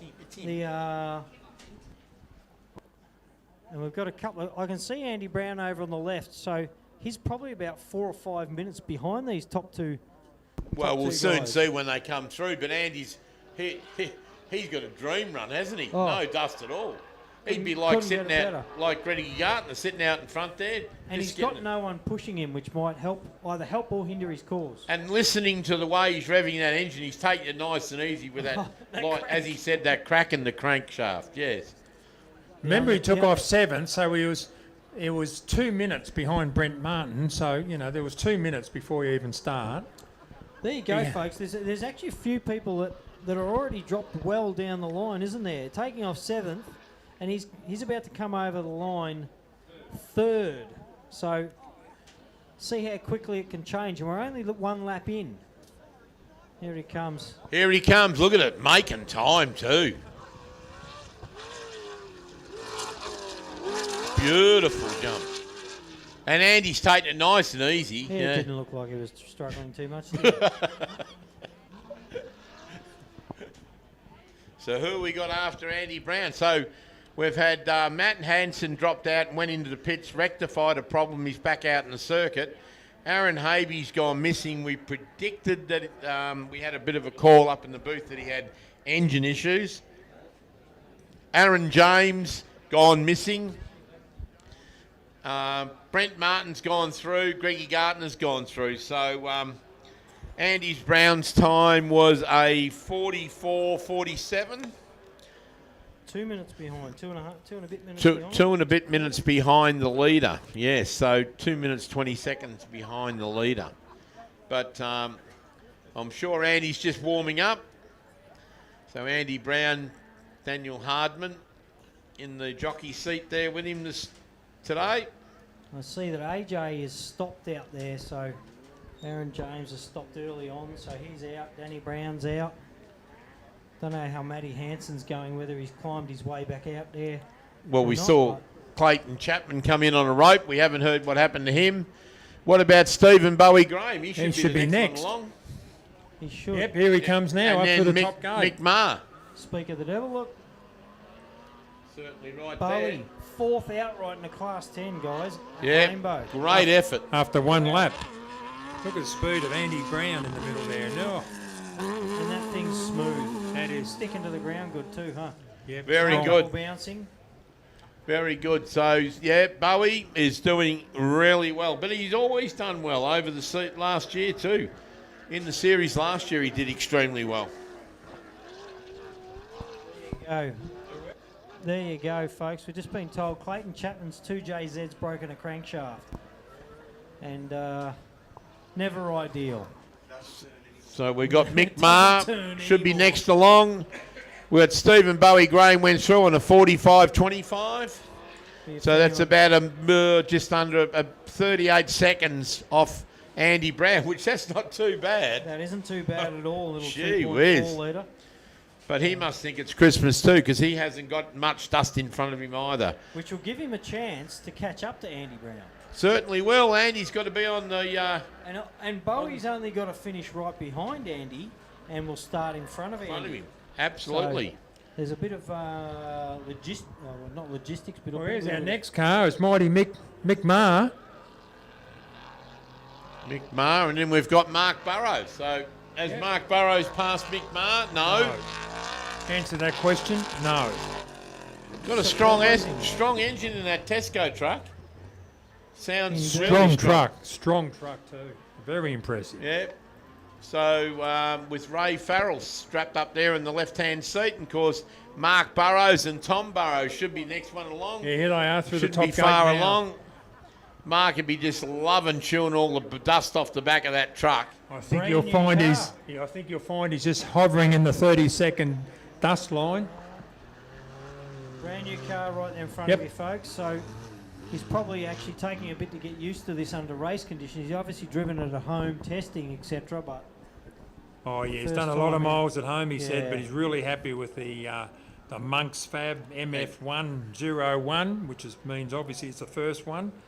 And then we've got Stuart Chapman, should be next. Michael Marson over Michael the line. Marson. Oh, Michael Marson's moved up past He has. Stuart Chapman. And So he's he's right one in of the big movers and shakers in the field. And he's in behind Mark Burrows. He's held his own. Well, So- he's picked up time because he was a minute behind Mark, and now he's only approximately 30 seconds. So Hopefully we see Stuart Chapman come through with the Evo engine in the back. The four-cylinder turbocharged Mitsubishi Evo engine in the single-seater. The sure. Cheneth. Sorry, mate. Not sure who's coming in over our left here. Then Craig Grogg. probably Craig and Tony Floban, 23. Yellow. Or was it Southern Cross of Tucker? So that's Southern Cross. That's the car I'm thinking of. Yep, 110, Simon Tucker and Cole Tucker. That's who he looks like. Yep.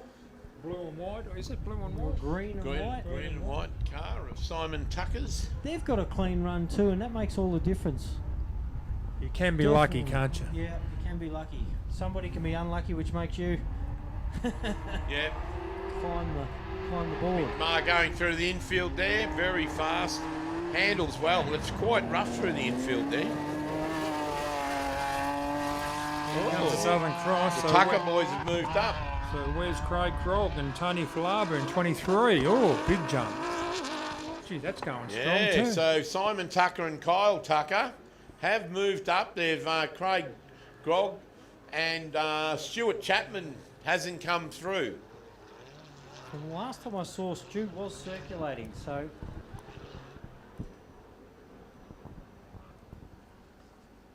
we've got maybe Craig Krog. He's got a darker coloured buggy, which there's another one coming on over the left. Probably Simpson. Yeah, Simpson's Peter due. Simpson and D. Simpson.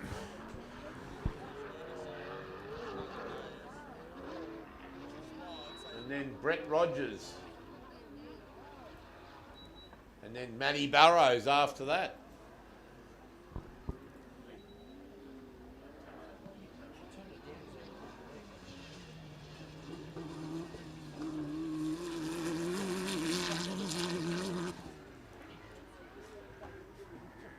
We've got the air conditioner on flat out.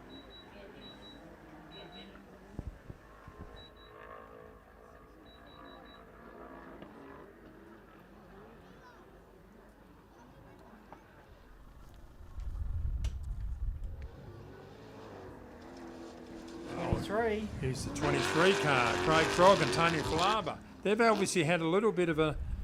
They might have held a puncher, you don't know.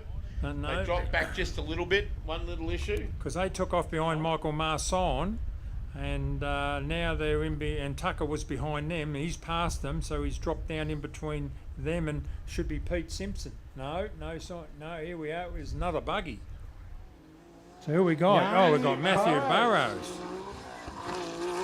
123. Matthew and Jay Mitchell. Doing a great job. Well, he's passed Simpson and Brett Rogers. Certainly have, and we're missing Stuart Chapman. Hasn't come through at all. We'll have a look at the rally safe and see if he stopped. Here comes a Nickel, Damien Nickel, which he started off behind Matt Burrows, so he's in order. He had a fairly good prologue also. Looks like. So where's Pete Simpson? He's dropped back.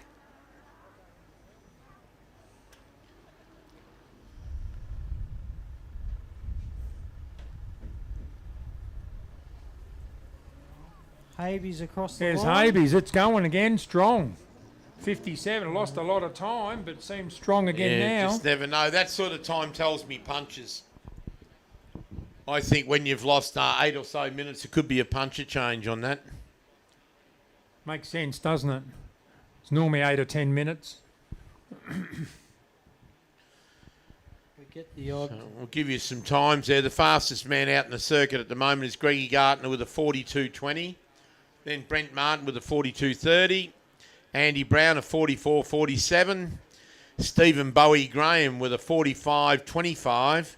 Michael Marson a 45.39. Simon Tucker a 46.01. Then Mick Mayer a 46.15. Mark Burrows a 46.16. They're right behind each other. And then Matthew Burrows a 46.19. So Matthew's not far behind his dad with a normally aspirated vehicle. It's not a bad effort. No, absolutely. Look at the pace. Look at the pace of him through the infield. He's flying. He's really, really going well. And of course, and then we've got Craig Grog from Queensland on a 47.50. So it's all action up the pointy end. I see on the rally safe there, we've got Molesy. Looks like he's coming in over the back somewhere. And Craig Barnett was still circulating. You see the brown car 45 getting on his way back out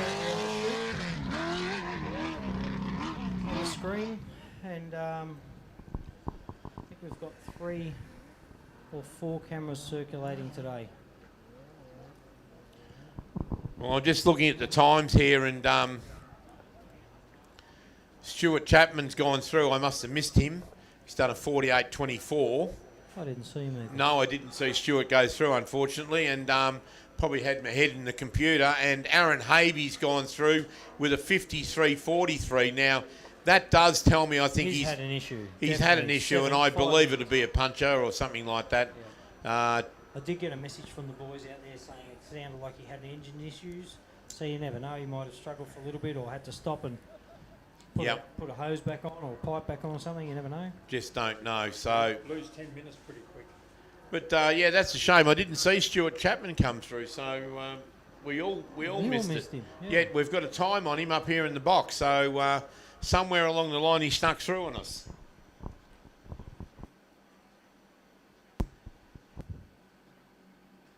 Here comes Molesy around the last corner for his end of his first lap.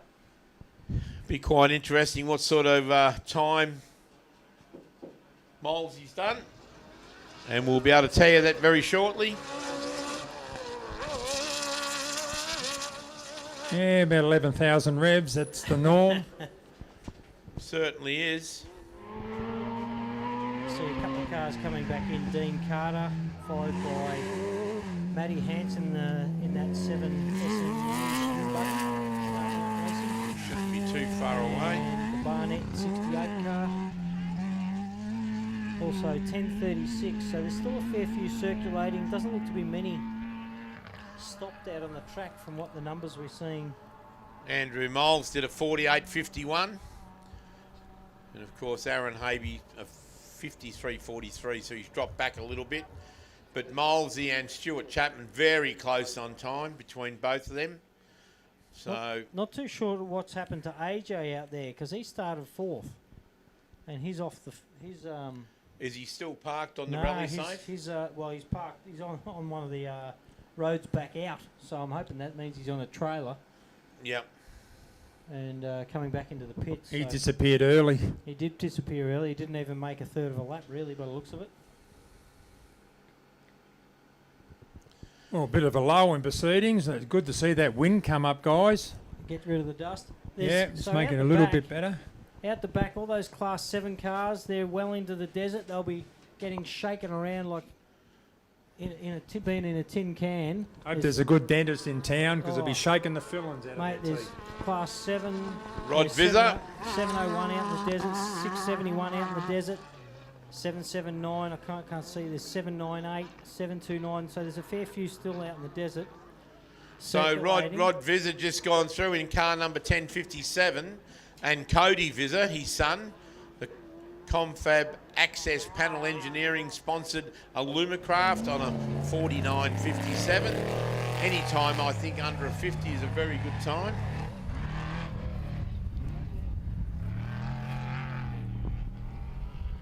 These cars are starting to be getting a little bit lighter on fuel too. They'll be down to sort of, they've probably shaken off some of them 100 kilos or even 150 kilos in weight of fuel, which will definitely help the balance, etc. of the cars. Certainly right there, Sandy. When they get lighter on fuel, they go faster. It's like getting rid of a passenger, really, isn't it? Yeah. So they use that up. So while we've got a couple of minutes in time here, I'd like to thank the people from Screenshot Big Screens for the LED that's putting us out there to the public and bringing it into people's lounge rooms through Facebook. Also the event host, Victorian Off-Road Racing Association, and of course our 3 major sponsors, ARB, Mickey Thompson and Raceline Wheels. And not to mention, go and jump on a helicopter, have a ride out the back.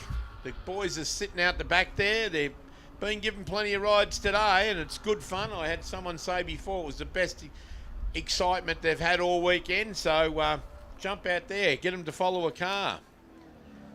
Dean Carter. Yeah, 18. First lap. Nice, strong sounding buggy. Sounds very LS-ish. It is. 6 litres of it. Dean Carter on a 51.14. So A few cars coming in here. Looks like Matty Hansen back in the dust, but there's another one. Looks like a 10 car about to come across the line. well, Dean Carter, navigator is Brad Jacob. Who we got there? 43, Glenn McIntyre. I don't know much about Glenn McIntyre. powered by a 3-litre Nissan twin turbo. Car 43. Glenn McIntyre with a 50.42. Great time. Of course, we don't know who's in with Glenn this weekend. It could be Lachlan McIntyre or Pauline McIntyre. So they're obviously sharing the navigation duties over the weekend. Barnett's across the line, followed by Matty Hansen. He's looking a Matt little loose Hansen there. driving in some dust there. He's looking a little loose.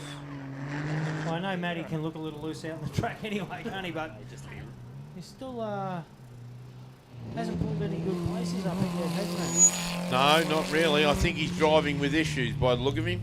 Yeah, he looks wounded to me. He would normally be a little further up the rankings. Yeah, certainly would Yeah, be. but this You dust know, is can't- pretty horrendous.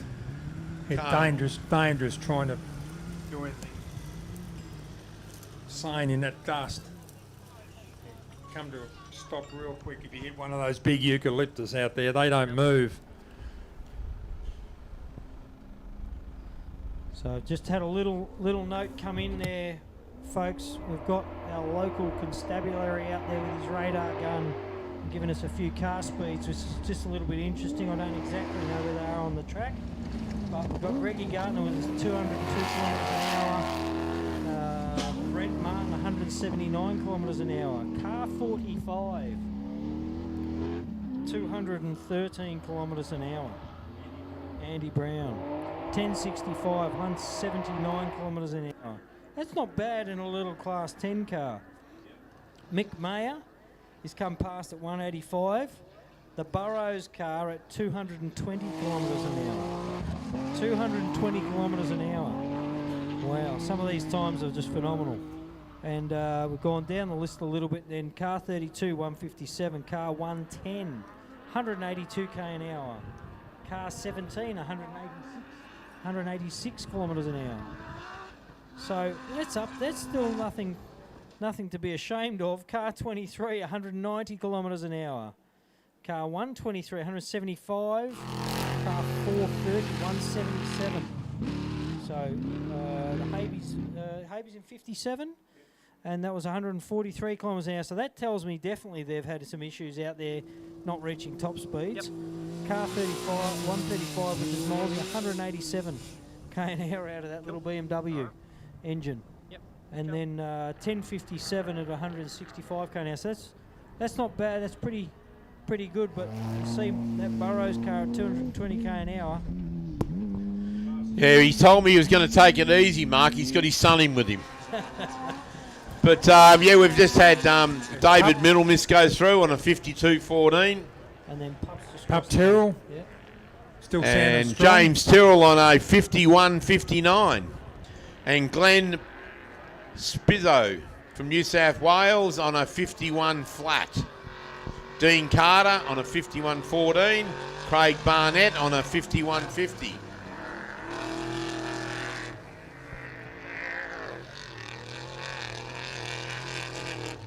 Got the two trucks together there. Jamie Knight.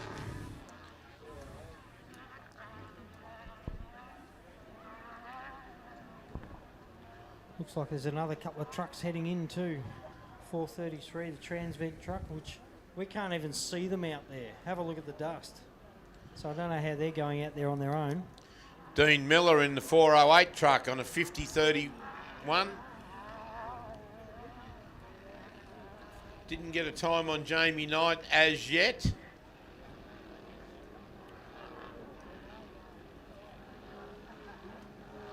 Jamie Knight, 51.23. Car 2 over the line. That's one of our Class 11 cars. Car 2, Glenn Pike on a 51.41.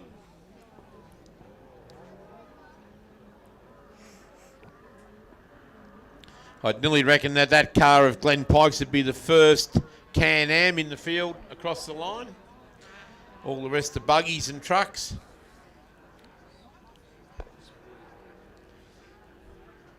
Just looking out around the out on the rally safe, mate. There's a couple of cars. They're still moving along quite nicely. Can't see speeds here, but Fosters are still travelling. Standing that 1092 Class 10 car still motoring around. These guys, that little Holt car, that's still motoring around. Ken Holt. Kenny Holt. That's still going around. Another little Can-Am, that 1110, they're motoring around. So they're still circulating. Pendlebury's in his 210 car. Oh, sorry, he's in 201 still going. And the 210 car, Girardi's still moving around as well.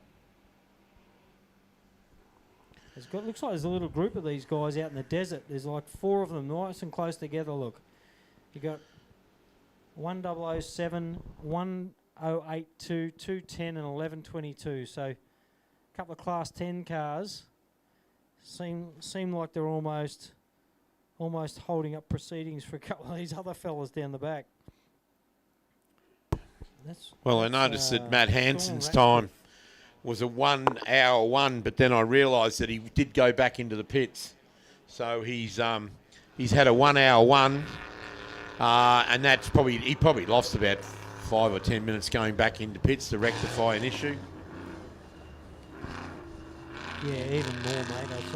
And by the time you get back up to race speed, you take off, you're at race speed. By the time you come down from race speed and get back up, even that on its own can lose you 10 or 12 seconds quite easily. Yeah.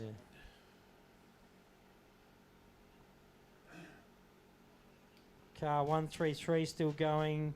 456 of Ian Terry still motoring around out there. 701 still motoring around. Car 1 has overtaken that car 1 of Brent Martin and Brad Gallard. They've both overtaken some of the guys at the bottom end of the field. In the 7 vehicles. In those Class 7 cars, and they're actually back on their way back in. So they're out of the desert already. You can see on the screen there up here on this left-hand side, that there is around the edge of the desert. So there's Greggy Gartner back down here. So he's got to fight his way now back through some of these slower class cars to get back into the pits. And not only that, he's probably doing it at a bad time, isn't he? Catching those guys through the desert where he's got lots of suspension compared to those other guys, good time to go around them. But when you're trying to come back in the dust, it's not really an ideal time to be trying to get around the slower class cars. Meantime, you've got Brent Martin right in the back there, just keeping him honest. But Simon Gubbins and Ben Lugg gone through on a 52.50. And of course, Michael Denham went through in the Mickle Fab truck on a 56.45. Anything under an hour. They're doing good. Oh, very well. Very well. Yeah, another truck coming up now. Foster team. Foster. Still motoring along quite nicely. Out on their own too, so they've probably got, when you're out on your own, you're not getting bothered by anyone. You're not trying to push yourself to stay in front of them. Although if somebody does catch you, you do have to pull over and let them pass, but you can't always see them in this dust. You've got there's a few different features in the car. Rally safe. You've got comms there for push to pass. You've got sirens, which you very rarely hear if the guy behind you has got these sirens or his horn going. But there's a few different things there to help the safety and make sure that people get around you cleanly. Mark Foster with a 54.41. So he's not too far behind Liz and... Well, he's running about 26th outright, which isn't a bad effort. So we've had half the field back through already. And I reckon before too long, seeing as Gartner and Brent are on their way back in, they still have a little bit of work to get around Ian Terry and car 614 of Steve Chilby, who we noticed prologued really well earlier. But they've still got a little bit of work to get around him before they start heading back in. They've still got one little part of the flora and fauna reserve to go through around the edge of. And then they've got a couple of big long blasts back into the stadium area.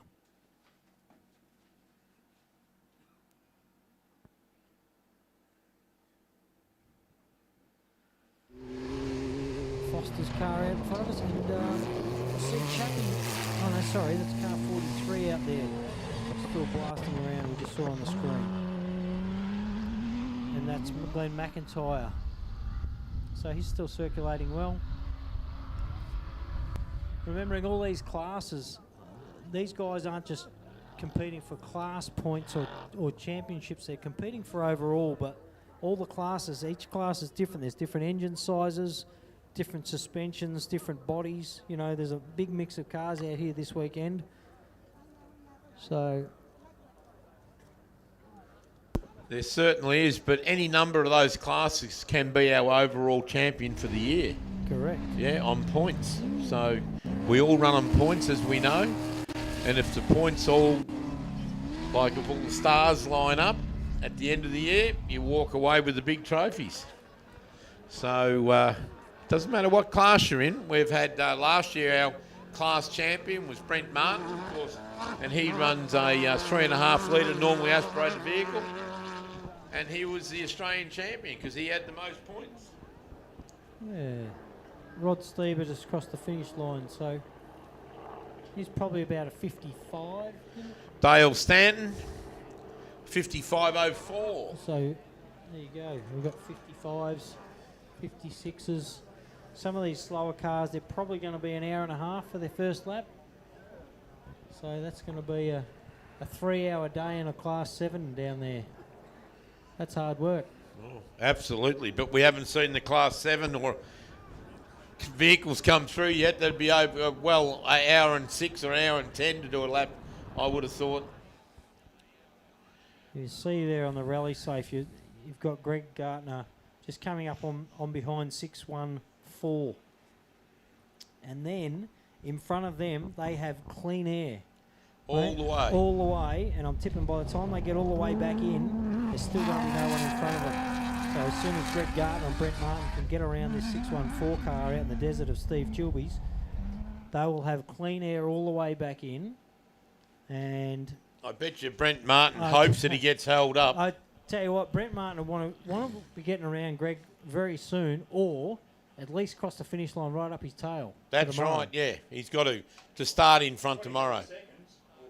Yeah, 29 seconds or better. He needs to be better on time today to start first tomorrow. And I've got to tell you, I wouldn't want to be 29 seconds because that means you're only 1 second in front of Greg tomorrow. I wouldn't want to be close to that. Well, they wouldn't start it at... They'd still start you at 30-second intervals, I would have thought. You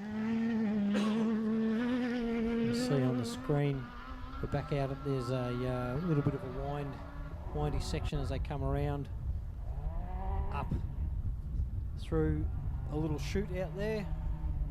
There's a couple of nice areas out on this track of, there's a lot of sandy sections out in the desert, a couple of good little hill climbs that you'd want to be on gas going up them, otherwise you're having a second or third attempt.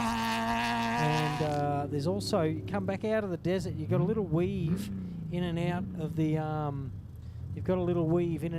bloomin' trees out of the river. I see on the screen there, Ian Terry in car 456, looks like he's bogged on one of the sandy corners out there. So that's how easy it is. I mean, if he's got a flat tyre, he's going to struggle in the sand, but yeah, I'm sure there'll be a caution flag out for him. So the guys behind him slow down. If my screen reads correctly, I'm going to attempt to hit the refresh button, but if my screen reads correctly,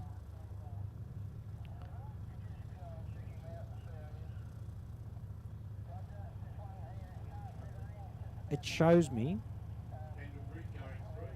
if my screen reads correctly, it shows me that Brent is in front of Gardner, but let's just wait a few minutes for another update and see what that does for us. I don't think I could believe that screen. The Transvet car's just gone back out. I don't know whether he's come in for a little bit of a splash and dash, as we say. Mightn't have had a big enough fuel tank to do 2 laps. Might have needed just to put, 10 or 20, 30 litres in to get him around. Yep. So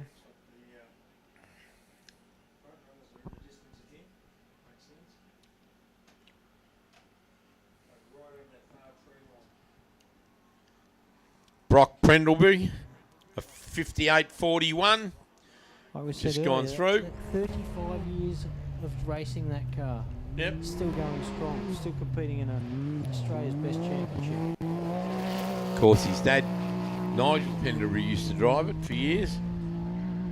And then Brock's taken over the driving issues now. He's got Ty Girardi in with him, Alan Girardi's son.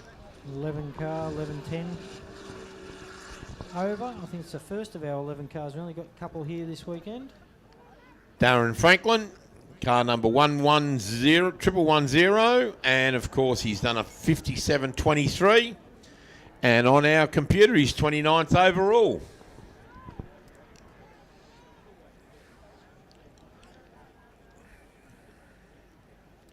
I can't see Andy. Oh, Andy Brown's still going out here. These guys are coming up. These guys are coming up on Ian Terry, who was currently brogged, as we saw on the screen a minute ago. But these guys are coming up on Ian Terry now. They're going to obviously get a caution flag, but if they're all in soft sand, you might end up with 2 or 3 cars bogged on the one corner. You know, I know what happens on places like the Pines. Those corners chop out pretty bad, and we're only on the first lap, but 3 or 4 laps in, those ruts come up to, they'll be up to a metre deep in areas in the sandy section. And yeah, it doesn't take long to create a little bit of backlog if you've all got to start stopping out there. So, of course, I've just seen the helicopter go by. What a great ride out there with Ultimate Helicopters up here next to the food tent. When you come up to grab a meal, grab a steak sandwich or a drink from the ladies there, you can also book yourself a helicopter ride. So don't forget to come up and see the ladies at the Rainbow Rises event tent and get a coffee, a nice cold drink, steak sandwich, something to eat, some nice sandwiches.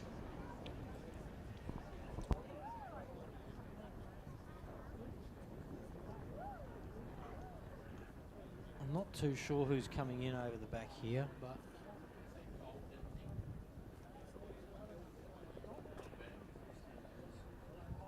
we've got a couple more coming in over the back. Looks like another SSX, little, I call them golf carts. They're not, that's a bit of a cop-out, I know, but I just don't know enough about the classes personally. Like I said, I'm from a tin top Class 7 and Class 8 background. There's 2 young gentlemen that are out here talking with us.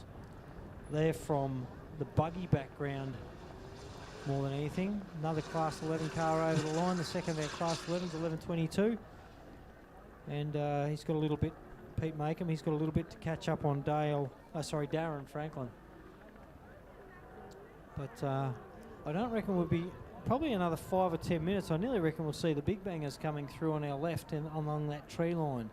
And we haven't seen a stupid amount of dust out there yet, but I reckon we're getting there. On our left,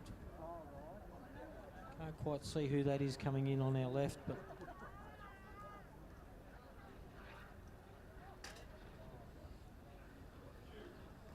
they are due in any minute.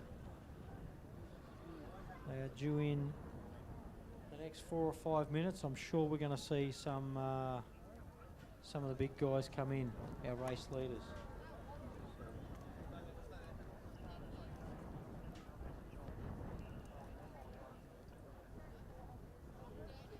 I'm kind of glad the breeze has picked up out here today, clearing the way. And I think tomorrow's meant to be about 5 degrees cooler, which might help the guys out there so that are sweating in those triple layers suits and undergarments, etc. The wind has made a big difference. It's certainly blown up. But unfortunately, it's turned around and it's coming our way now. Yeah. It's amazing how it does that here, but, you know, it makes it a bit more difficult for us, but makes it better for the competitors, I can assure you. There, folks, the 1082 car, the Stuyber car is just across the finish line. We now got Class 2 car, 210 or 218, 210 I think it was. Brad Girardi across the line.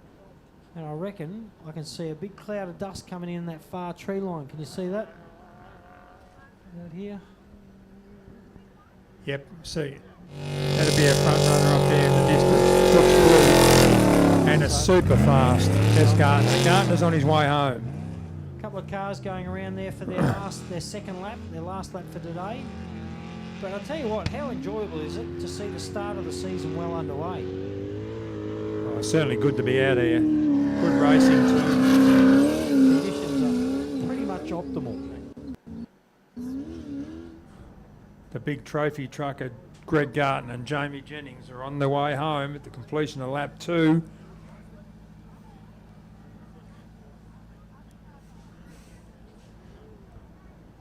Here he is, his topsoil on a couple of paddocks there in the distance. Looks like your race leader over on the left, folks, coming back in.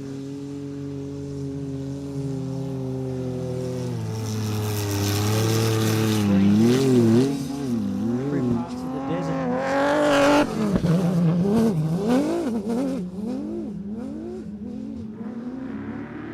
You see Max on the screen there, but about to head up in Jersey. Looks like he's getting pushed along by somebody.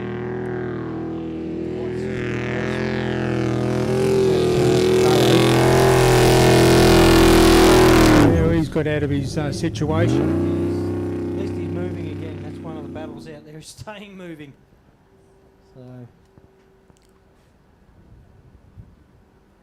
interesting to see how much of a gap Brent's made up.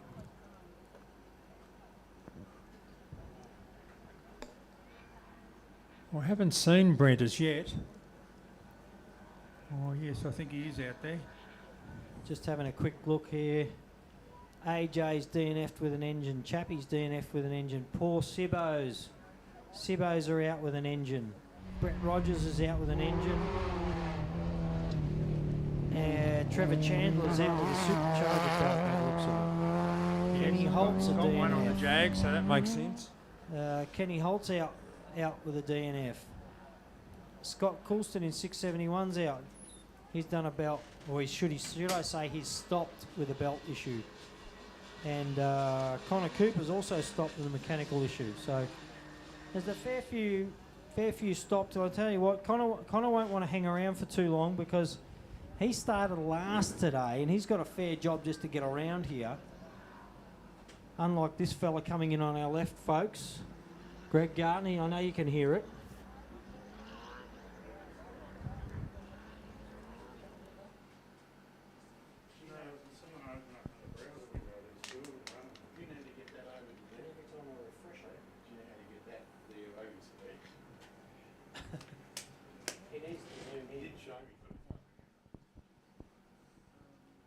So yes, there's a few out, but our top guys, Bradley's about to come around the last corner for his end of his second lap. And we're going to just see where within that third lap. I haven't actually focused on Brent. That looks like Brent yet, now. but Brent looks like he's coming in now, yeah. Here he is, man of the hour, Greg Gartner. Going easy on it as normal. And as smooth as can be. Just like he's going to pick up some milk, really. Just loves this place, doesn't he? Greg Garton and Jamie Jennings first in. Greggy Gartner's second lap was a 43.37, giving him a total time of 1:25.57. Just over a minute slower than his first lap. Oh, that's to be expected, no, when you're out in front cruising along. Taking it easy. And, of course, as you said earlier there, that he caught a couple of slower cars, so he would have lost a bit of time there. Stuck in a bit of dust until he got right up behind enough. So we have Brent Martin and Andre De Simone. Yeah, I think they've lost a bit of time because when you start catching cars, sometimes, the first car can get through quickly and the second car has more trouble because you're in a difficult area, a treat area, or it's not as windy there. Skinny track, yep. Yeah, but here he is now, safely home, Brent Martin. But he's dropped a bit of time, but not much. He's still well and truly in the equation. Great effort, car number 1. Nice jump too. Yeah, So, Brent Martin and Andrea De Simonon. Andre De Simone. So we looked at both his times. His second time was a 44.06. So Brent Martin just backed off just a little bit there in that lap. His total time is 1 hour 26:37. And of course, Greggy Gartner's done a 1 hour 25:57. So there's about 39 seconds between them both after 2 laps today, ladies and gentlemen. So we've had 2 cars finish, done all the prologue, finished 2 laps today. They'll be back in the pits, straight in there, straight ready, prep for tomorrow. Yep, fueling them up for tomorrow, servicing the wheel bearings, checking all the tyres, make sure they've got no stakes in them anywhere. Checking CVs on the buggies. Yep, like, it's surprising how much effort you have to put into a car after it's done 2 laps. Might have a CV boot issue or something. Takes quite a while to fix. You've got to let the whole car cool down before you can touch it. These cars will be stinking hot. There he is, Brent Martin. Well done. Mickey Thompson sponsored. Certainly, Mickey Thompson this year have jumped on board with Brent and got some more sponsorship out on the car number 1. Certainly proving to be the place to be. Just continuing his good form, isn't he? Brent Martin and Andre. Well, it was about consistency last year, Glenn, and if he goes all day tomorrow and finishes second, doesn't matter. Second overall and win the class, that'd be just lovely for him. Yeah, and try and keep that number 1 on the roof. Well, now we're looking for the ARB car of Andy Brown and Daniel Hardman. Oh, I hope They are on Sandy their way Bowman haven't mozzed him. Well, they are on their way back in, mate. They've only got, looks like, Have a Chat Steve-O is out there somewhere in front of them by the looks of the rally safe. So they're on that big long blast back in along that tree line. That might be them at the end and the left of the tree line. I can see some dust over there. They might be the car that's in the middle of that dust, in the middle of that tree line, straight in to the left. So there's a couple of cars out there. Car 779, which is Heath Wheaton, and these guys are still. Some of these guys are still on their first lap, by the way. So they've still got another hour in the office. Absolutely. We've got 2 cars done 2 laps. Greg Gartner, Brent Martin. We're looking for Andy Brown. 2 down and 4 to go. Yeah, Andy Brown's going to catch Steve-O just as he comes in here somewhere on our left. That's Heath Wheaton coming in on your far left out on that tree line, that big aqua car. And that looks like Steve-O closest to us in the Yes, yellow it does car. in the yellow car. buggy, yes. Not long after Steve-O, we should see Andy Brown as they all... Oh no, maybe Andy Brown's coming in. That's Andy Brown coming in the back of that tree line. Yeah, absolutely. Yeah, He's right behind the Right Class behind 7 car. That Heath Wheaton car. And that's So- what's probably holding him up, actually. Yeah. But once he gets, I think he should be able to get around him in here. But he had a dust-free run for a lot of the first Yes, laps. he did, yeah. Well, heading back across there, I'm looking at the wind, so the wind will be blowing the dust off the back of that car. You can see Andy's sitting right in that dust. Yeah, the wind will be, the dust will be There he blowing. is with the lights on. Comes around Lights the last on. corner. And he's moved over. I think he is moving over. I think he's seen him or he's backing No, he off. probably pushed the pass button. Yep. He has Oh, moved well over. done. Good move. Well done. Yep. And now Andy That's what should you be like to able see. to have a free run because I reckon Steve-O would nearly be at the finish line by the time Andy catches him. So if somebody does catch you out there, you do have to pull over. Obviously, as they've caught you, they're faster. They're than you. faster. Get out of the way. Correct. Yep. Get out of the way. Let me go. Makes it a safer environment too, doesn't it? Yeah.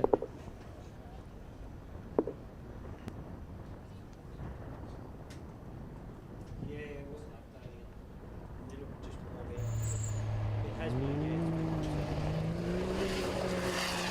You can't see the dust of Steve-O around behind the pits here, but Just far over to our left, we see Windsock, and it's an airport over there, so the Rainbow Airport. and you run along the base of the, round the back of the airport, and of course you come up a very fast fence line. That fence line's really quick. She's probably 180k up there. There's not much movement in that little area where we're waiting for Andy to come back in. No, they seem to have disappeared. Seem to have all disappeared there. There's Andy. I can see There's the red. Andy. Where's Steve-O gone? Steve-O's disappeared. Someone's going slow there. Look, Well, maybe that's what's happened. Maybe. someone's going slow in the trees over there. See the tree? You just saw a flash of Yeah. red. Look, straight across. Oh no, there's Steve-O. No, he's obviously backed off with the. Maybe let Andy around him. Who's Yeah. in the red car there going slow? That's Andy There's Andy here. on the left. So Yeah. Andy must be back out in front of Steve-O. So maybe Steve-O's pulled over. Yeah. And so Andy's now got a clean run to the finish. Steve-O's out there.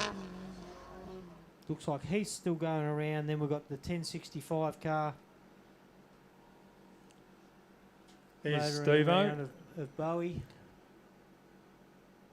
Still And circulating. here's a gaggle of cars too. There's Bowie and I see the red buggy just past that. Bowie's still motoring. So yeah, there we see Bowie. He's getting close to coming back in.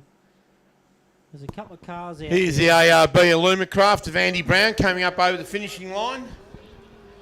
Mate, there's still a couple of fast cars out there. Still the. Look at this lovely big jump. Listen to that V8 singing. Tell you what's still out there. Mick Maher's truck. Burrow's new buggy. 110 car. The 32 car of Mick. Mick Marson. Mick Marson. So there's still a few quick cars out there, but the gap's quite large now. When you look at, we've probably got in areas a 15-minute gap's going to be. Andy Brown's second lap was 2 seconds slower than his first, so he did a 44.47. He's done a 46.50. Total time of 1:31.37. Here's Steve-O now. and Here's he's got Steve-O finishing one lap. one lap. And we've got Bowie right behind him. Bowie, yeah. So Bowie's finishing. He's just done his 2 laps. So Stephen Bowie Graham across the line. Fourth one to finish 2 laps of the circuit. Good effort in a 10 car. Certainly a quick competitor, isn't he? In a 10 car. Oh yeah, that's a phenomenal effort in a 10 car. A few more speeds in from those earlier. Car 2 was doing 150k an hour. 408 at 138k an hour. So we watch Andy Brown roll back in with his broken crank. I don't know how you do that with a broken crank, but hey, who am I to? I think he needs a sack to crack tester. Heath Whedon's back on his second lap. He's heading out again. So there are a couple of these other cars. Car 439, 152. Oh, here comes Steve-O in for a splash of fuel, I'd say. Well, they did checkered flags, Steve-O, from what I saw, but I don't know if they were meant to. Oh, he wouldn't be on his second lap. Well, I've just learned here that Stephen Bowie Graham was faster than Andy Brown. Wow. So, yeah, by 7 seconds. What about overall? That's overall. Is that overall? Yeah, overall. Oh, wow. So it's not much in it, but it's pushed Andy back to 4th. So we've got Greg Gartner first, Brent Martin second, Stephen Bowie Graham 3rd, Andy Brown 4th. Will they leave on corrected time tomorrow morning, or will they leave in the I positions believe they that come? they will corrected time back to this, and they'll probably start at 30-second intervals in the morning. Give everybody a chance with the dust factor, but the dust factor doesn't look too bad from up here in the commentary box. No, it's quite no dust in here. So, Sandy, how many cars would we still have on the first lap? Well, it Was looks Whedon the last? like we've only got a handful of Class 7s on the first lap. Maybe Connor, I don't know if he's still circulating. Ian Terry, who got bogged out there earlier. It's a bit hard to tell now because they're a bit jumbled up and I have no exact So there'll still be half a dozen or so Yeah, cars. there'll still be half a dozen on their first lap, but they should be getting close. And I reckon, you know, poor old Connor in that GQ, he's obviously stopped out there with a couple of issues. Whether he's gotten going again, if he's gotten going again, he's still got, you know, another hour and a half to get around. Heath Whedon.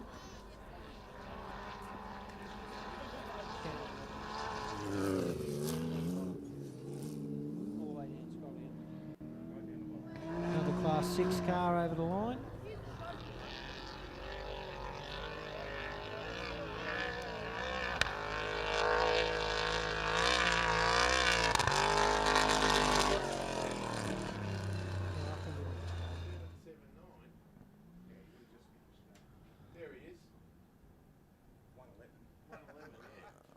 They are.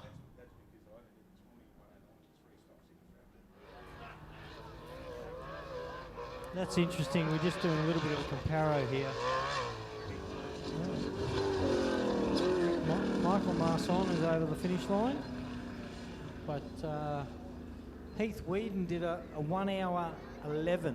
So just a comparison to these top runners doing, you know, Gartner's in at a 42 and a 43 minute lap, and some of these Class 7s are down at a 110, 113 minute laps. Mick Mayer did a 47.52, total time of 1 hour 34.07. There's still a few minutes over.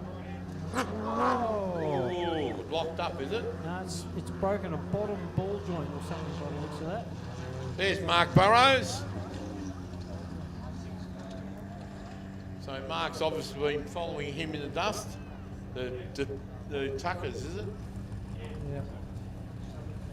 Mark will probably, he's made up time on him, so he'll start in front of the Tuckers tomorrow if they go on corrected time.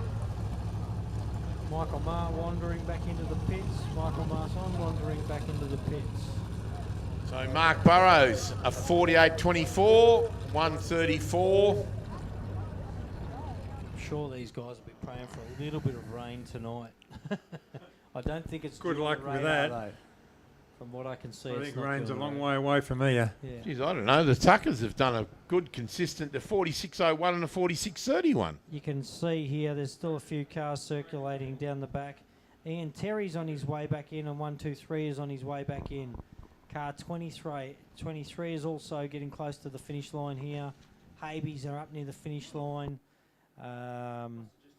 10:58, 135, which I think is Molesy. Yeah, he's still a little way out. He's only just come out of that flora and fauna reserve edge out there. Car 10:57. So Barnett's still out there. You know, there's still car 408. There's still a fair few to come in. Nickel car coming in. Nickel, sorry. Car number 430 and Cameron Percy. Screen here. Of course, their first lap was Damien Nichols moved up a bit, up to fifth. He's done a 46.20 and a 45.44. Impressive second lap. Aby's over the finish line. Aby had a bit of a slower first lap, but I think his second lap's on the money. Steve-O's just headed back out, so whether he came in for a dash of fuel, I'm tipping that little buggy hasn't got a lot of capacity for 70 kilometres and with a sand section as well. So I'm tipping he just grabbed 20 litres of fuel. Yeah. But we've got 4, 5, 6 Ian Terry must be coming in over on our left. Car 123, car 23. And if we look further out into the desert on the rally safe here, there's a bit of a long gap there with no one. Just zoom out slightly so you can Aaron Habe, a 45.46. So it just shows you the first lap was a 53.43. So he's obviously had some issue. Yeah, 10 minutes is 10 a flat minutes. tyre. Yeah, I think it'd be a flat tyre. You can see how there's a lot still out on the edge of the desert there. We'll soon know. Haven't even come back in. Barnett's are out there. Car 17. So when Habe drives past, we'll look at the spare up on the back. See if the spare's been changed. Yeah, we've got some lap 2 radar speeds. Looks okay. It Gartner might have been came- an engine issue. Gartner came past at 195 on the second lap.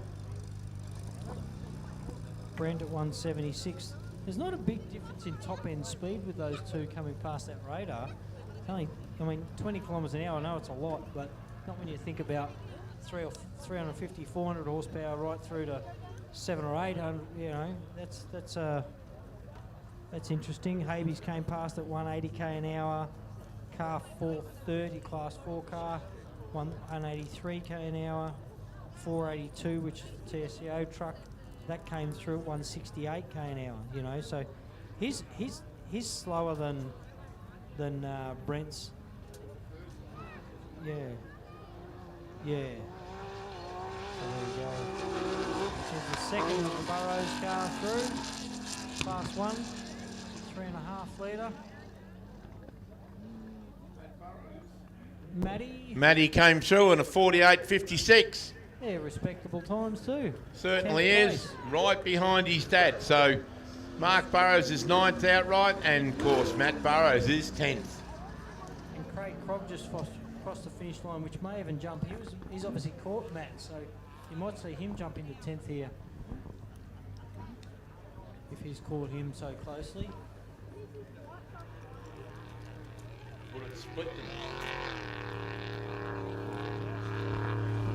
Ian Terry. Isn't it funny, round there's after some- his first lap from being bogged, which I'm sure he's not happy with. That's devastating. Doesn't take much when you get into those big soft corners. Some of these cars, the buggies now, they're only spinning one wheel, aren't they? He was sitting up there. He looked pretty fit. He'd been on the shovel for an hour.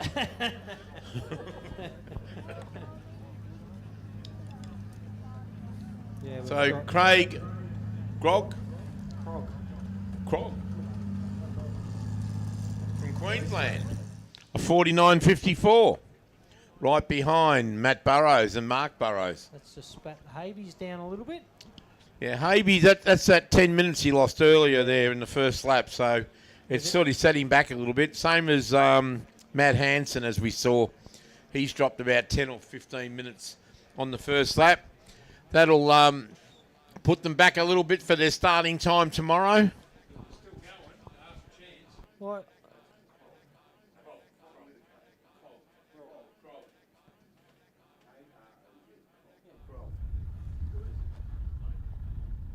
Matty Hansen looks like he's currently stationary. I actually can't tell here, but he's out on his own and hasn't made back out to the desert yet, so he should be well and truly into the desert. I would have thought he'd been way out of the edge of the desert by now. But, oh, it does say Stuart Chappie stopped out there. That's no good to see. He had a ripper first lap. Yeah, so now we've got both the Chapman boys, a long trip down from Queensland, and have them both parked. Heartbreaking. One's got a broken crank. We don't know about the other one. But, yeah, disappointing there for the Chapman crew.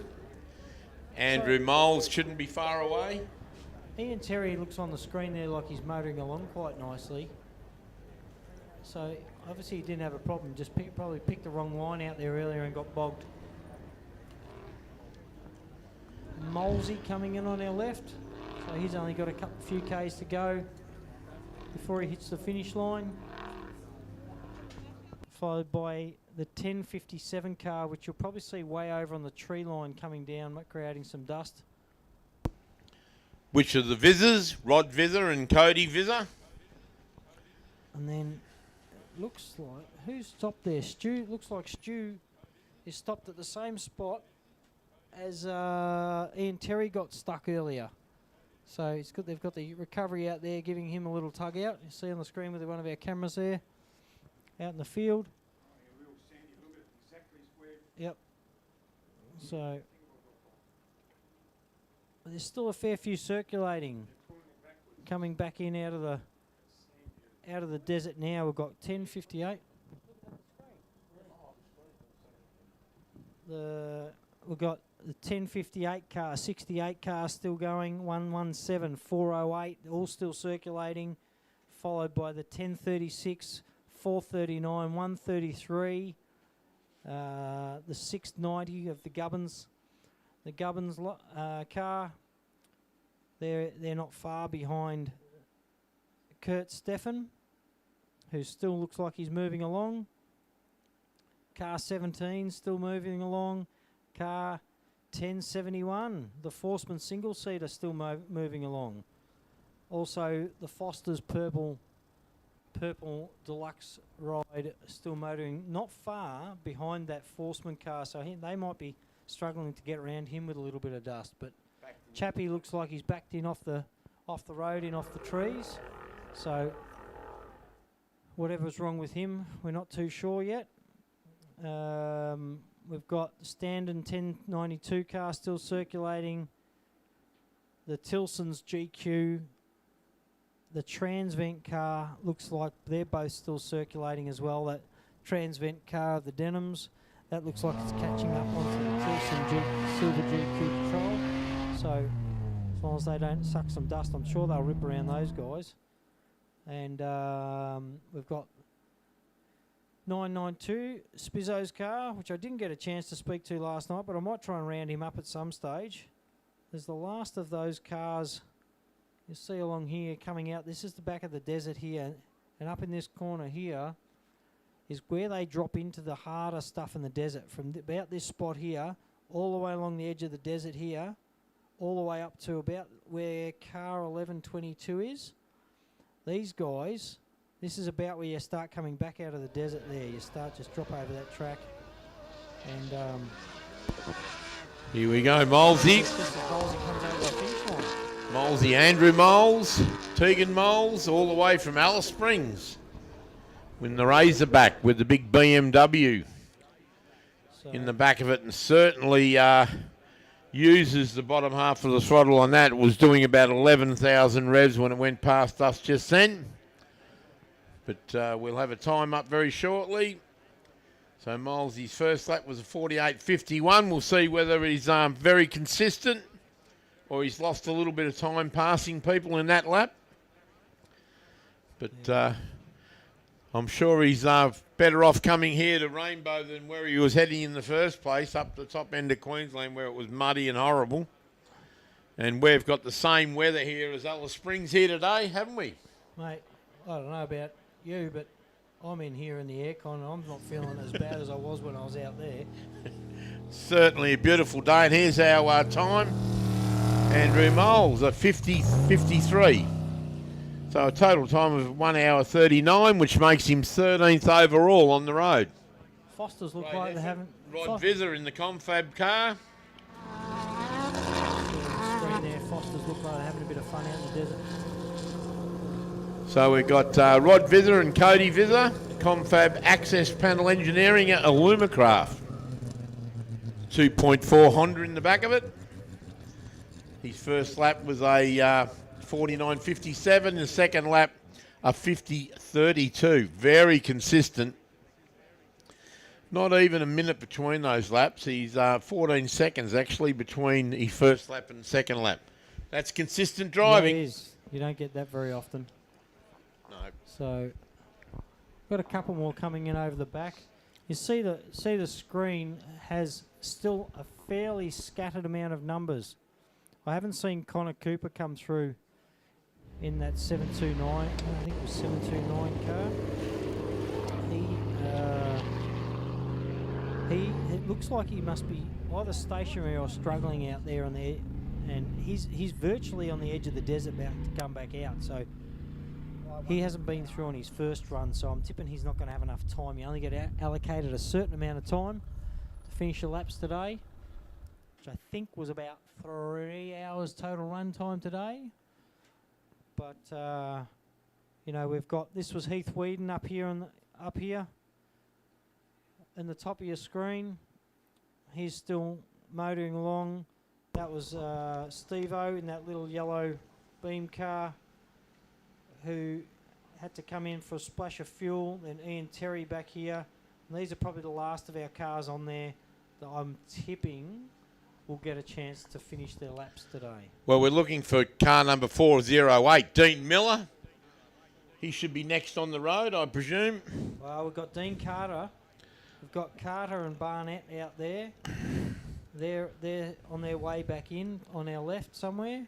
We've got Glenn McIntyre in on our left somewhere, who should be probably next car in. And Glenn Pizzo. Pizzo, can't see Pizzo's on here. Then 408, 117 and 1036, which will all be coming back down that tree line in the distance. Yeah, so Dean Miller is 408. Glenn McIntyre is car number 43. Glenn Pizzo is 922. They both completed one lap, so they're on their second lap now. And all that car 43, 68, 18 are all. Must say, Dean Carter looks like he's been up Craig Barnett's back end for probably 20 kilometres from what I saw earlier and just now. So those guys must be coming into our eye shot over on the left.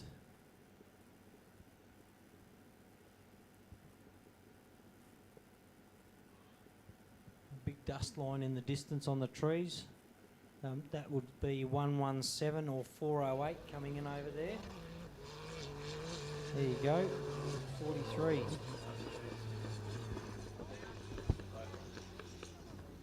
Lee sent them to me.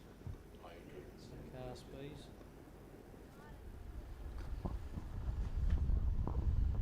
So Glenn McIntyre, a 51.29. First lap was a 50.42. Not a lot in that. 16.4 seconds between two laps. I think the best off-road driver is a consistent one. And when you go out there and the track gets rougher and your times are very similar, you're doing a great job.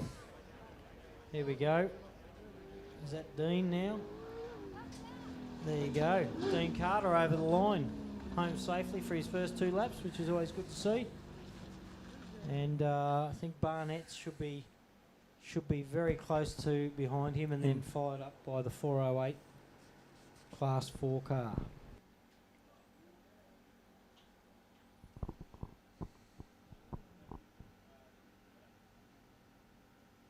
We've got, just having a look here, that's Dean Miller, that 408 car. So, bit of dust over on our left. They're starting to thin out, aren't they? Starting to thin out, but Starting to thin out. It'd be interesting to see how many we lose today, but doesn't mean that we lose them if they haven't finished today, because a lot of them can rectify their problems overnight. Well, we've had, what have we got? 16 cars now done two laps. That makes 17. Alice and Dave Middlemas. Certainly is. not see them get a checkered flag. So I presume they're on their second lap, but yeah, they didn't. They went into the pits, or they're coming into the pits. I tell you what, there's still a few out there on their first lap. Yeah, we get a checkered flag for the Barnett team. They've done a stellar job out there today. It's good to see. I don't think I saw the Middle Miss's car do 2 laps. I swear it was its first car. They didn't get a checkered flag when they stopped, when they came over the start-finish gate, so I can only presume. And he hasn't continued on. No, they have done 2 laps. We must have missed them on the first one. Hey, Wellesley, they did 2 minutes quicker on their second lap, a 50-minute 35 on their second lap, which was not bad. Barnett's dropped a couple of minutes and they gained a couple of minutes. Middle Misses did 52 on their first and 50 on their second. Barnett's done 51.50 on his first and 53.02 on the second. So he's a solid minute and 12 seconds slower on his second lap, and that's a lot. You can get a lot of cars in between that.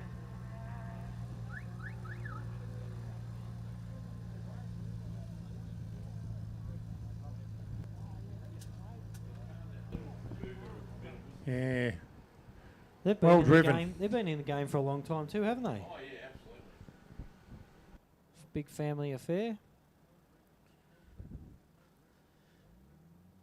Tell you what, some of these cars that coming in, it look like they've done nothing. I know. Haven't they? Including Just look at that. this, including the 40. 408. 408 car. It is.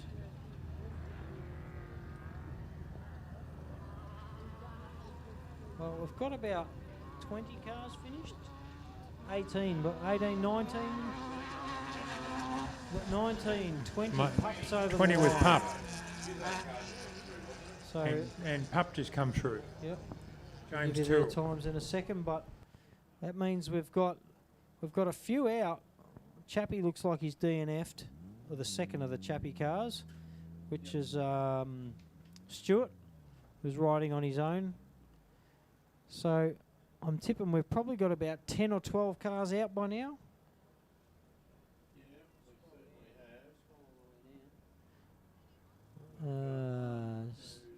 Steve Chilby is in the pits. Peter Stevo's DNF with a flat tyre.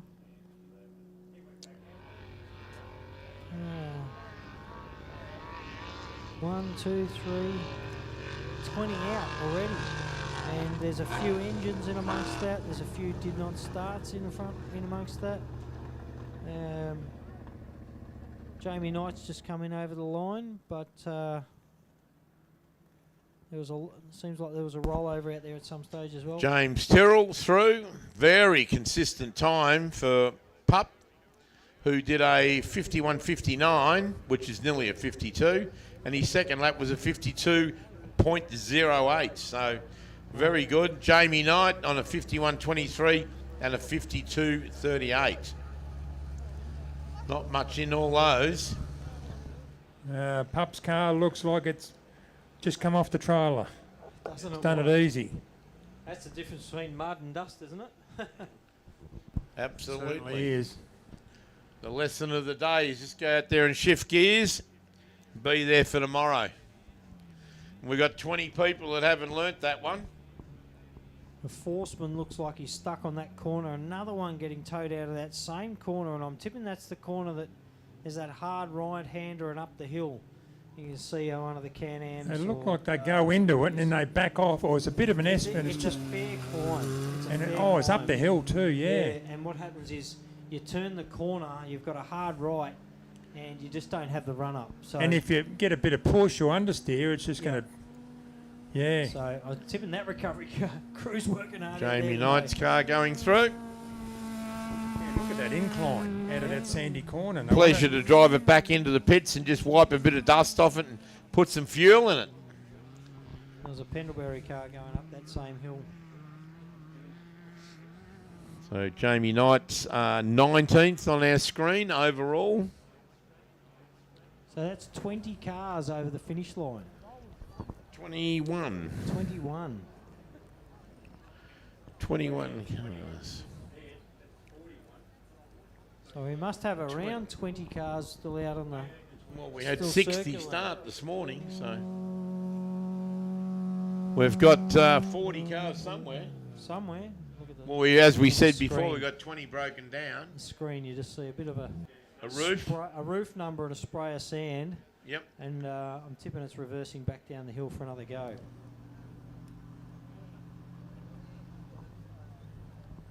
Matty Hansen doesn't look like he's moving out there. He's stopped. Yeah. So I don't know what's happened. I have no report on Matty Hansen's car number 7. Stopped. Ian Terry doesn't tell me it's still moving. Doesn't tell me it's stationary, so I couldn't tell you there. Heath Whedon looks like he's just hit the edge of the desert, so he's nearly at his halfway mark on his second lap. And there wasn't many that's restarted after him. Ian Terry was, and he's a fair way behind there.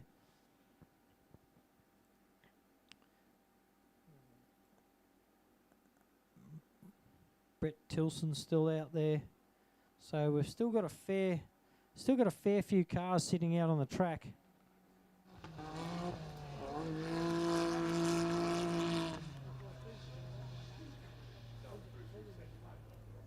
Yeah, car 690 over the finish line, ready for his second lap. Heading out again. It's Simon Gubbins and Ben Lugg from Victoria. The Can-Am Maverick.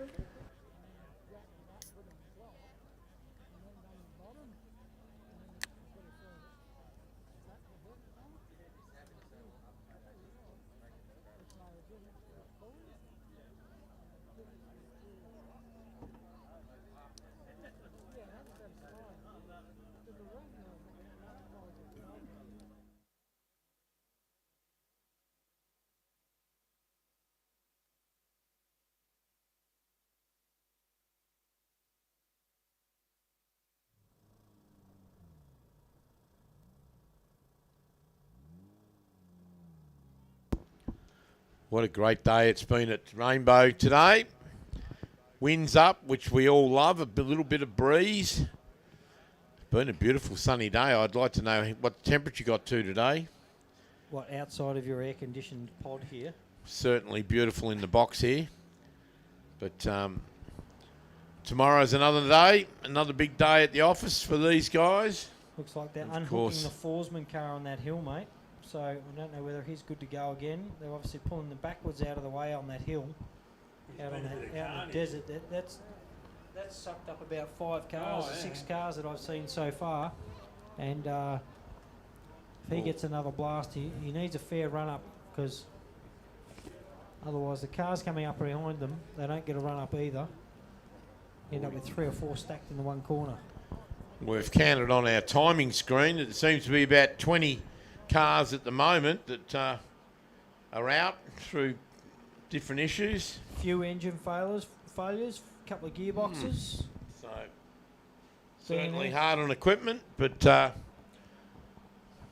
we've got Trevor Chandler, DNF SC belt. That's supercharger belt on the Belt, Jaguar yeah. powered 37 car. Simon Gubbins and Ben Lugg. A 52.50 on the first lap and a 52.40 on the second lap. Very good. Very good consistent laps.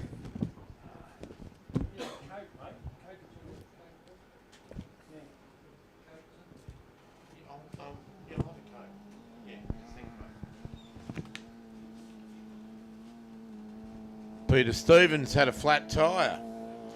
He's still out racing, I presume. No, he had a flat tyre, so he would have been changing the spare. We got Peter Simpson, DNF engine. Clayton Chapman, DNF engine. Aaron James, DNF engine. Gee whiz.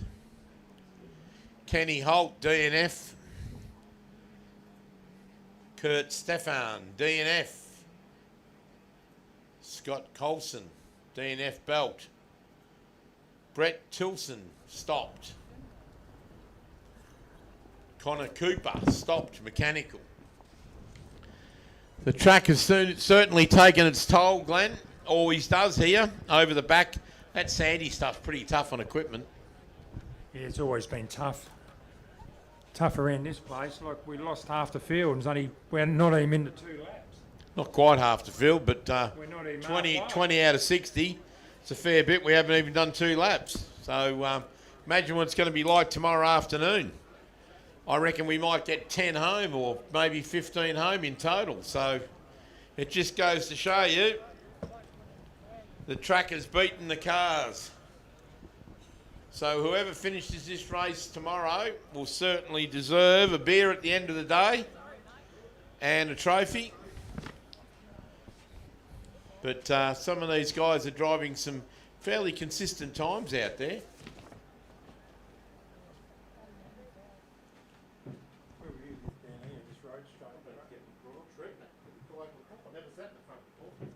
Did you tell him that? Yeah,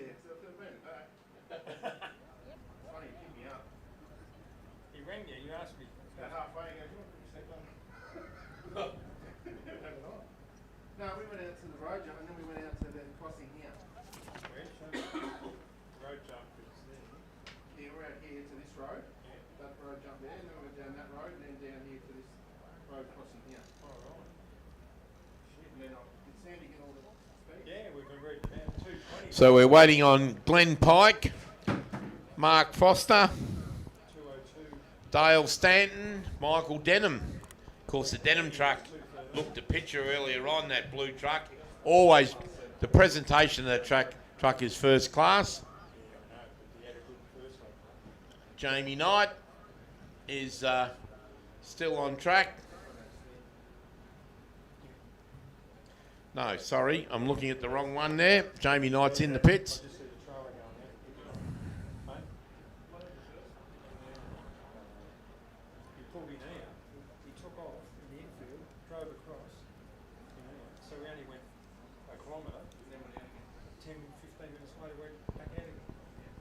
Going to get Sandy Bowman to get down the pits very shortly after the last car comes in.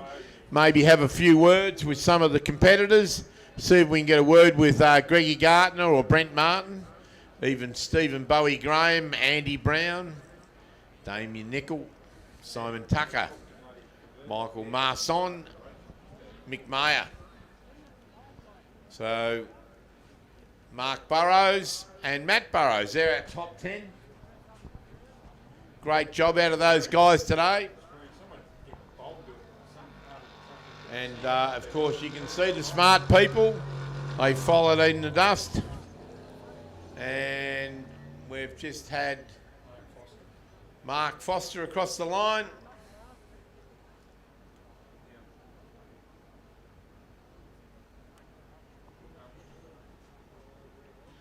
And Mark Foster's done a 57.59.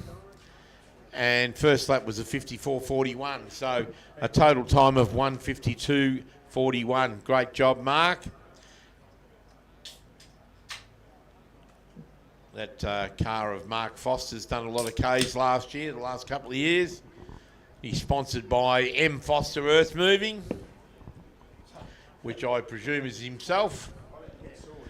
Phoenix Lubricants, Evans Petroleum. It's a Toyota Tacoma, but it's got a Chev LS2 V8 6-litre in it. Loves his off-road racing, Mark Foster. Last year, I think he was the most travelled guy in the off-road scene. I think he won that award because he went to every event last year, Mark. Did a great job. I'll tell you what, I need his budget then. Certainly, I was just looking there at Mark Foster Earth Moving. Is he sponsor? I don't think I'd be getting him doing any earth moving for me. No, he's always on holidays. Always a wide race. Still a fair few cars out there. Obviously, these last couple on the screen have stopped. I did have had speeds up here, but I can't see that at the moment. So it does look like Ian Terry's still motoring along, and I would say he is the last one on the field that's still circulating by the looks of it.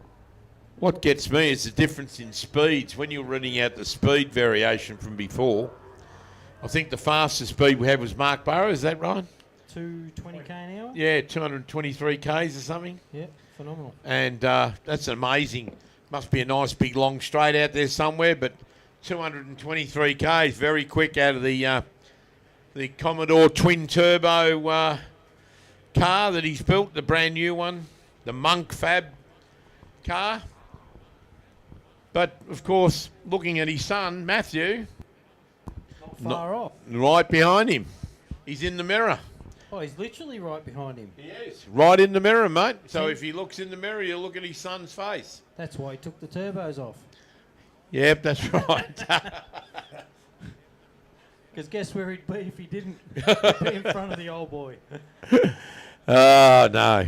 But of course, we said at the scrutineering last night, they had best presented car, the Bellevue Machinery judged by the scrutineers, and the Burrows team won the best presented team. Both those white cars with Max Burrows haulage on the side. Very, very nicely presented team. Looks like car 433 is nearly coming around. Has he been in? No, he's on his last Is that the sweep car going around? Yep, sweep car's on his way out, but the 433 should nearly be coming around onto the finish line over on our left somewhere. That Transvent blue Mickle Fab truck. And then we've got another little bit of a gap. He's travelled on his own for a little while as well, so dust free. Yep, you're right. Yeah, that's him. Then followed by our second of our Class 11 cars, 1122. So Pete Makeham's coming in on the tree line in the distance. Oh, actually, he's just rounded the last corner over in the far left there. Yep. That's Pete Makeham. And we're about to see the Transvent Class 4 come around over the finish line, end of his second lap. Go in for a rest.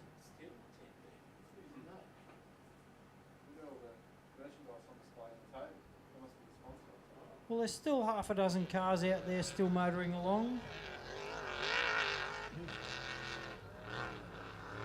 Here comes the Denham's car.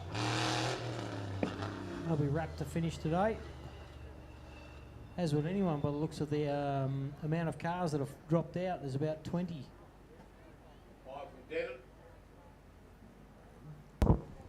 done a 1 hour and 4:51. 8 minutes slower than his first. Yeah, could be a puncher involved there somewhere, I might think. First lap was a 56.45 and the second lap was a 1 hour 4:51. Very, very nice presented truck. The Mickle Fab truck, the blue one. I had a look at it scrutineering last night. Very clean. Well presented. Yep, certainly was. They do know what they're doing though. Gavin, I think on there, he knows what he's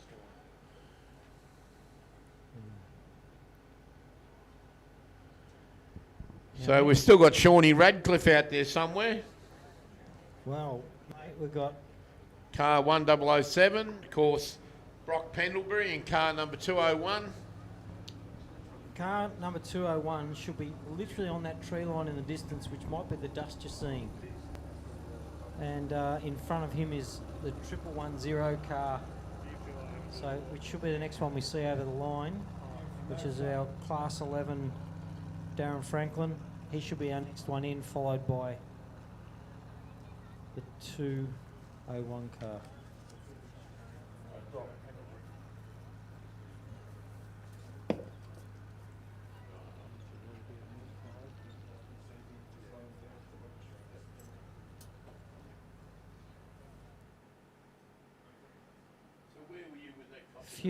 Few cars getting very spaced out towards the end here.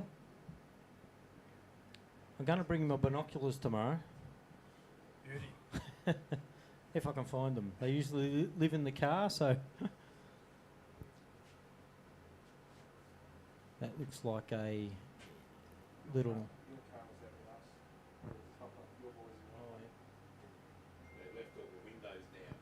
Yeah, well, they just told me my car's out there in the field somewhere and left the windows down, so.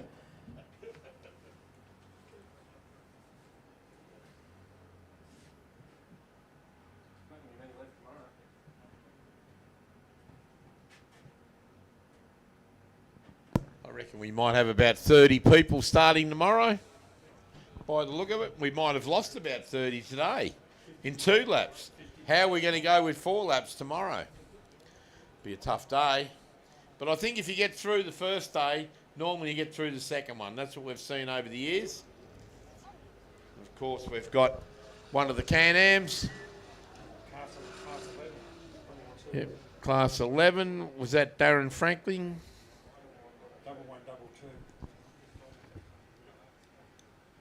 1122, which is Pete Makeham. And Pete Makeham and Michael Hackney. And the Can-Am, Rotax 900cc, a 57.25, and they bettered that with their second lap, a 56.07. A great drive.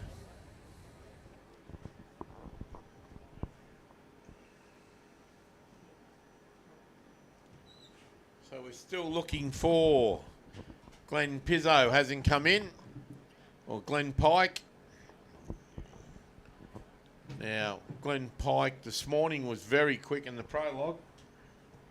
We can see some of these numbers on the rally safe on the screen there.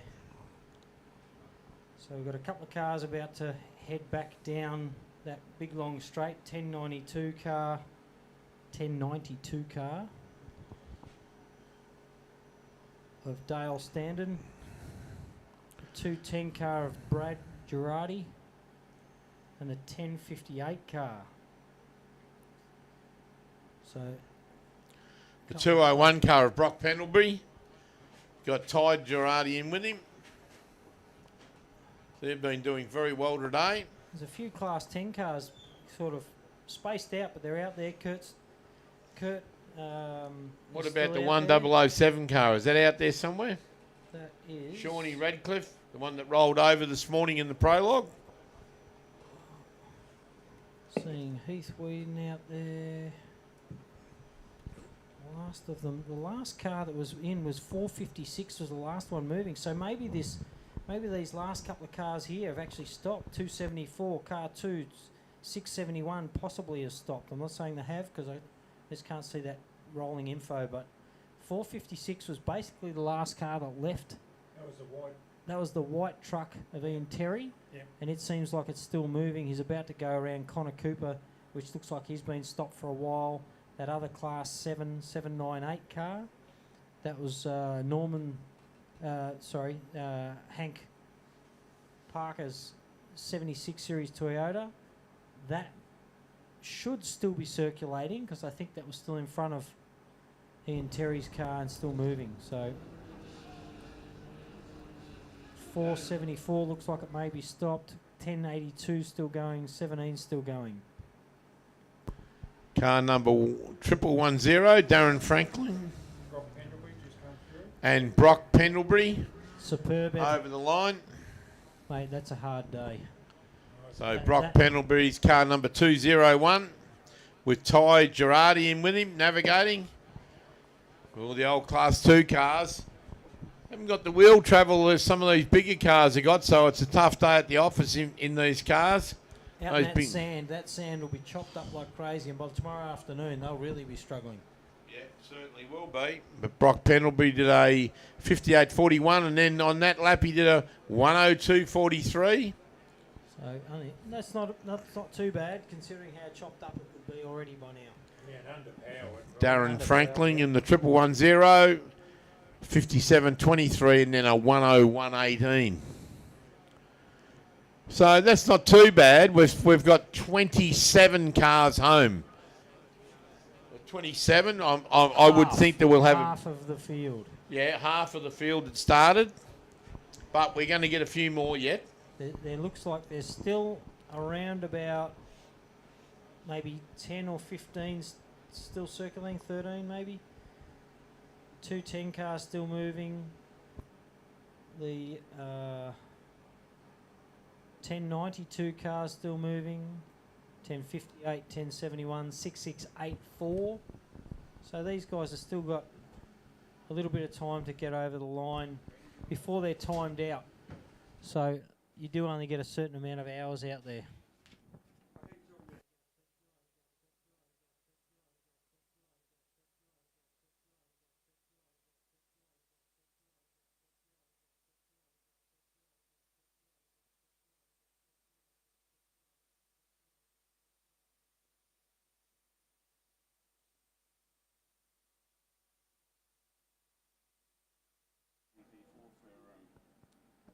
Sorry, this mark that's Matt. Yeah. And then here on here is 482, 28,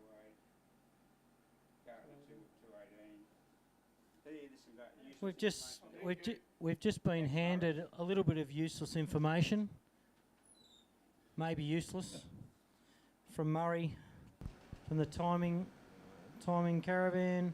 Some of the fastest times on lap 1 and lap 2. Mark Burrows reached 222.5, and that was located off the rally safe. So there's some pretty fast speeds out there. Don't read those times out too loud, Sandy, because Sharon Mum's in the pits. And young Tom, the youngest boy of Mark's, is sitting in the left-hand seat with him. You're right. So and what's Matt's number again? 7. Matt's number. No, other Matt. Sorry. Young Burrows. 1, 2, 3. Oh, 1, 2, 3. Sorry. He was doing 183.8 kilometres an hour, Mum. Just so you know. So that was on his first. There you go. Andy Brown, 218. Sorry, Andy Brown was 221. Habees were 218. Barnett's in the 68 car. Is that Barnett's in the 68 car? 190k an hour. So that's fair hooting. You know, 110 car, 188. Molsey down at 195.5 for a little 3.5 litre. Beautiful. Andy Brown basically 221. And same with Mark Burrows, 222. So that's about topped out at about that. We also saw the 482 truck, that TSCO truck of Mick Maher, 208 kilometres an hour on 40-inch tyres. And it's about as aerodynamic as a brick. Yeah. So they're quite big. So the air coefficient on these cars has got to be terrible. The actual figure. Yep. So I don't know who I'm hearing out there, but they're coming in on our left. Little red. Is that car 43 or no? It's got to be a 10 car. Who's that, boys? Here we go.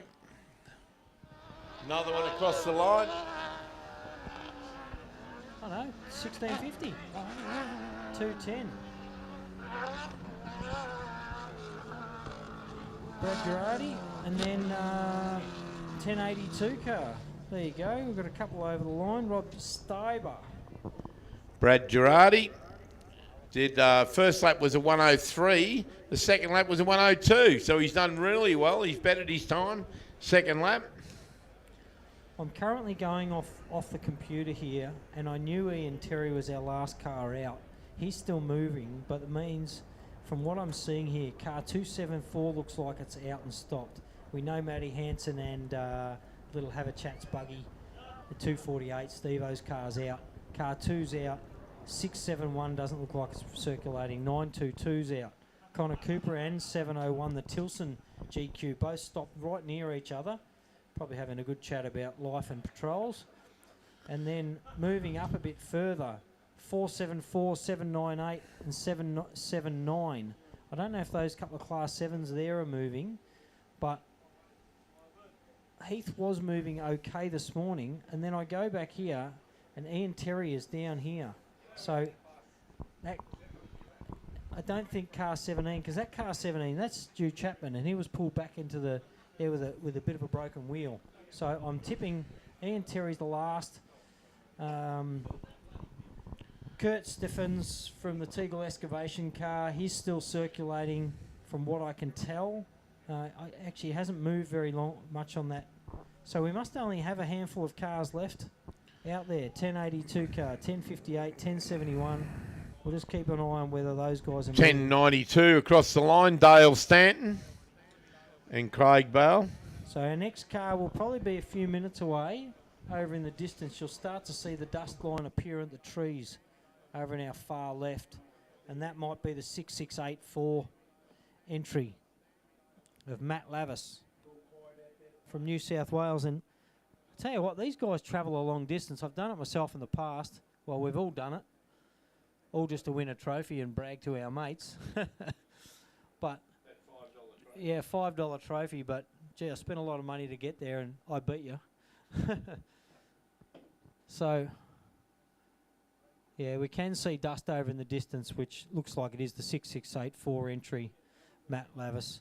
And then followed by the 1071 of Thomas Forsman, which is a single-seater.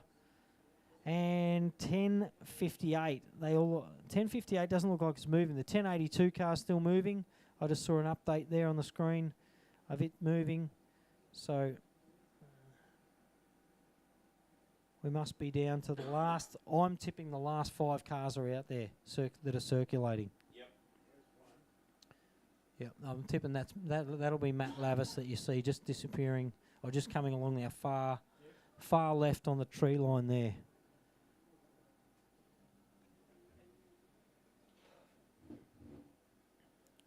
And we need to. Not sure if I think Ken Holt might be out. I did see on this. Yeah, I think Ken Holt's out. That's the 1058 car. We did see him on the screen earlier there. I don't know. I honestly think that we've just got four or so cars left out there that are still motoring. Doesn't say what, he just DNF'd. Brendan Forsman with a gearbox. Connor Cooper with a mechanical issue.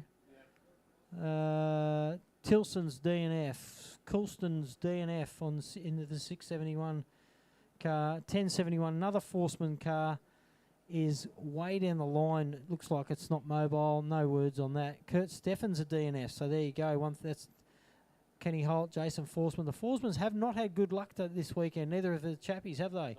No, all the family cars are And out. Sibbo's out. Brett Rogers out. AJ, yeah, Sibbo's done an engine, and they had a fire there was it that last year or the year before maybe? But we've got about a solid 15 or 20 cars out. Ian Terry is about the last car out there, currently sitting in 40th position. And it doesn't, I don't even know if he's moving. He's just gone, Ian Terry's still moving. So there you go. To finish means something because he's already finished further ahead than another 20 cars, hasn't he? Well, it's not too late to get up to the Rainbow Rises event headquarters up here, up to the big tent. Grab yourself a drink. And I believe they've still got some food there, all cooked up. So come up there and see the ladies and grab something, just even if you want something to take home in the car. But we've got a little bit left here today. Of course, up here in the box, we'd like to thank all the sponsors. Without the sponsors, we don't have a race. The ARB Big Desert 480. And, of course, we'd like to thank the people from Screenshot Big Screens for bringing that big screen up today and sending a signal all the way back on Facebook, back into the lounge rooms of people's homes so they can hear the commentary and what's going on here out at the race at Rainbow. And, of course, we'd like to thank the Victorian Off-Road Racing Association for the host the event, and also Rainbow Rises Event Association that's done all the work up here on the infrastructure over the past few months. And then, of course, our major sponsors, ARB 4x4 Accessories, Mickey Thompson Tyres, Raceline Wheels Australia. And don't forget the helicopter rides, ladies and gentlemen. Dream Multimedia on cameras and production. And what about the guy that's given us all the McLean sound? That's given us all the sound, all the audio gear here. Sandy, what a great job. Yep, fantastic job. Yep. We've had some really good footage from out on the desert. There's a couple of spots out there. We've had 3 or 4 cameras out there today. We've got one based here in the pits, near the commentary there, perched up high, overlooking back towards the roads that are coming back in and out of the stadium area. Which I've got to tell you, it's a massive job to line that up. I've done a lot of that sort of stuff in the past. And to set up those cameras and to get the footage back here, big job, big job. Well, I reckon they've done a big job, the people from Dream Multimedia, on the cameras today. I was talking to the guy and he said it's really hard to make you look good on camera, mate. Oh, they usually just put some... the smoky lens. The smoky lens, yeah. You did look all right, mate, I must admit. They are. Lavis is over the line. Gee. Second lap. Here we are. Absolutely wrapped. Matt Lavis from New South Wales on his second lap, car 6684, which means we've probably only got, from what I can tell, around 3 cars to go that are still running. And those would be car 1071, maybe 1082, and 456. I haven't seen any of the others moved too far for a bit. But that's good to see. And Mac Lavis. I see who's breaking speed limits in the pits. Look at him. Down there, little Brown. Brown, yeah. And slow down in the pits. Danny Brown, slow down, please. And we've got Matt Lavis with a 103 and a 106. Well done. Yeah, great job. It would be a long day in that, wouldn't it? Mate. And I can't see. I think Spizzo's broken down or stopped way out on the edge of the desert early on, or halfway around. So I don't think we're going to see him come in. Car 2's out there somewhere as well, Glenn Pike. So I'm not sure we're going to see him come in either. We have got some dust over there, so that'll be 1082 or maybe 1071. So a couple of 10 cars still out there. 1082. Rod Steiber from Queensland. Gee, these guys travel, don't they? Certainly right there. But if you got to, if you want to win the championship, you got to travel. Do. It's all over Australia, mate. We've moved from Queensland over to South Australia, to New South Wales, and down to beautiful Rainbow. Correct. Is Forsman 1071 still travelling? Because down the bottom there somewhere. I swear I saw the Forsman's 1071 car had stopped, but he's not on there.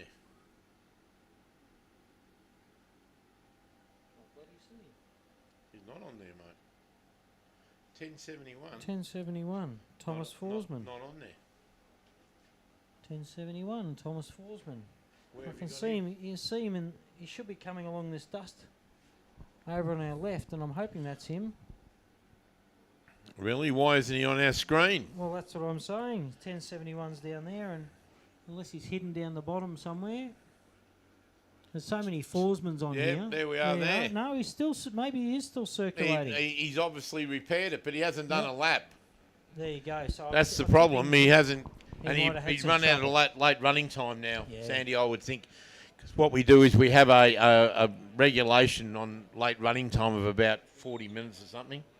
So I think he's run out of that. Ian Terry's about to come in on that, in that far, which you should see a white streak with a cloud of dust coming in, over on your left, and he looks like, I think from what I can tell, he might be the last car on course. That's still, oh no, Kurt Steffen's just moved as well, so he may be still circulating, unless he's possibly on the back of a trailer, because it did say he had a problem down the bottom of there. Scroll down, Kurt Steffen 133. Yeah, Kurt Steffen's out with a DNF, so he must be coming back in on a trailer. He just moved on the rally safe, and I thought maybe he's gotten going again. But so what happens after the day's activities here? After the day's activities, we send around a sweep vehicle, and the sweep vehicle picks up any paraphernalia that's come off cars and fallen on the track, might become dangerous. Also, might pick up a couple of stragglers with a tow rope, pull them in and get them back to the pits. If they can fix their problems or their cars from what happened today, they are allowed to start tomorrow. So we might have more than what we think tomorrow on the line. That would be great.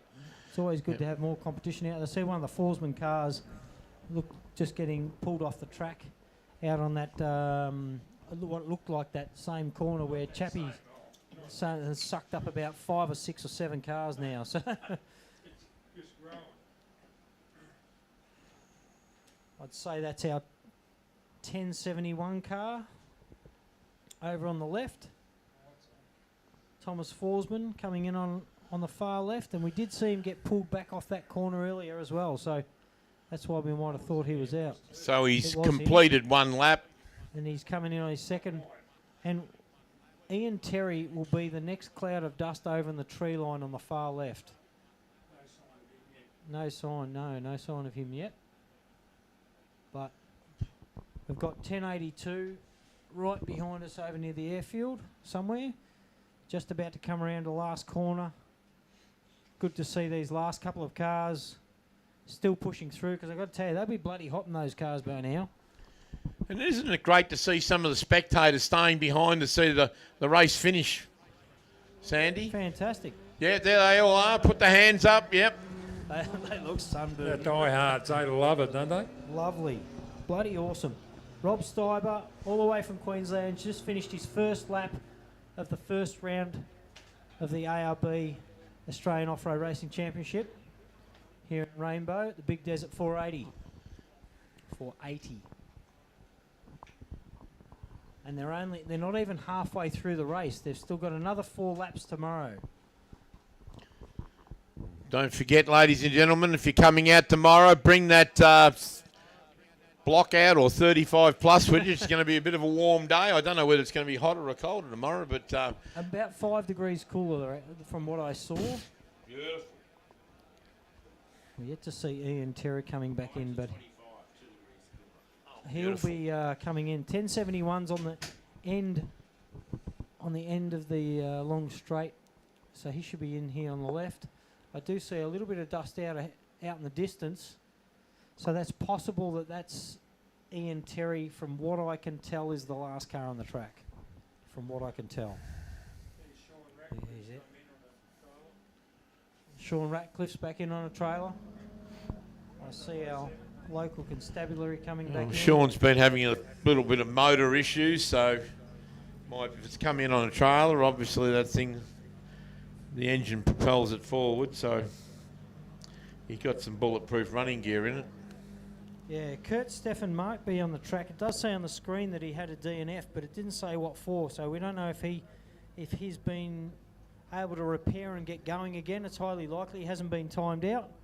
And the recovery crews, if there's a time limit out there and they reach the time, they'll probably be stopped by a recovery crew and told to come back in under. Steve-O's dropped out early on, mate. If you have a look on the screen. Yeah, but if you have a look at Steve-O, he was stopped up the top end here somewhere. There's Steve-O. They are Ian Terry. It is the white truck coming in on the far left. That's awesome to see. He got stuck on that soft corner earlier. So he was the last car that we saw come through here on their second lap. So, yeah. There might be 1 or 2 still coming. That's Ian Terry. And then down here should be 1071 car, which is Thomas Forsman's his single-seater. We did see him get pulled out of that boggy corner earlier also. That's caught a few people out. It's caught these 2 out, and that might be why they're... There is another car still coming out there. 779 Heath Whedon. There is a couple of cars that must have gotten going again. They might have just had flat tyres. It does say on a screen they've been out, but cars 779 Heath Whedon, this looks like Ian Terry's in front of him, which you can see coming in on the left of us there, into screen in the white trophy truck. So the white class 4. And then 798 is Heath Whedon. 133 is Kurt Steffen from the Teagles excavation crew.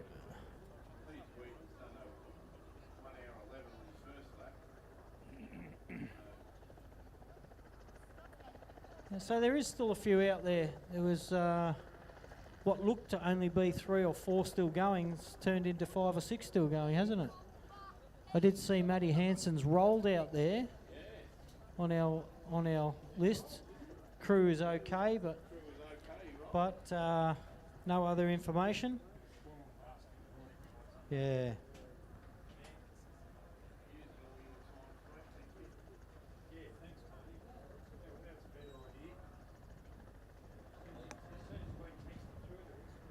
Mate, that's a class 7. Is that Henk? Parker? 798. Click. It is. It's the Parker 76 Toyota still motoring. See, those class 7s, don't underestimate those guys. They don't give up. And they've come in fairly close to each other. Oh, this is why Forsman's been so slow. I tell you what, that back right-hand wheel is going to be absolutely cooking. Absolutely cooking, but who cares? Because guess what? That's all he needed. Right there to get over the finish line. He needs to That's go phenomenal over. effort, mate. Well done. He, yeah, he's got it. He needs to whip over and see Chris Hummer at Raceline Wheels, grab a new wheel. Jeff Newick from a couple of Mickey Thompson tyres. Mickey Thompson, yep. That's a big effort. That gearbox would be looking a bit sad. I tell you what, the spider gears in that gearbox, one would be going backwards at a million mile an hour, the other one forward at a million mile an hour. So they probably welded themselves together. Anyway, Certainly heats them up. Ian Terry's here, over on the left, going down to do his last switchback, and then the Parker's Class 7 Toyota 4.5 litre turbo diesel still motoring around. Standard class, they're allowed to wind the boost up and add a bit of fuel, so they can do pretty freely what they want to the engine without, you know, doing anything outside factory specs. Look at Forsman's. Forsman's had a couple of tyre issues by the looks. He's on his own, so he's probably gone, bugger this, I'm not getting out to change the tyre. Let's just drive it home anyway. That's sort of the thing I'd do. I'm too lazy to get out and change a tyre. Yeah. So Thomas Forsman. Ian Terry, then Heath Whedon's coming in, so there you are, a couple of Class 7s. Good to see this car coming over. Saw him stuck on the same corner. Wouldn't you believe that? Thomas Forsman, listen to this one. He ran out of time, so he didn't get a time. Oh, that's a shame. Yeah, his first lap was a 2 hour 19, and he DNF'd out of time. That's, so the that's poor very bugger, he's driven heartbreaking. in on that flat tyre, and he... Well, he was the last car to leave, but he's had a better run than the others, so... Yeah. Gee whiz. And then we've got Heath Whedon coming around the back near the airport as well, so... I don't know how many others, apart from Kurt Steffen, that are actually circulating, so that's probably only 3. Ian Terry's just come in, first lap at a 1 hour 20, second lap at a 59.37. Good time. There you go. Yep. Well, he did get bogged on that first lap. That's right, on that yeah. So corner, certainly he's had a lot of issues that first lap. And not only that, if he had Whoa. somebody else get bogged near him... he She's might a have buck been and bronco down here. I know what that's like. I know exactly what that's like. Yeah, get me out of here. That's what they've said. Well done, well done. Ian Terry, it is a good looking truck. Heath Whedon's. And then here's Hank. Hank is over the line. Sorry, I keep saying Hank. I think he's got a mate named Hank.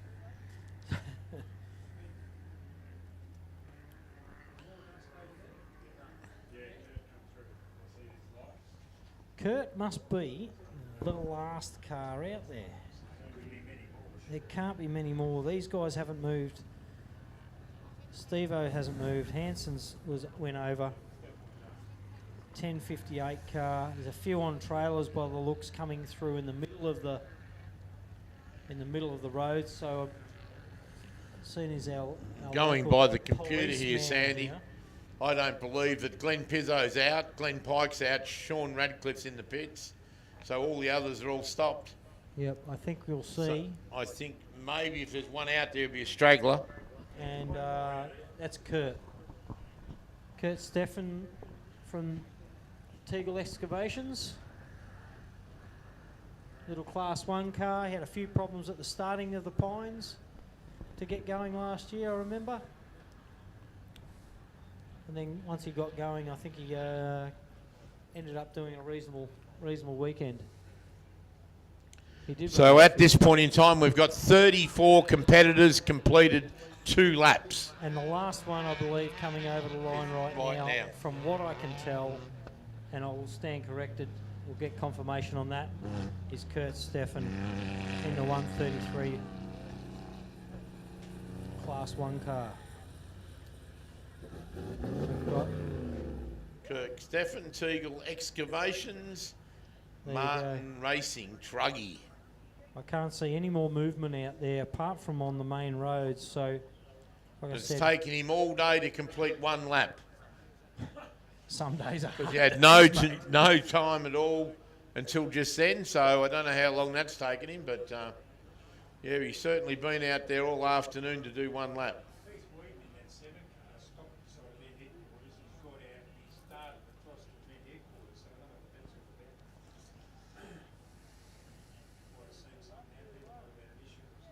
So 671's coming back in a trailer, 274, car 17. All these crews would have been contacted already.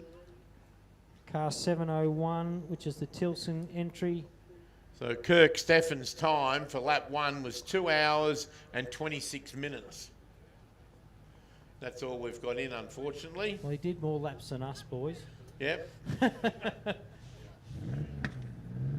Well done, mate. Well done to Kurt coming across the front of our screen here. Yeah, and he's... Might have had an issue, could have got issues. bogged. As we saw, a few people got bogged out there. Yeah, it and doesn't take much to slow you down or stop you for half an hour, you know. No, that's Even right. a flat tyre, you can get out, lose the wheel nuts, can't touch the tyre because it's that hot. So There's a lot of good cars parked in the pits that won't be there tomorrow.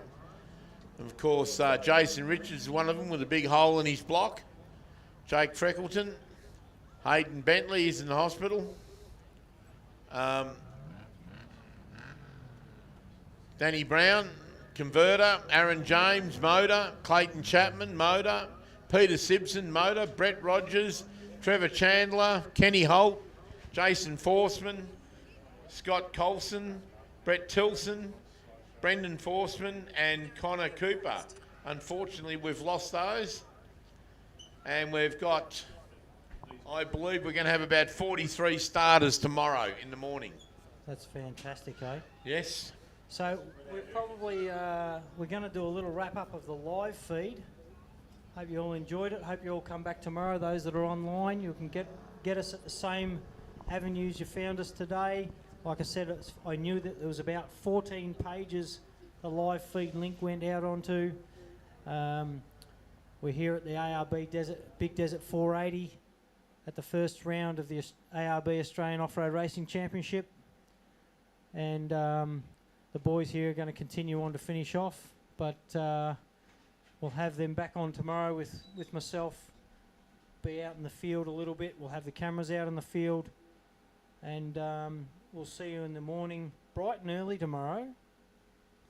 We've still got 4 laps to go in the morning, so.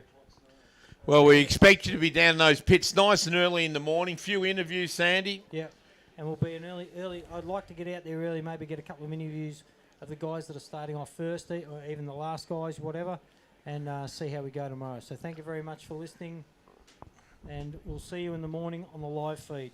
Cheers, folks. Well, there you are. Thanks, Sandy. Great job today, mate. And it's been a great day's racing, hasn't it, Glenn? You and I both enjoy coming to Rainbow every year. We've had a lot of spectators here today. It's been a beautiful day for it. Right, it normally attracts a lot of people from the surrounding areas. We've had the mayor up in the booth, came up early and stood up here. He was very pleased. He said it's great. This sport's great for the area, brings a lot of money into the town. And he said he hadn't been to an off-road race before, and he really enjoyed it. So that's great. But certainly the Rainbow Risers Event Association and VORA, the Victorian Off-Road Racing Association, together with them working together, has put in a huge effort here. I mean, to have a circuit, not many races we go to now, where the whole 8 kilometres of the Prologue track's in front of you like it is. And it's a great day's entertainment. Bring the family out. So if you're going home now, we hope to see you tomorrow. I think we'll sign off for the day. We've had the last car come across the line. This is from Glenn and Darren Wells. We'll see you in the morning. Thank you.